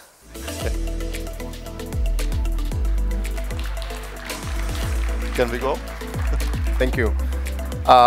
We have one big question from the audience, which I think I would like to see each of the speakers and the moderator tackle, if possible. Of course, quantum and the race to kind of acquire or maintain this technological edge is increasingly part of wider geopolitical competition. So it's not just Europe, of course, who's competing. There is the US, there is China. So I was wondering if you could share your perspective. Honestly, does Europe have any hope of staying in the race and succeeding? So what sort of factors, what sort of milestones will decide whether Europe can keep up with China or the US in the race for quantum? Maybe let's give a chance for panel members. Or absolutely, it depends on us. So we are in good shape, and it's our job to make Europe better. It's not like somebody else should do it. We just will sit back and watch. So we are capable. We are innovative. At the end of the day, we elect European Parliament. So let's move forward. Okay. So looking at the bright minds what we have in Europe, and especially young people and students in universities, the potential in Europe is enormous, and this is of course the big question to European universities about the competitiveness with the US universities. That it's very bad thing that the bright minds are moving to US sometimes, not anymore to China probably, hopefully. But I was in Niels Bohr Institute a few weeks ago in Copenhagen and looking at the students who are working there, and basically starting from the materials, doing their own quantum chips, experimental, and there are 2 quantum computers sitting in the next room actually working, and the students are programming on quantum computers. Well, the potential is definitely. I hope in our universities in Baltics there will become a quantum computer at some point. At the moment, Professor Ambambanis has to go to Poznan yes. to run the code. But if we are staying in Europe and doing things right, and there will be right attention from the governments, from the politicians, I think we can make it easily. Easily we can make it. Yeah.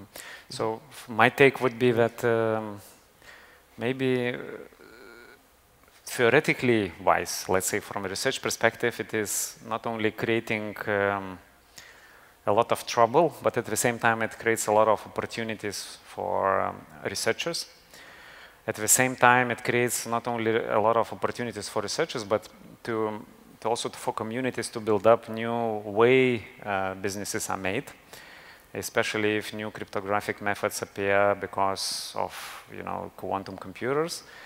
Also, there will be new way of programming in quantum computers because they are completely differently operate. So I think that would be, from research-wise, it would be very, very, very attractive for younger generation to see that not only imperative programmings, which like traditional ways we program computers with zeros and ones, but maybe we can program with qubits and with all these gates that are already there. So in comparison, I would say that quantum computers are now in the stage of 1970s traditional computers were. So it means they are already there, already here, but they still lack some precision, maybe some of the ability to access it, how information would be imputed and how information would be handled. So that would be my take from a research perspective. So from businesses, I think it would create a lot of other opportunities for younger generation. So I think it is worth investing. And one more technical follow-up. So in your view, how many qubits will be a game changer? Will it happen in 10 years? And does this basically mean, a future without any secrets, without any privacy? Yeah, I had 1 month ago I had a presentation and I checked how many qubits were already by Chinese available for computation in from quantum computing side. But I think we still, if even quantum computer is made available with already to crack currently used cryptographic methods, I think it's still, we have to have like 5 more years to go. So it means we still have some few years to go for. A few years to enjoy life, yeah? Before exactly, up till Q-Day. When the Q-Day starts, when there will be a new era, and then everybody will start competing who can do faster, better, much more, you know, maybe put more quantum computers together to do more breaking, let's say, or whatever things. So therefore, I would suggest that we already now start somehow going for post-quantum computing cryptographic methods, post-quantum cryptographic methods which are already standardized, and just at least to ensure that for 5 years until the quantum computer comes in, we have some safer communication. I cannot answer how many qubits, but looks like one thing is clear, that the quantum computers will not replace the traditional computers. Yeah. It will be a combination. It's already at the moment, it's very clear that not like any code is run better on quantum computers. There is traditional code which is run better on traditional computers. So it looks like in like coming years it will be combination. Yes. Thank you. I think with that, we can give a round of applause for our distinguished speakers. Thank you very much. Yeah, please don't run away without a gift. Just a second. So now we have one more special presentation before a break and the closing plenary. I think it is no secret to everyone here. No one is more resilient than the Ukrainian people and the Ukrainian government. And just a couple weeks ago, we marked 1,000 days since the beginning of the full-scale invasion. Resilience, but in the digital domain, in the digital sphere, will be the subject of the next presentation, which will be given by a very well-known cybersecurity expert from Latvia, Ieva Ilves.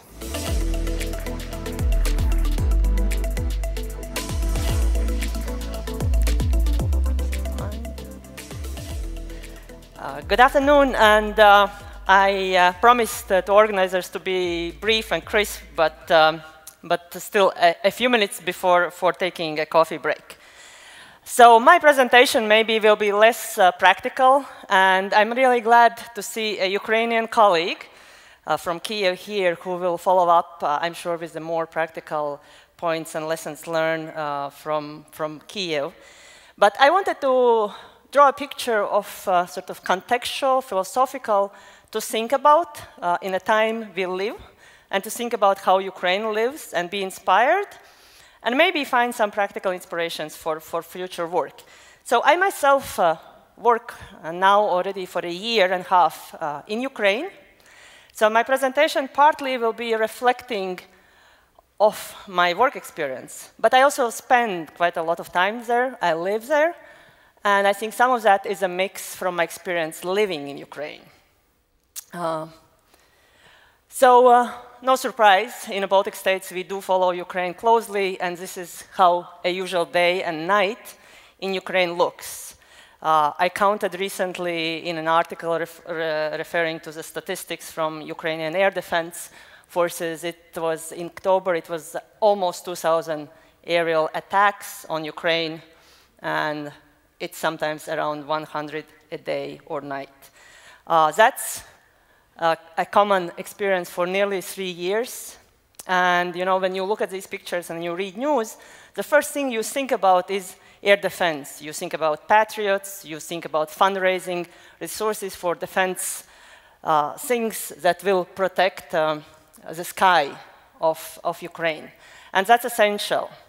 But when you look from an individual perspective, and including myself living there, then you very quickly realize that your defense is not only kinetic, that your own safety is very much dependent on your iPhone, or other phone, in my case iPhone, on your mobile device. So this is a traditional screenshot of any morning when you wake up in Ukraine and you collect all these notifications of air attacks. This is what makes people aware of what's going on. It is what makes people to decide whether they're going to continue to sleep, whether they're going to go to shelter. It's one of small things, but very critical, These things work thanks to many technology solutions. It works thanks to analytics, thanks to AI, thanks to connectivity.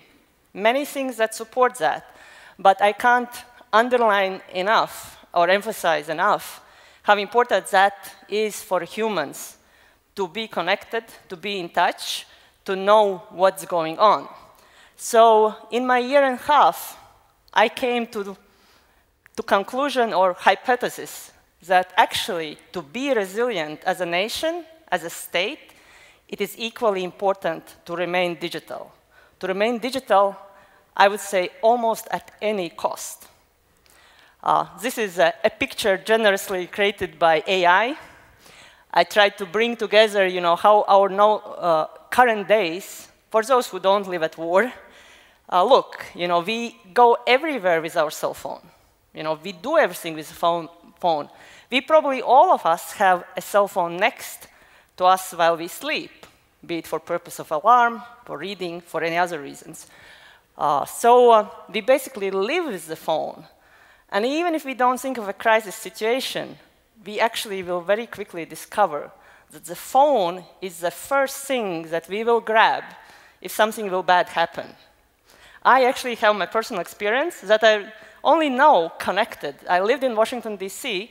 in 2011 when the earthquake happened. That's not a common thing for Washington. I was in a tall building, and that was the moment when the walls shook. The only thing I had at my hands back then was the phone. And I walked out of the building, and all I had was phone, and it was not allowed for a very long time to move into buildings because it was not clear whether there will be more earthquake follow-ups. Unfortunately, 10 years ago, there were no digital wallets. So we were all standing out freezing, and those people who grabbed only phone couldn't go to the cafe next door to buy anything because we couldn't pay. We didn't grab the wallet, the physical wallet. None of us grabbed handbags. I actually didn't grab even the keys of apartment. I just walked. Because when you run for your life, you don't think of much other stuff that you're going to grab. So phone is really essential. Even if we don't live in expecting a war nor crisis, we will very quickly realize that this is one of our most important devices. And I'm sure all of us share that experience when our phones broke, when we left the house without phone, how inconvenient it is to live. But that's a merely inconvenience. That's a very different situation when you are in a crisis, when you are in the dark, and when you lose awareness, and when you lose connectivity. So that was what stimulated me in that situations in Ukraine to realize and rethink that we might be not even able to unplug anymore. And we would not want our societies to be unplugged because we already are digital nations. We like it or not, regardless how well digitized is our governments, our citizens are digitized. And the moment you're going to take away communications, the moment you will take away awareness from people, you're going to not only lose some functionalities, like payments or convenience of calling taxi, but you're going to lose psychological comfort. That's going to be a panic, and it's going to be panic in massive. So with that, I'm going to say that three things that I realized from my work with Ministry of Digital Transformation in Ukraine to be digitally resilient is, number one, a connectivity. And I'm glad to see mobile operators and other telecom sectors here in Latvia addressing these issues as part of resilience, as part of cybersecurity, because they are the core. And we know from Ukraine that it's super important that you can switch between satellites, mobiles, towers, that you can switch between companies. When one company goes down, are those clients able to onboard to other company? And we have a Kyivstar experience in Ukraine. So connectivity is essential. A few lessons learned, I actually borrowed this from Ukrainian colleagues from the ministry who extensively share their knowledge on blackouts, energy supplies. How will your internet work when there is no energy?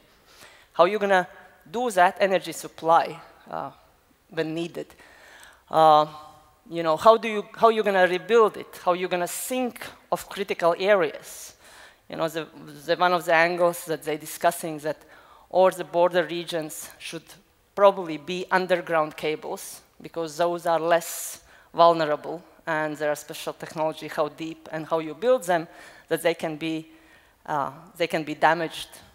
A case that we might be thinking in Baltic states because we also are bordering some of the countries. Functionality. I'm putting functionality as one of the essential digital resilience part because it's not enough to have a device. You have to have a meaningful functions for your society. You know, in that screenshot you see the alerts, but for what Ukraine is famous is for its state in an app. And so it's interesting conclusion again for me. You might live in a village where the bridge is destroyed, where the roads are not there, where your car is not working, and you can't commute, but you can still receive your financial payments. You can still receive state support if you need to recover your buildings. You can do a lot of functions just digitally. And Ukraine's government has invested substantially to understand what are those functions that society needs in the given situation. It might differ from country to country, or services might be different that are essential, but it's part of being resilient as a nation. It's what allows people to function every day, regardless of what is the situation. And third, of course, not the least important is cybersecurity. Obviously, you do have to protect that infrastructure. And Ukraine has learned a lot, and I know that probably Yegor will tell more in detail, because in cyber world, we are not protected by physical distance or physical obstacles. And I loved this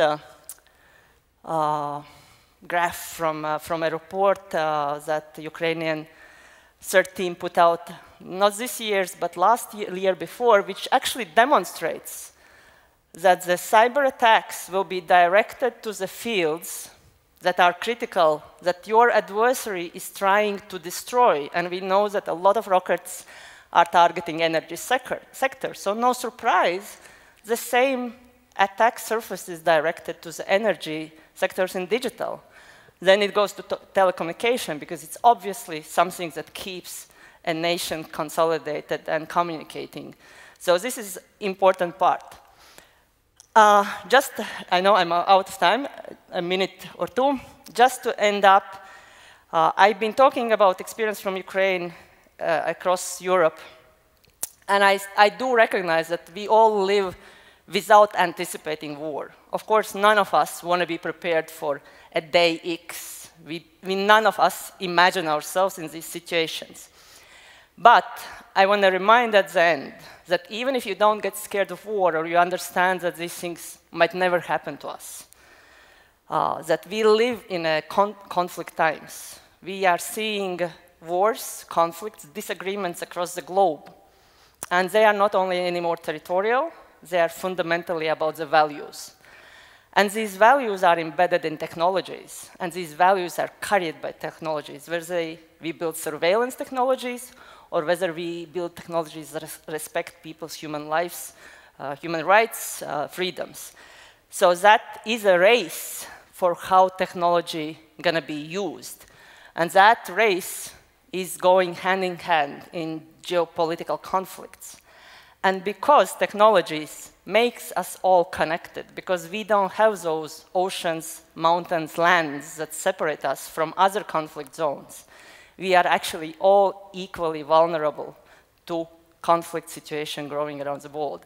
And we have to be very, very focused on cybersecurity. But with that said, I want to go back to my point. I changed the Ukrainian slogan saying that instead of being brave, you actually do have to be digital like Ukraine, because I think that is a big key to their resilience currently.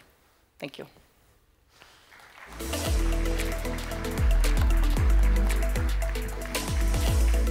Thank you, Eva. I think I will ask maybe one quite practical question.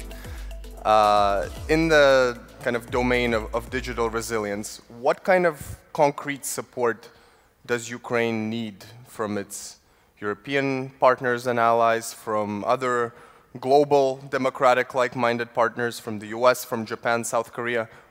What kind of capabilities do they lack, and what can we do more to support them? Well, it's very difficult because it's already third year. So what I would say is that financial support is obviously needed. You know, a lot of things can be solved if you do have enough budget or finances. But a lot of things can be also solved if you have a human capacity. And what I observe is that people are tired in Ukraine. Ukraine is losing people, you know, physically losing people, but people are tired. So I think it's important for us, because we also feel exhausted. Oh, this war is like whenever, you know, for how many, it's not anymore interesting, it's not anymore that. So I think it's important for us not to get tired. And you know, even if we don't see financial possibilities support, actually support with a human capacity, with the knowledge, with maybe technological solutions, especially on cybersecurity fields. The need is very big. We are small countries, but Ukraine is huge, and you have to protect in digital, not only Kyiv. You have to protect all the regions. So I encourage people partner and network and really proactively offer, because I think sometimes Ukrainians are even tired to ask for support anymore. Mm-hmm. And maybe one final question before we break. When it comes to Russia's war of aggression against Ukraine, there's been a lot of talk about how technology kind of shapes the changing nature of warfare. So some technologies like drones or underwater unmanned vessels have really taken on a whole new importance. What does this war teach us about cyber, the cyber domain in conflict? Is cyber taking a very prominent role, or is it actually quite secondary in the contestation? I wouldn't prioritize, but I think what it tells you, it not only tells, it shows you that cyber is part of everything. Because everything is digital, you know, starting from, I don't know, food supply to military technology. So every element has a digital component, and that digital component you have to protect no matter what, because it can be used. And I think there are so many examples and experiences that now in cyber world, nobody has to be convinced anymore that cybersecurity is important, but the question is how, you know, how we can do it quickly and how we can invest into that. Mm-hmm. Thank you. A round of applause for Eva Ilves. Thank you. And now let's take a breather, let's mingle, let's connect, and see you after the coffee break at 4:30.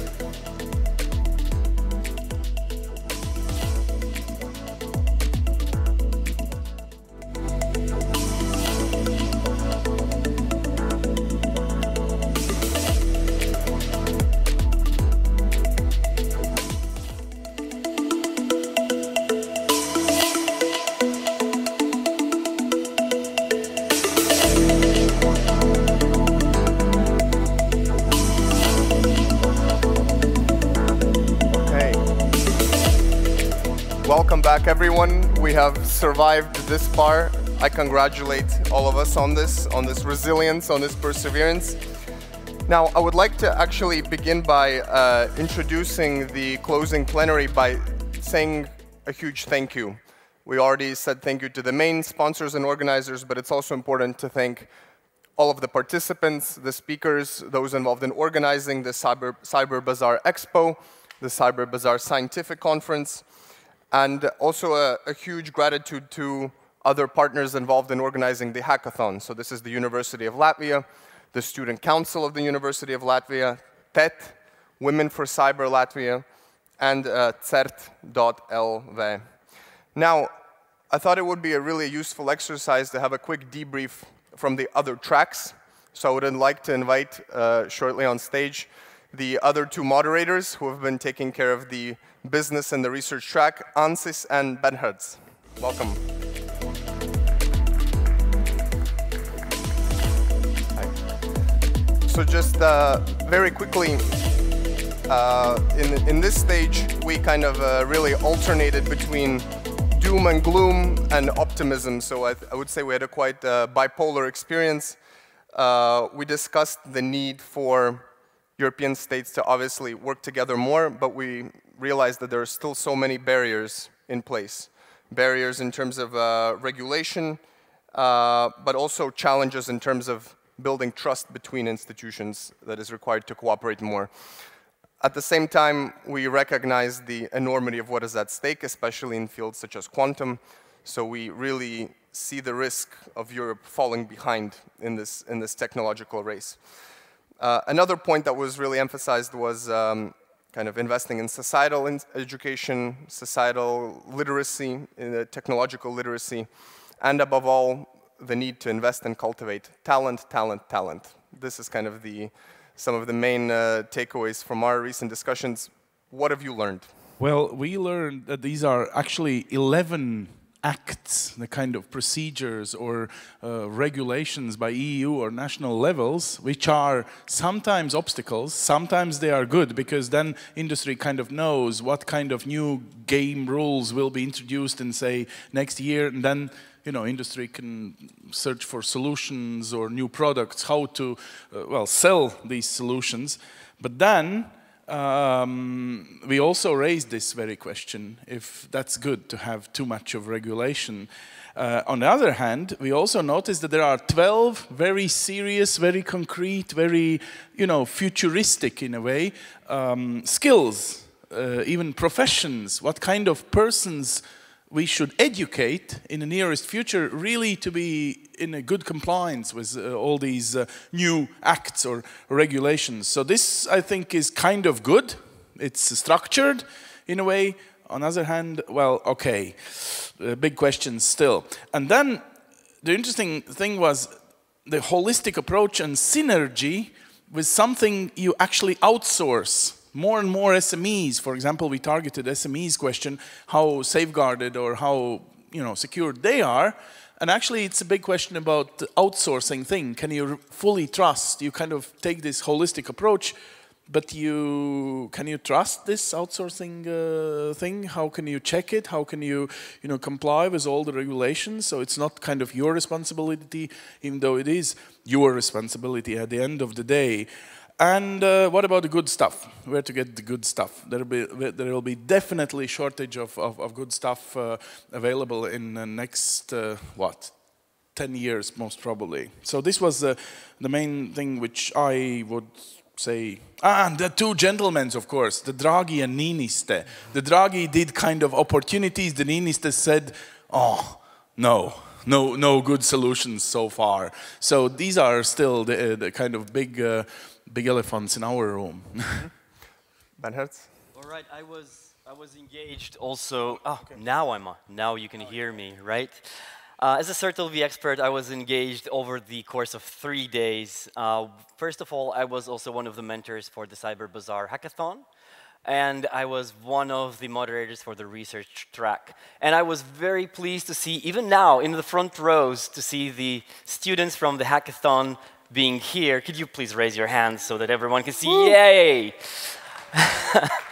And it was my pleasure to not only see them now here in the front row, but also in the sessions and being engaged and listening to all the topics that were there.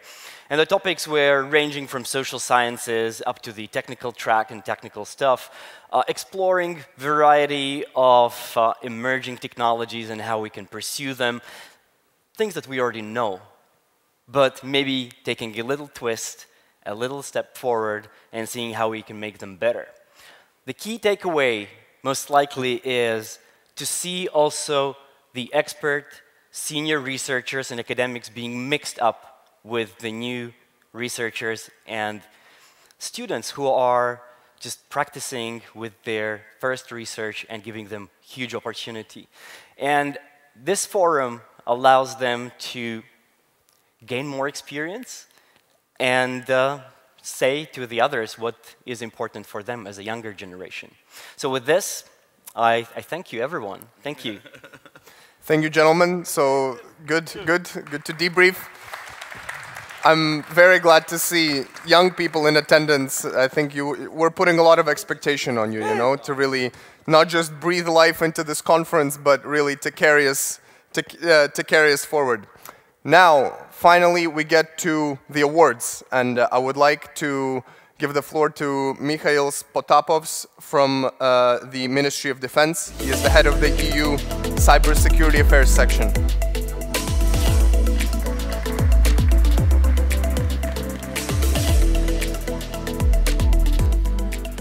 Thank you very much, Thomas, for this introduction, and I'm very pleased to be here today.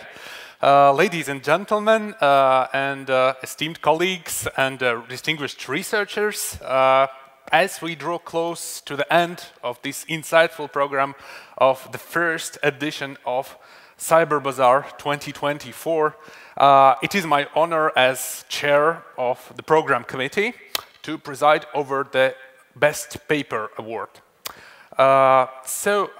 This moment, in my opinion, highlights not just the academic achievement which we saw today at our conference, but also symbolizes the progressive spirit of the cybersecurity research community. This year, while we are organizing this conference for the first time, we have been privileged to witness a vast array of groundbreaking research papers, each contributing uniquely to our shared goal of advancing cybersecurity knowledge and practice.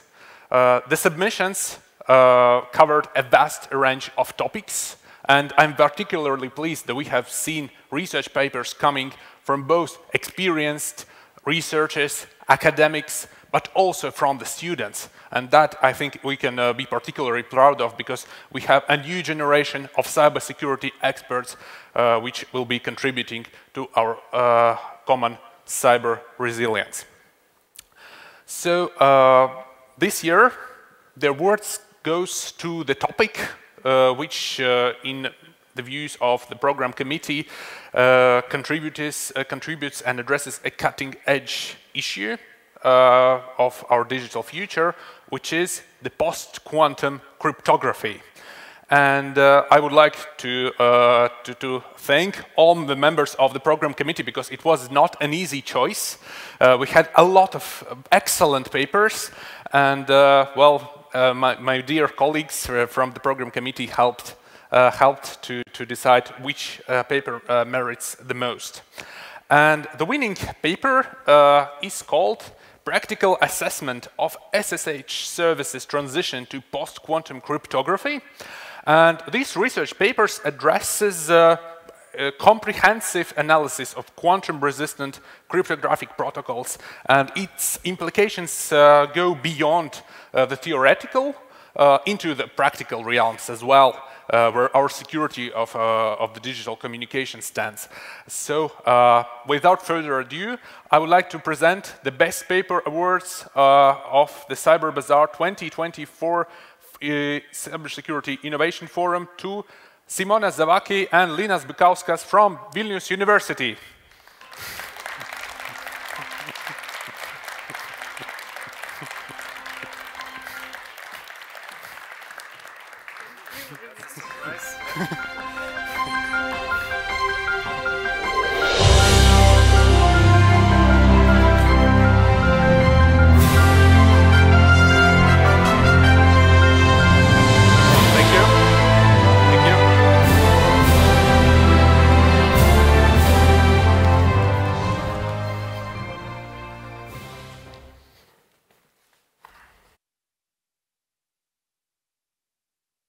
And now we get to the cherry on the cake, the Hackathon Awards.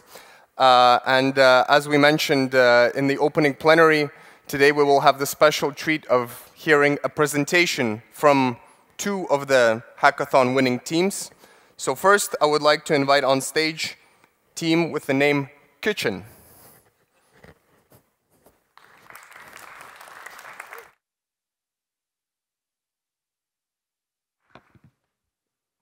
Is the mic on? Great. So we actually don't have a presentation. We did one for the hackathon. We don't think we need one right now. I'll be brief. So our topic was for IT governance. So since the conception of software development companies, it has been evident that they focus on delivering features fast. This sometimes raises issues when you look at quality. And from a software development management side, you can see that many methodologies have been made. Agile, Scrum, Waterfall, whatever. There's many methodologies. And they're all very similar in a sense that they are iterative processes that focus on very different things, like business features, compliance in a sense, and so on. What we want to do is sort of think about, let's say, the revolution in the last 10 years with testing and quality assurance, and use this management styles to sort of do a secure software development lifecycle. So we've added different sort of management practices together. We use different tools. We've created proof of concepts of processes, Power BI graphics, which are real, using the third-party dependency management scanners, static analysis, Jira, and so on. We created these proof of concepts to sort of show that this works. If it's still hard to understand, we just basically created processes in the management styles that are already existent, that they would comply with security standards of today and the secure software development. What we're basically saying is it might be the best time to catch an exploit before it's exploited, but it's the best, actually the best time to catch it in the initial development process. So that's what we did. We made, hopefully, not an antidote to everything, but these processes known. So yeah, that was our paper. Thank you.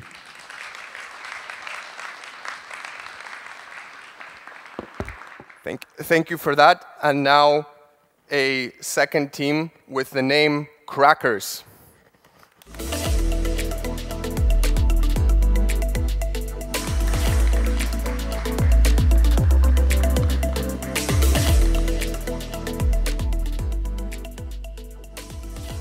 Hello. It's nice to see everyone here. My name is Hannah, and I'm representing the team with me today. There's 5 of us, and each of us contributed in a very cool way with however we could in those 24 hours.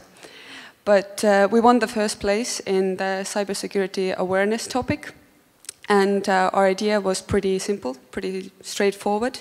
We wanted to create a game that kind of connects a data leak and a spear phishing incident and shows how each of the steps are really connected. And the way we did it is that the game is played through the view of the scammer, actually, and you can see how a data leak that might not feel like it has anything to do with it is actually connected to a spear phishing incident like months later.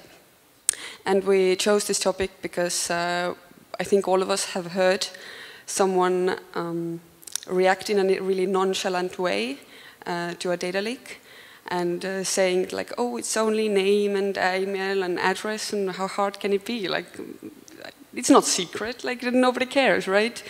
But this is actually shows how even if you are not the target of the incident, then your close ones, your family and friends can also be targeted. The game is in no way ready. It's just like a pilot game. I will show you a little bit of the concept art that we made on the spot as well. And then we will show like a run-through of the game. So these are some of the social media pages that we made, and we will go through the video now. This is the start of the game. For it we use RenPy, and it starts out with a news of a data leak, and everything is in this pixelated retro style to make it more appealing to the player.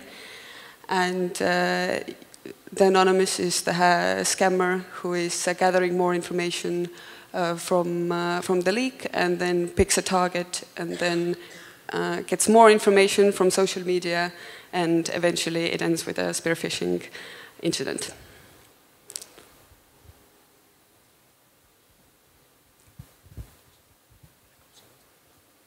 The game doesn't have sound yet because it's just the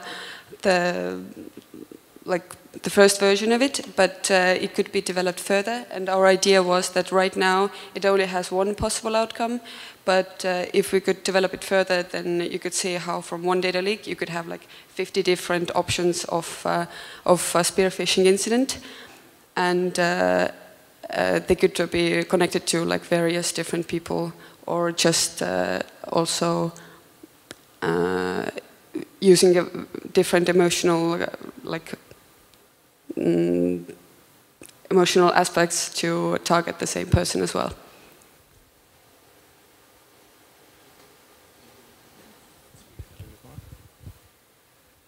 And to make it more playable, there can be multiple steps that player has to choose right for each specific target. And it can be changed depending on the scenario. And this would make it more engaging for the player.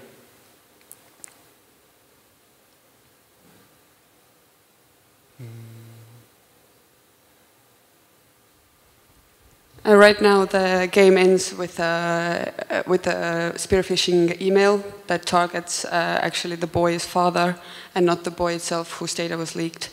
And that is currently the end of the game. But this is our idea. Thank you.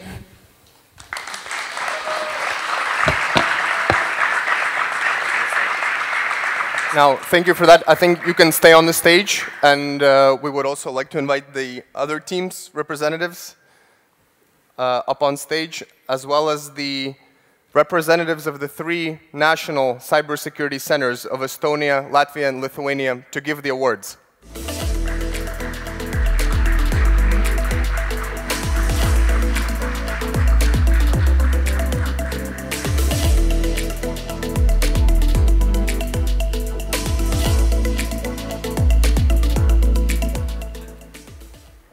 It seems we do not have the most important thing, which is the awards. They're here. Oh, Jesus, yes. Okay. Okay.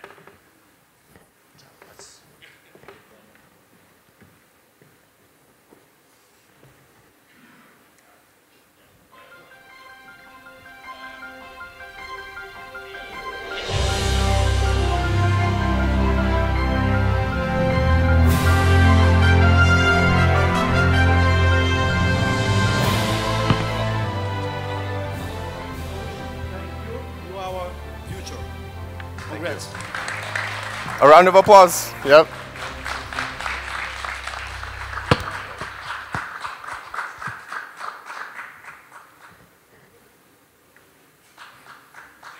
Okay. And now the second one.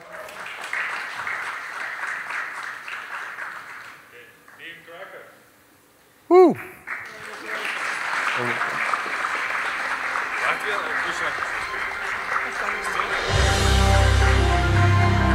Thank you. And the third team, still Trey, couldn't be here, so we will give this to them at a later date. So thank you to team Still Trey as well. A round of applause. Thank you. Woo.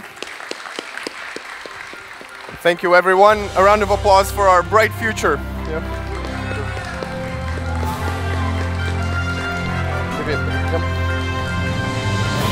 More friendly.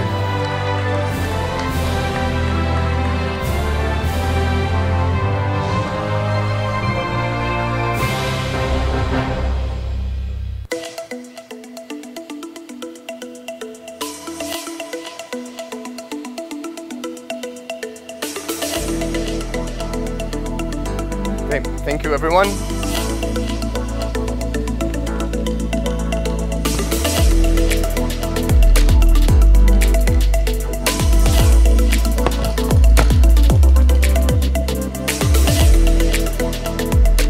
So now, as we wrap up, we have one presentation and one final discussion left. I would like to invite on stage Yegor Aushev, who is the founder and CEO of the Cyber Unit Technologies from Ukraine to share some of Ukraine's lessons on innovating cybersecurity amidst war. Thank you. Hello, can you hear me now? It's so great to see how young generation generate new solutions to make our world more safe. And I came from Ukraine, and it took 2 days to come here because we don't have flights.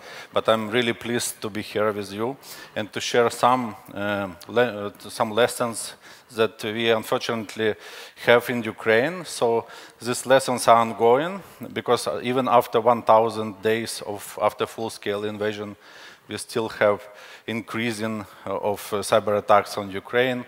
And if we compare 2024, it's 2 times more cyber attacks on Ukraine with comparison of 2023. So we still have a lot of things to do. And we have to survive, and we have to win this war. And I will tell you how we do it actually, so what is our ongoing process. But first I will introduce myself. So I am CEO and founder of the company Cyber Unit Technologies. I am also advisor to Ukrainian government institutions. I am a lecturer from Cambridge University and Berkeley University. And before cybersecurity, I did my PhD in high energy physics, and I was really wondering to hear so interesting topics here about quantum computing and mathematics and so on. So I'm really excited about it. So we train, during the war, we trained more than 1,000 people in Ukraine, and we really think that cybersecurity is mostly about people.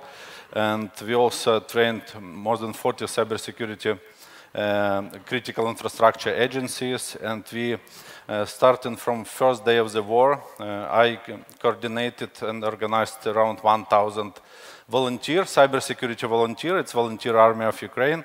Now it's distributed between government institutions, but starting from the first day of invasion, it was really important movement. So basically, I have to say that during the war, we become more strong. We created a couple of products. One of our products is Unitranch. It's a training platform where we put all Russian attacks. So we see some Russian attack, real APT attack, for example. We put it on our training platform, simulate these attacks, and train our government institutions to fight against this attack. Also, we created Kyiv Cyber Resilience Forum. It's an offline event in Kyiv. You are more than welcome to visit Kyiv next year, to visit the conference and to see what's going on the front line, let's say, of cybersecurity. By the way, in Ukraine, we say, if you don't have, if you work in cybersecurity, but your product is not on the front line of cybersecurity, maybe this product is not updated enough already. And also, we created an NGO Institute of Cyber Warfare Research, where we collect all scientists in cybersecurity, and we investigate a lot of different vulnerabilities, threats that we see from Russia. Russia attacks us a lot, not only us, but also all the European Union. And also we see, even for Baltic countries, it's more than 100 cyber operations during last 2 years. So we have to coordinate more our activities in order to have more results. Okay, I will start with 2022. So as we see on this table, so the cyber attacks coordination with important events take place. So basically, every important event before full-scale invasion and during full-scale invasion and after, it's coordinated with cyber attack. So kinetic or physical attacks and cyber attacks always connected together. And intense cyber attack started 1 month before full-scale invasion, and basically it's one of the measures how actually every European country can measure cybersecurity temperature in own country. Because if it's too high temperature, let's say, if it's too many cyber attacks on your country, maybe it's something bad that might happen soon. And so what we do, as I mentioned, starting from the first days, we built a strong cyber foundation fast. It's first of all, it's cyber volunteer community, thousands of people that started to do some and deliver to our government different different results. It's OSINT community. We have training organizing for citizens, for military people. We stopping disinformation. So if we see some disinformation, some communities just try to explain to everyone this is fake, it's not true, and so on. And also a lot of IT. So we have a lot of IT guys, the same like you guys. So we have a lot of IT guys, and we started to build different software solutions for our army. For example, missiles, alerts, and so on. And also what is important on the strategic level, it's relocating infrastructure to the cloud. As we can see, when kinetic operations happening, it's important to keep everything on cloud and secured. And we even was forced to change the law, because now we have even military information we keep in cloud and we keep outside of the country. So basically what we have to say is that you have to be prepared, but you cannot be prepared enough for the war. But at the same time, enemy does also more and more cyber operations. Now they use not only cyber attacks, they provide not only cyber attack, but also a lot of disinformation, deepfake, and artificial intelligence. It's all together, basically all technologies together they use to attack us all the time. And now you see this on this picture, it's Ukrainian game Stalker that just was released a couple of weeks ago. And at the same day, it was a huge disinformation attack from Russia that, okay, this game has a backdoor, nobody should download it, the Ukrainian government will definitely track you, what are you doing, and so on. And even big media like Wired, they publish this information. So basically, it's a new level of disinformation where they distribute this information to reliable media, and then this media publish this information without checking facts. So we prepared some advices from our opinion will be important for you, like for all European countries. Because we see that there are a lot of gaps in communication, in education, and so on, because technology rising so fast. So first of all, cybersecurity is not only about technical people. It's very important to understand that when technical teams do their jobs, non-technical teams need to know what to do. They should not just sit and wait.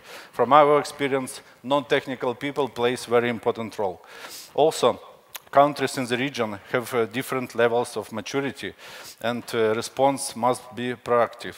So it means that not only central part of the country, not only in our case, not only Kyiv, but also a lot of regions should be involved in the trainings and operations because it's an ongoing process.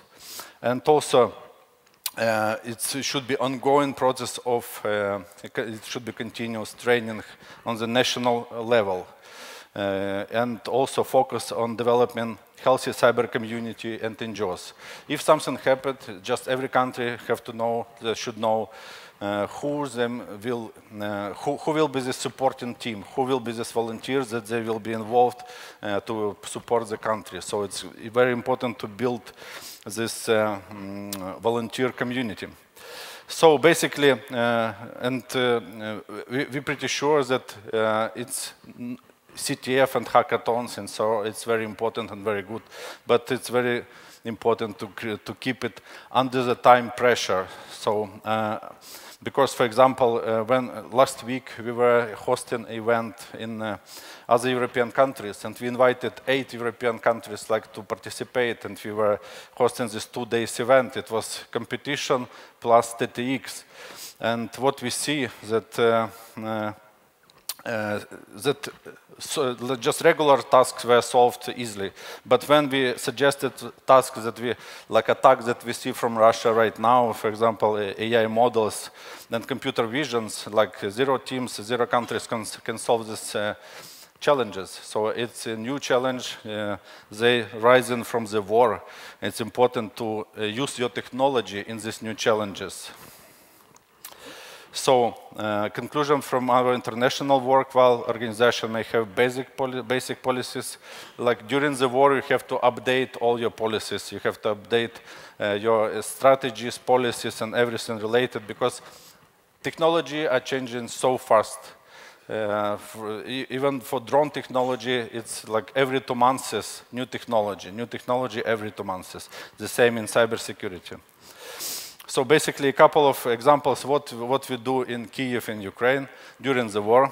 For our government, we created CyberBazaar. It's a national training platform, simulation platform, and we're pretty sure that national CyberBazaar should has every country, because it could be offline, it could be for military, for special services. It's a training center for everyone. And in our case, we established it for National Security and Defense Council of Ukraine, and it's really, really huge demand for these knowledges. Also, we doing incident response days almost every couple of months. New incidents happening, so we collect not students, by the way, we collect CISO and high-level technical people together from different organizations, and we simulate real attacks, and they try to fight against these attacks. Also, Hackwave, it's an underground parking garage, by the way, event. So basically, because of the under missiles, it's good to have a safe place. And Hackwave, we simulate everything like what happened during full-scale invasion. So it's a part of disinformation, part of executives also, and the technical guys, and even communication department, so PR agency, basically. So they're all sitting together when deepfake of the president or deepfake of the boss starting to communicate. At the same time, it's cyber attack. At the same time, it's AI generation, bots, and so on. So you have to basically to use all these opportunities, like to put together and check if you're ready enough. And also during the Cyber Resilience Forum, it's our communicational platform, basically, so where we connect all people together, like international people.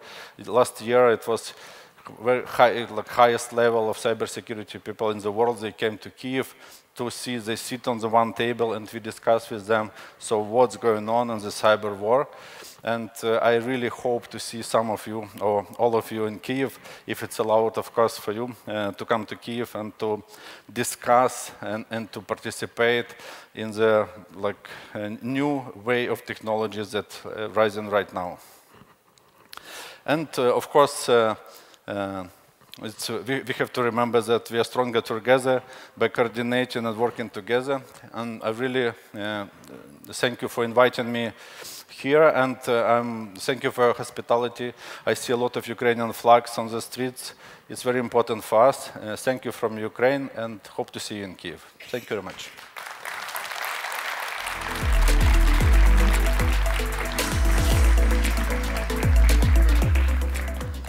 Thank you very much, Egor. Really inspiring words and a really informative presentation.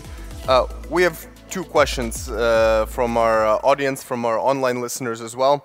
One is, you mentioned the threat of disinformation. Of course, all societies face disinformation, Latvia included, but none face this amidst conditions of war as Ukraine. So I was wondering, in the 3 years since the full-scale invasion, how has Russian disinformation evolved in its targeting of Ukraine? Do you see new techniques, new platforms, new tools, or has it pretty much remained the same? Unfortunately, they become stronger because they, like all these disinformation campaigns, they are powered by the government of Russia, so that it means that they have strategically tactical disinformation, strategic disinformation, and for every event that's happening, they have already preparation for the disinformation. So they keep it aggressive, in aggressive way. They use a lot of AI, for example, what we see in social media, a lot of bots generated by AI, and they just spread this disinformation. So they use every technology that just appears in the world. They use it for the bad things.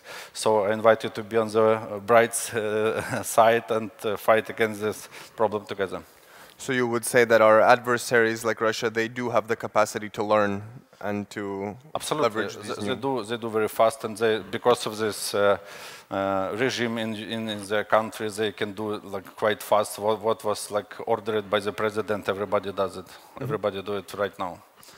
And one other question, we hear a lot about attacks on Ukraine's critical infrastructure, energy grid, ports, even seizure of nuclear power plants. How has Ukraine's digital critical infrastructure withstood attack? Yes, so during first day of the war, like first days was very important because our banks and our digital ID was alive. It was extremely important for all people. So we might say that for us it was extremely important experience because we survived. Now we become even stronger and better, and we're pretty sure that it's important, this communication. So we were prepared quite well, but you cannot be prepared for 100%. For example, in my office, we were keeping this yaki-talkie, for speaking if something happened. But when something happened, it was in the office, but we were at home, so we cannot be prepared well for 100%. But still. You have to be on the preparation level, and train everything that might happen soon. Thank you, Yegor. Take care, and Slava Ukraini. Ram Slava. Thank you very much. Thank you.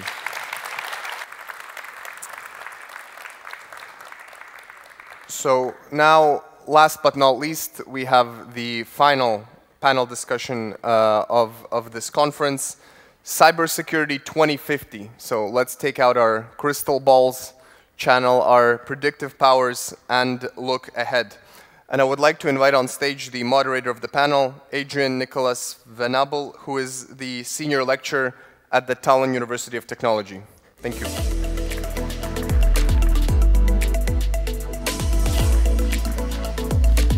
Well, good afternoon, ladies and gentlemen. Congratulations for making it to the last run, and I know I'm keeping you between yourselves and the final gala. So I'd like to introduce my panel to start with. Can Agatis, Luca, and Ivars please come up to the stage?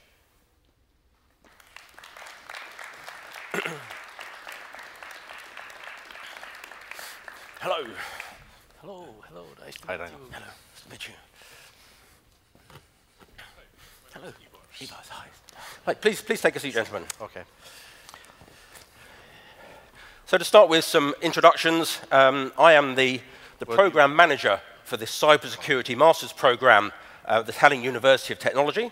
So if you fancy doing a cyber masters, we have a display stand at the expo. Please come and see us. And now I would like to ask our panel members to introduce themselves in the way that they would like to be known, please. Yes. My name is Ivar Sieps. I'm a member of European Parliament, second mandate MEP, and I'm working in the Research, Industry and Technology Committee of the European Parliament. And of course, cybersecurity-related things have been very often on our table, but nevertheless, I'm not sure whether Europe is really right now to face those challenges that we are discussing in this conference. So I think that there might be some things that should be desperately rethought, also on the background of what was told about the Ukrainian experience with that. So, thank you. Yes, my name is Gatis Bašbauers. I work at Riga Technical University as a Vice Rector for Research and also Professor at the Institute of Energy Systems and Environment. I'm modeling energy systems. Basically, that's what I do for the research. And I'm Luca Tagliavetti. I'm the Executive Director of the new Agency for Competence for Cybersecurity, the ECCC, which is based in Romania. And he has the mission of supporting implementation of the regulation, setting up the strategy on cybersecurity and investment through the Digital Euro program and Horizon program. Thank you, gentlemen. Well, as I remind my students, cybersecurity is all about countering bad people. And there are a lot of bad people out there. We've heard about Russia, China, and also we shouldn't forget North Korea and Iran. And in amongst that, there are, of course, the normal criminals who are always part of our society. And so when we're looking at cybersecurity and countering these bad people, we must also remember that cybersecurity is a risk-based business. And risks consists of threats, who are the bad people, the vulnerabilities in our systems, and if they are exploited, so the impact of that exploitation and the likelihood that it will happen. So I'll ask our panel members to consider their answers in terms of good old-fashioned cybersecurity risk. And so the first point I'd like to bring out is the role of AI in cybersecurity, and in particular, whether it's a friend or foe. Now, that's something that I wrestle with every day because I regard it as a foe, but my students regard it as a friend when they're writing their essays using it. And so trying to counter the risk of students using ChatGPT and increasingly Copilot to do their essays is something which I'm always fighting with. So looking at the risks posed by AI now and in the future, I would like to ask our panel members, in particular, how they view the threats posed by AI. With Ivers, please. Yes, thank you very much. I would be on your students' side, basically, because I think that there are really opportunities how to use AI in detecting, identifying, and preventing different kinds of cybersecurity accidents and violations, both in, well, detecting malware by analyzing large amounts of data and also modeling potential attacks and vulnerabilities, and with machine learning trying to, well, test your own systems in terms of cybersecurity. But on the other hand, of course, it is a serious threat as well, and this is what we have been already mentioning in this conference very much about the manipulation and control of the public discourse. And since we are really facing a long-standing controversy with our geopolitical adversaries who are going to exploit all the possible vulnerabilities of our public discourse as democratic societies, we have to be aware of that. But of course, in that sense, it's both friend and a foe. Yes, please. Yes, and on one hand, as it was mentioned, we can use AI to analyze unusual patterns and process large amounts of data and train specific tools to recognize threats. On the other hand, actually, AI can be used to feed in the information, certain information that allows actually malware to pass, for this training to be inefficient, so that it's always, when you have a very strong tool, it was similar like to nuclear weapons actually. Basically, it can be used for the good and it can be used for the bad. So it gives a strong tool actually to counterwork different security measures. You know, break passwords or whatever. It can be also used in a different ways that we don't want. Okay, thank you. Luca, please. Yeah, I like to kind of take it from a different angle. Yes. I don't think we should always make this black and white approach, because it's a reality that is there. It's not. I don't like to see this bipolar somehow approach, good or bad or friend or foe. It is a technology which is there, is developing faster than we even are able to understand here. So we need to take this into account and look at the positive side of it and try to minimize the negative side. So I like to have a positive approach and minimize the risk. And I bring back to what we do in our work program for the ECCC in the next 2-3 years, so that we can see how we see this the technology, the use of AI. So it's one of the areas of major investment in the next 3 years. Particularly, we want to look at how we can use AI to benefit small and medium enterprise, first of all, in making their system more secure. So how we can create more automation. We need to find a way that whatever technology we develop, and we develop through funds, we then roll out on the small and medium enterprise in the economy in an efficient way. So that's one angle. We want to make sure that we use for threat analysis and early warning. So on small and medium enterprise, but also on government side. So one of the plans that we have as European Union as part of the Cyber Solidarity Act, which was very recently approved, is to create a network of cross-border hubs. The idea is to use AI on the cross-border hubs to make early detection, early warning of attack, and then share analysis to member states. So we see I see the positive side of it, of course, and we work to make sure that the negative side are minimized. The other things that we do, so this is AI for cybersecurity, but we also need to look at cybersecurity for AI. How can we ensure that especially on generative AI, how do we ensure that the data set is protected, is not manipulated? How do we ensure that in the DSA implementation, also in the Digital Service Act, that we control the algorithm? So there is a lot of good side of AI that we want to make sure that we benefit in the future. Okay, now continuing the theme of AI, I'm going to be controversial now, and hopefully I get some disagreements and some scowls from the panel who don't actually know I'm going to ask this question now. They're a little bit concerned. Now, we've heard the importance of AI and researching into whether AI is a friend or foe, and I have to be careful broaching this subject as a UK citizen referring to EU law and the European community, and in particular the new EU AI Act. The aim of this act is to promote ethical and responsible use of AI.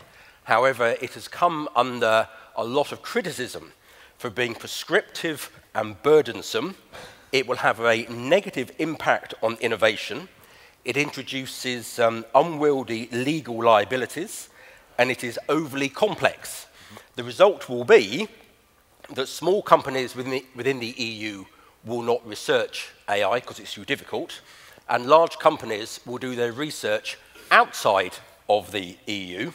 And of course, our adversaries are not inhibited by such regulations and will research AI as they wish.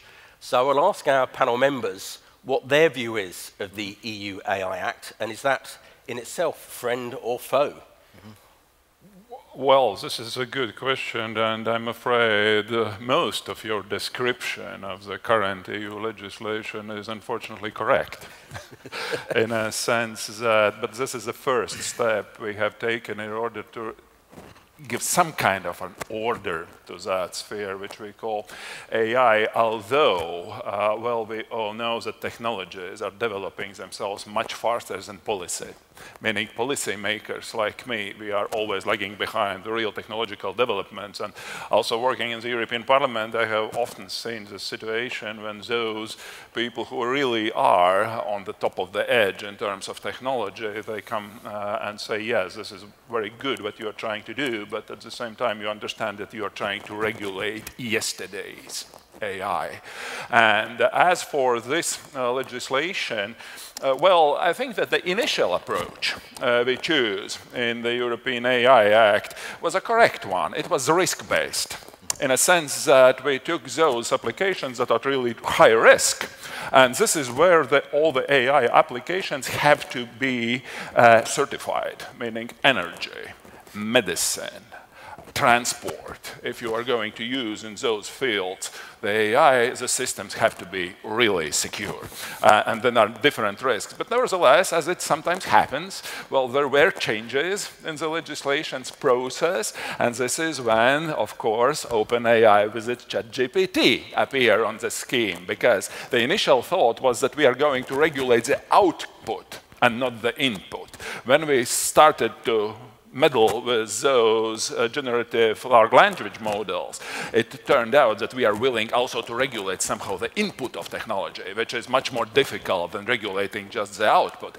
But I mean, as for the, I have a pretty close contact in my work also with the industry, and I have been speaking to people from Meta and other large companies who are really worried about the regulation. And their point is that probably not the AI Act itself is probably not the most important piece which really creates problems sometimes. This is GDPR.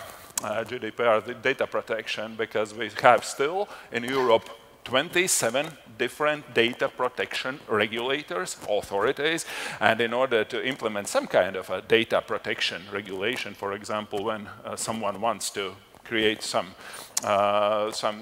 application or some model, well, you have to have an agreement among all those 27, which is sometimes extremely difficult. But well, just to cut that speech short, I would say that your point that we are lagging behind and people are moving to places with less regulation, first and foremost, of course, to the US, but also to other places. Look what's happening also in the Middle East in terms of AI. It's also growing.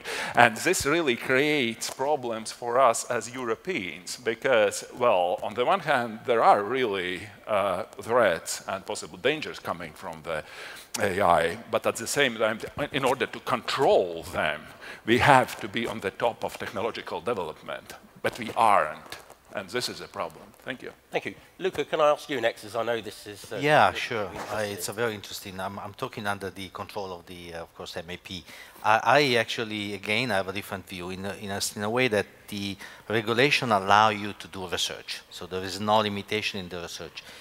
The risk-based approach apply when you introduce in the market a product. And this we have the 3 category plus the no category, so the one for there is not any type of control. So I find it quite elegant as a way of approaching the problem.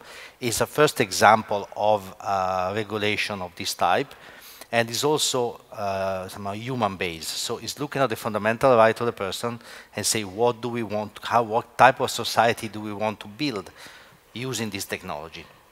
And I think if you look at that perspective, it's an exercise that no one else has done outside, and this kind of put us first in the world. Okay, maybe there is, we need to balance the part on the investment, but the AI factory are now being created. This is a huge investment in AI. Let's see in a couple of years. I mean, how is this?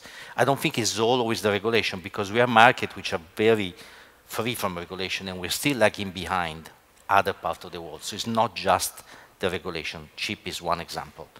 But I mean, telecommunication is another example. So it's not like the regulation is the only limit. Sometimes it's the availability of capital. Sometimes it's the risk appetite of the financial institution. Sometimes it's the ecosystem of the university. So it's not just one element. I feel the AI Act, it's quite a good balance. Again, let's see in a few years how this will pan out in terms of results. Thank you. Gatis, I know it's not your area in particular, but do you have any comment? Yeah, I mean, for researchers, it's a very interesting field, actually, ethics of artificial intelligence. I know that philosophers are now involved in actually in this area, and this will be interesting field for many years to come, I guess. And then we remember reading books of Herbert Wells about what the laws were, ethical laws for the robots, you know, and things. We have come to this with AI. But the other fundamental, I think, issue is that, as far as I understand, it's you know, AI somewhat works also as a black box. So you get the output, but you cannot really trust, I mean, in a sense, as we trust to our decisions, because we know the reasoning behind it. So that basically it also comes that can you actually trust? And these systems, AI integrated with physical systems, cyber physical systems, they'll be extremely complex. So how can we really understand also what, you know, let's say, not decisions, but the certain actions that are taken in result of using AI, and I think this is also a fundamental issue. Thank you. Yeah. Okay, I'd like to move on to another subject, and thinking of the hybrid warfare situation that we're in, with our adversaries using the digital information environment to attack our physical systems. And so these cyber-physical systems can be increasingly at risk. And I'd like to ask our panelists whether they think that we invest enough in the security of the Internet of Things and whether this risk will increase. And so I look to Gatis first, because I think this is very much your area, isn't it? Yeah, well, since I'm working in energy field, I know that, but not only for energy infrastructure, of course, we are very reliant now on these digital and physical systems. And for example, as we talk about power systems, they actually have become so complex that we can control them, but I would dare to say that we don't even fully comprehend how complex they are, what can go wrong. I mean, they are kind of growing out of our control. And in that sense, I think that the cyber-physical systems will also, they are already complex and will become more and more complex. At some stage, it will be, let's say, nearly out of control.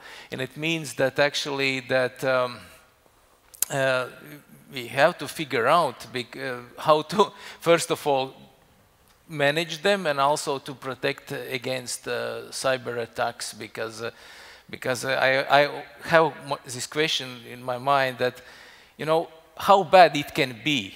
Can the fundamental attacks actually put the systems, the banking system, the energy system, really at halt? How dependent we actually are, you know?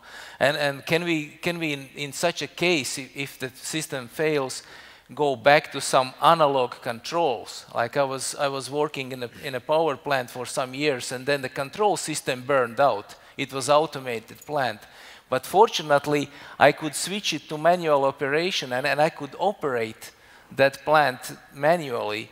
So we'll be able to do something like that if things go really bad.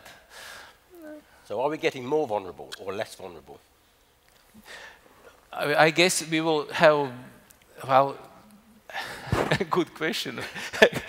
On one hand, as I said, if the systems are very complex and they will get very complex, actually we will get more vulnerable. But on the other hand, I agree that we could use AI and other tools. We are catching up. Yeah, we could actually also do countermeasures. We could, you know, technology will the development of physical systems, the speed of data transmission, quantum chips, and quantum computing, actually, they would facilitate also the security of the system. So it's kind of okay. Thank you. So yeah, we should be optimistic anyway. Good. Luca, is this something that the European Cybersecurity Competence Centre is looking at? Yeah, I mean, I'm thinking about the recently released report on the security of the Union, the NINISTO report, which really address this idea of challenge and threats of this hybrid system, the life, the society we are living. Over there are a number of good ideas in of area where we need to be more active. And well, one, for example, is dual-use technology. So this is an area where traditionally, you know, maybe it's not the case here in Riga, but traditionally there have been a very good division between what the cyber on the civilian side and on the military side are doing. I think the invitation or the suggestion that come from the report is that we need to look at how we work together. A lot of the critical infrastructure in the NIS2 perimeter have a strategic role, strategic function in the member state, so they also need to be taken into consideration if you think of a hybrid type of attack. So we are investing on dual-use technology. It's a growing field. Obviously, this needs to be done following a more political direction, and this needs to be done together with the defense community. But investment in also pure research and not just implementation. This is something that we could do together, understanding each other needs and requirements, understanding what are the gaps, do a risk assessment of where the gaps are, who is to be covered, whether it's our side, whether it's the defense side. So there is I think it's a new blueprint that we have to write together. Okay, Ivars, does the European Parliament have concerns about critical national infrastructure? Well, of course. Well, we have in recent weeks, I'm afraid, seen a lot of, well, negative accidents in terms of the pipelines and the undersea cables being violated, and this is really one of the things that we have to comprehend as fast as possible, that we are not living in a peaceful world, in a peaceful region anymore, and that's why, of course, the critical infrastructure, how do we protect that? Also by using innovative technologies. For example, here in Latvia, we really produce a lot of undersea drones, meaning small autonomous submarines who can be capable of monitoring those processes that are going on in the sea. But at the same time, taking a little bit broader picture, I think that, of course, you can't be secure taking a certain amount of risks. And as for Internet of Things, well, there is a lot of things to be gained from that. I mean, all those applications in terms of, let's say, manufacturing and health sector. This is really also an opportunity to boost our European economy, which would also make us much more secure, also in terms of defense spending and defense investments. This is what we really desperately need in the region, and this is why we have to boost also our economy. And from that perspective, I think Internet of Things, just like AI applications, when properly regulated, can be an important source of that growth. Thank you. Thank you. Okay, moving on. We discussed earlier in a previous panel about quantum computing, and so thinking ahead to 2050, the magical, mythical Q day in which quantum computing suddenly becomes readily accessible to all will be among us. And so the question is really, will we be more vulnerable with quantum computing, or are we prepared for it, and will we be, in fact, more secure? And I'd like to ask Luca first for this question, please. Thank you. Yeah, good question. Clearly, we already, once the Q day will come, most of the algorithm, the RSA, the ECC would be crackable in maybe a matter of days or hours. So obviously, what we need to do now is to prepare for risk mitigation on what has been already encrypted, but also to prepare for ensure that the technology is available in our hubs, is available for the PKI, for all the communication already encrypted. So it's one of the areas where we also invest massively in the next 3 years. First, we would like to create a testing platform, 1 or 2, an area where all new technology, new algorithm can be tested. So there are a lot of innovation going around in Europe. We want to see that they are compatible with each other. So this is another element that we need to ensure before the technologies are allowed. So testing the algorithm on a safe space, and then once these are tested, the next phase is making them available for the PKI, and also later making them available for governments. So we want to select out of this a solution which is more interoperable and which is more secure, we could roll out. It's, of course, we are lagging behind. I mean, we are not ahead of the curve. Obviously, this is a technology where the other parts of the world have been more innovation, but I personally see an increase in the interest from the industry, both from the research side, but also on the uptake implementation side. A lot more company approach us with ideas, so I feel there is a growing wave there of attention on PQC. Okay. Gladys, looking at the banking, financial, the sectors which you look at, are you prepared for Q-Day, quantum computing, when all of a sudden banking transactions are no longer secure with current systems? Well, It's interesting when we look back how technology supports each other. Let's take a historical look.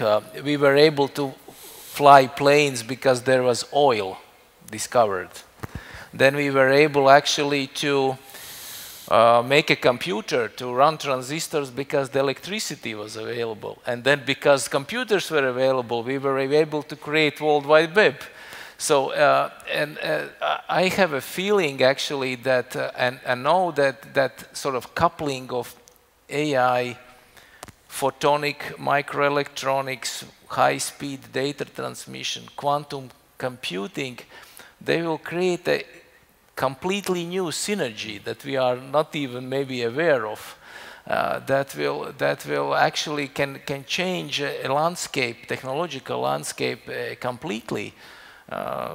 In terms also of security, like look to the passwords. We use these alphabetic passwords. Now you have biometrical, and actually AI can help you, biometrical systems. So I would say that actually quantum computing actually could put us on a different level actually of safety. Of course, again, it could be malused. It could be used for a bad purpose. But I think that actually that and we don't know how that will impact actually this whole Bitcoin and other different currency, not even currency, but investment markets. I think that I would be very, it would be very hard now to actually even predict how that would change. When you paused and sighed before you answered, I was about to go and cash in all my savings to put them underneath the bed, but you've reassured me somewhat. Iris, the European Parliament, what do they think about quantum computing and preparations? Well, there are two sides of that story. There is a lot of hype under quantum computing, and this is absolutely justified, especially taking into account this potential of different synergies. This is what Gatis just mentioned with Internet of Things, with artificial intelligence, and so on and so forth. Things like, well, blockchain, well, how that altogether might change our lives. And as far as quantum computing, this is a thing where we really need investment in fundamental science still very much. And I'm very happy that also in Latvia we have a very strong hub of quantum computing, which is working on really the world-class research on not just quantum hardware, but on quantum software, which is really a completely different kind of software we are going to need when the hardware is available. And this is what we actually are expecting in the EU in terms of EU still supporting fundamental research on not just some kind of all those, well, very applied things that are coming in the current framework program for research and technology and so on and so forth. And I'm happy to say that, as far as I understand, the incoming Commissioner, Vice President of the European Commission, Henna Virkkunen, is going to propose a thing called Quantum Act in parallel with the CHIPS Act. Some of you might remember of the previous period. And hopefully we'll get there, well, because right now, of course, there is a potential, but in terms of making that potential also available for real applications, for real scale-ups, this is still very much in the future. As far as I understand, our colleagues here in Latvia are working very much on something called quantum communication, about all those new possibilities of encryption that are really, well, just turning around the whole thing. How are we thinking about encrypted communication, which has a highly military relevant connotations, in a sense that, of course, we all know that, well, the security of your information, especially on the battlefield, is what is absolutely necessary for a successful military campaign. In that sense, well, yeah, this is where we need to invest. And as you might imagine, there are many things where we should invest in the EU, but nevertheless, the purse is not so big enough. And for that reason, of course, I think this is also in the interest of the security community to promote that idea that quantum is a thing we should look on in order to have that competitive edge towards all our geostrategic competitors. Thank you. Nice. So, Luca, does the European Cybersecurity Centre look at post-quantum cryptography? Is that something which you're actively researching and preparing for? We have, I think we have now, in the next 3 years, 47 million of investment just on the implementation. But I take the point of the colleagues, you see the investment in the research, pure research. There is also a large part of the Horizon project just on that, on cryptography. So definitely it's an area where it's a very complex menu where we need to take it in step to protect what's already encrypted, to prepare for the future challenge, to look at the public key distribution system infrastructure, to look at the quantum communication. So we will focus on the part on cyber, but obviously I'm happy to hear that the Commissioner is preparing an act which will, I'm sure, address in a very holistic way. Thank you. So as a final sort of wrap-up, I would like each of you to say whether you are optimistic or pessimistic. Do you sleep well or don't you sleep well at night? And do you think 2050 will be a safer or a more dangerous world? Well, there is a saying in Latvian which says that you can sleep well only with a sword under your pillow. And I think in that sense, of course, we can sleep well, but we need that sword. And in that sense, I think, of course, I'm optimist, but there are certain preconditions for that optimism. Thank you. Gatis, do you have a sword under your pillow? Actually, I am also an optimist, and I think, in a sense, life is becoming more interesting. And also, in a way, more easy because of the technological developments. In a way, I said there are certain other aspects, but look at the medical technologies, for example, and possibilities. So I think I'm quite optimistic. And Luca, finally, final words. Yeah, are you optimistic or someone once was asked this question in the US. They say, it's us who want to keep the other up at night, not the other way. But okay, this is not our case. But clearly, I'm cautiously optimistic. I think I feel that there is the motivation at political level to invest in hybrid technology, in making our union more safe. So I'm optimistic about that. I see that there is the will, and I see that there is the political direction. Super. Well, gentlemen, thank you very much for a very entertaining, insightful, and informative panel.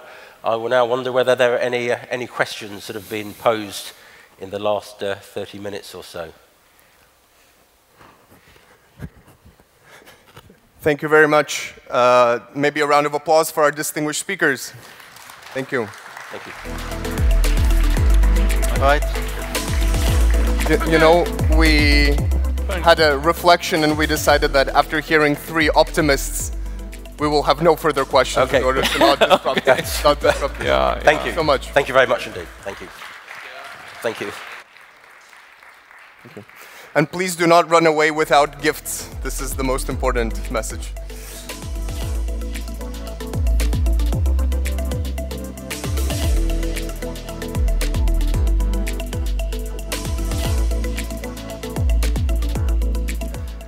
Now, I think the opportunity really presents itself for me to make a smart, calculated decision and to leave the burden of wrapping all of this up and really giving some, brilliant reflections on everything we've learned and everything we've forgotten and relearned. I will leave this to a professional who is far wiser and far more experienced than I am, who wears 2 hats, both as the director of the National Cybersecurity Center in Latvia, and as the Undersecretary at the Latvian Ministry of Defense, Rolands Henniņš.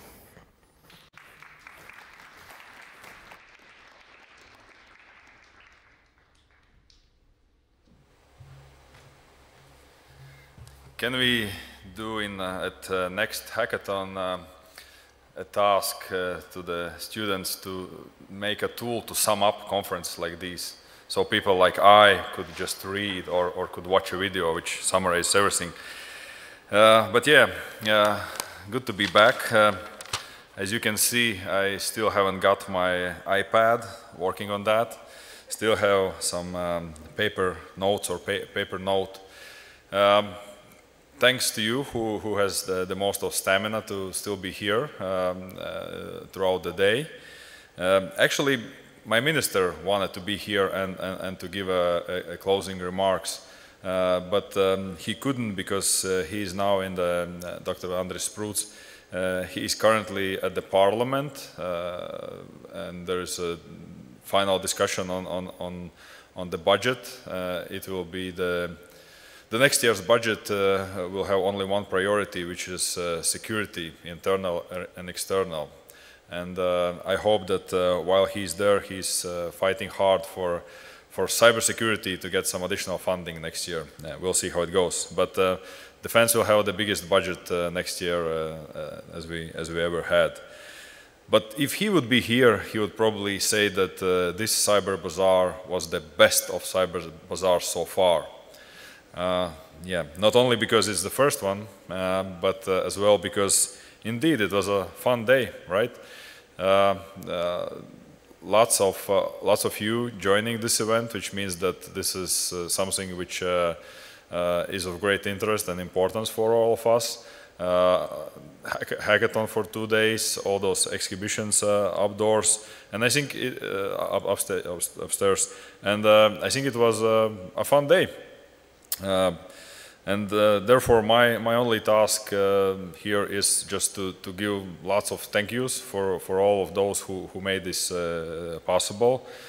First of all to our Baltic friends, Lithuanian and Estonian colleagues.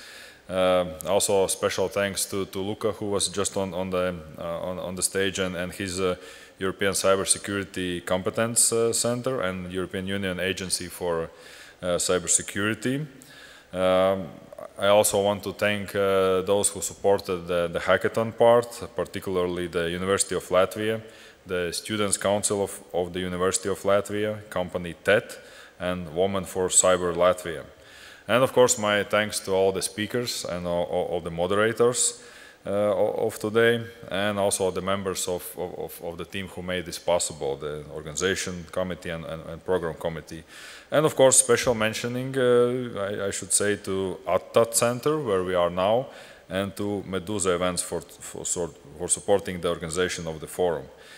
And of course thanks to all of you, for those who are here, for those who are watching online, for those who've been here during the day. And my only last sentence is to invite you all to Gala reception, which is upstairs, where you can also enjoy a wonderful musical performance by the choir of the National Guard of Republic of Latvia. With that, this conference is adjourned, and everybody is welcome upstairs. Thank you.